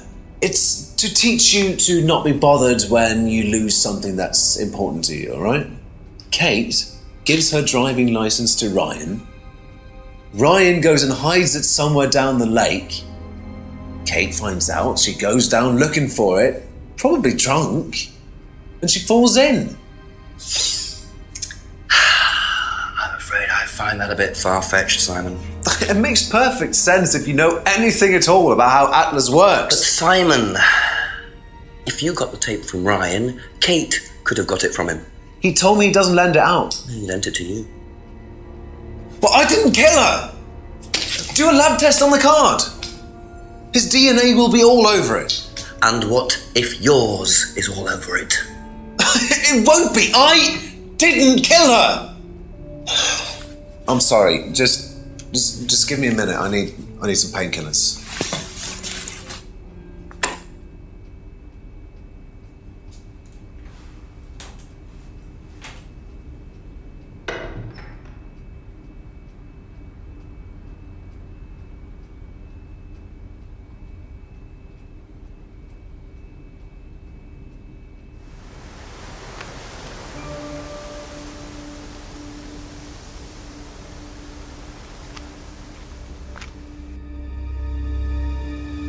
Where did he go in such a hurry? Is he trying to act as suspiciously as possible?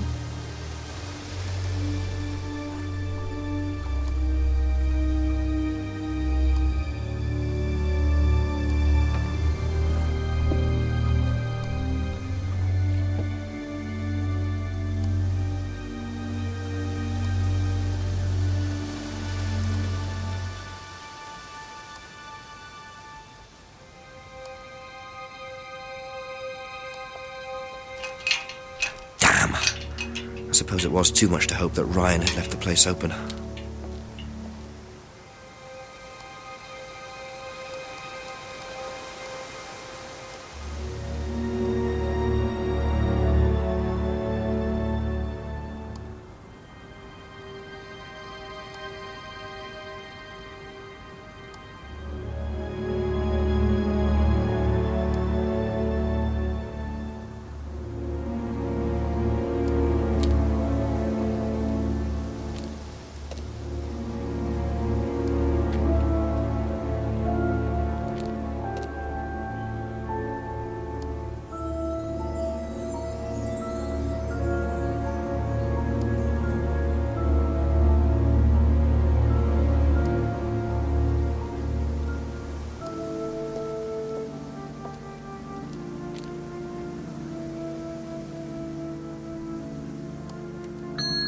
Ask you a couple more things, please.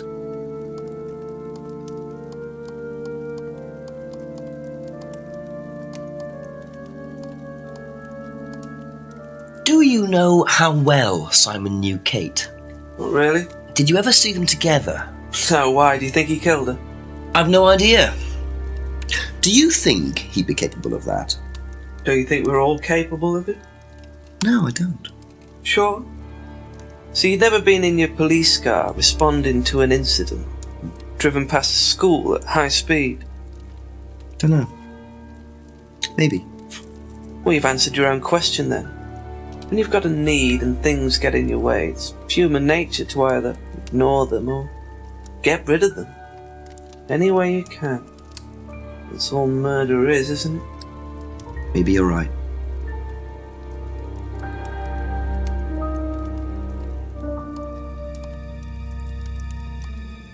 Ever seen tape like this anywhere before?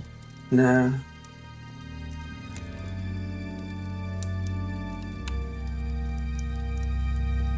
Okay, that's it for now. Thank you.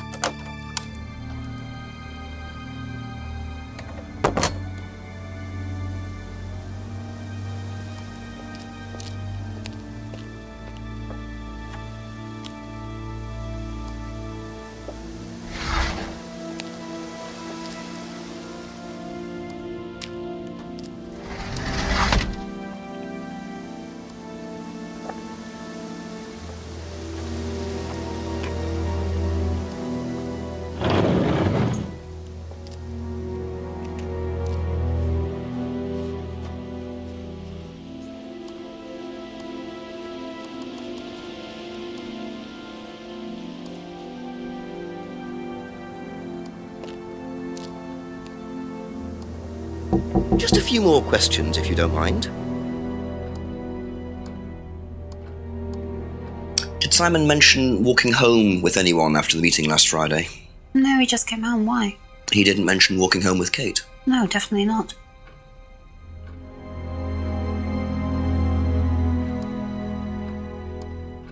Have you seen this anywhere before?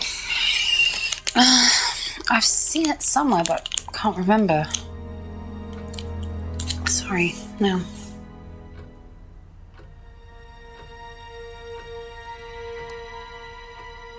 Thank you. Probably be back later.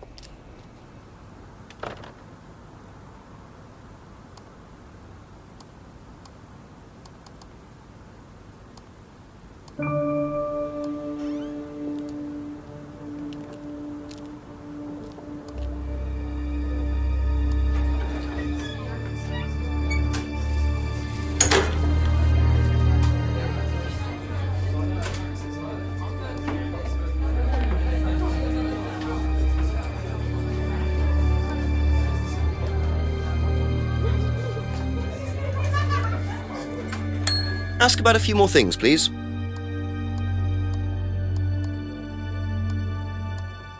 Have you seen patterned tape like this anywhere before?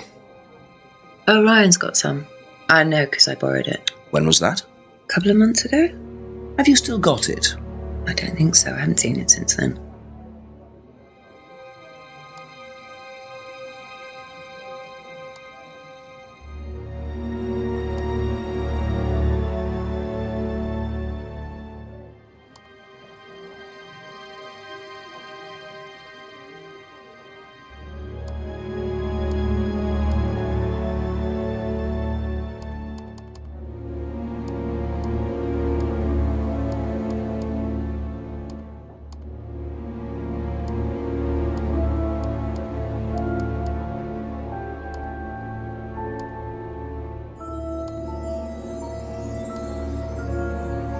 Aha!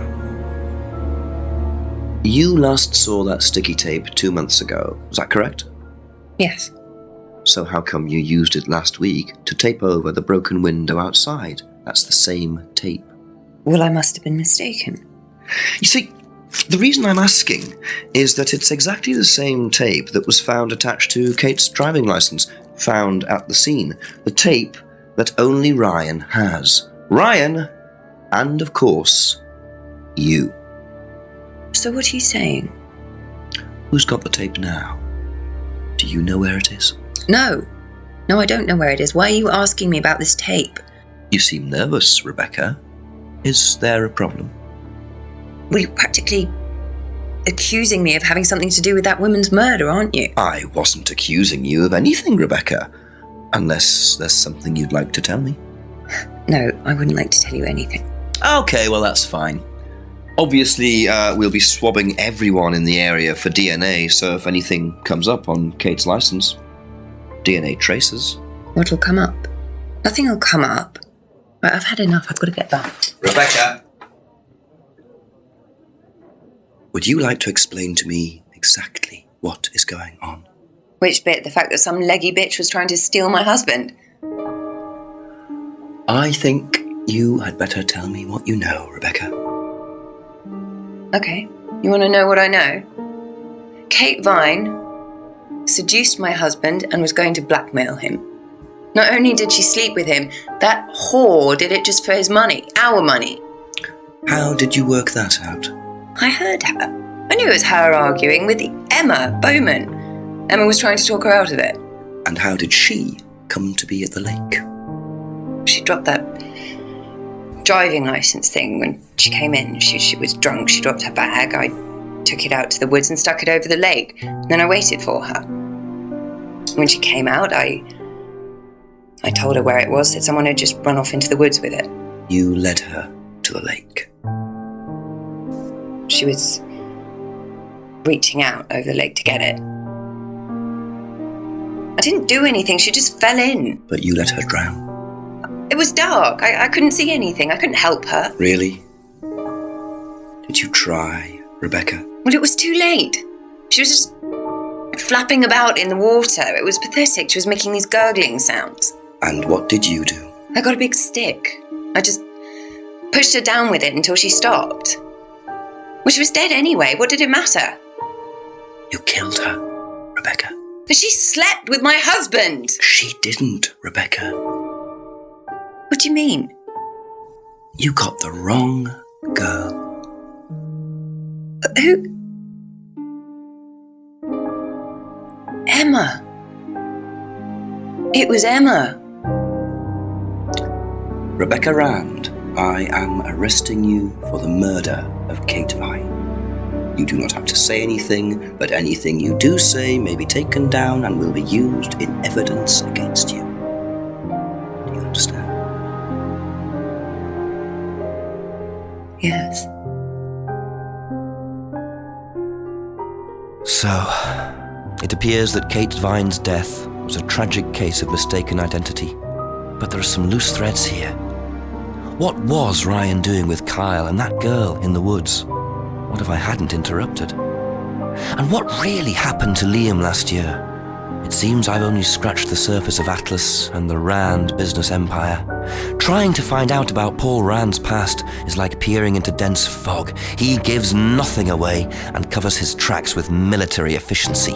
However, what is known is that Paul Rand has a lot of connections in high places, politicians, celebrities, business leaders. Perhaps James Wilson's ideas weren't too wide of the mark after all. I get the feeling there's still a lot more to learn about the Rand business empire. You're going to have to excuse us. Atlas is closed for the moment, but we'll be open again very soon. Thank you for your interest.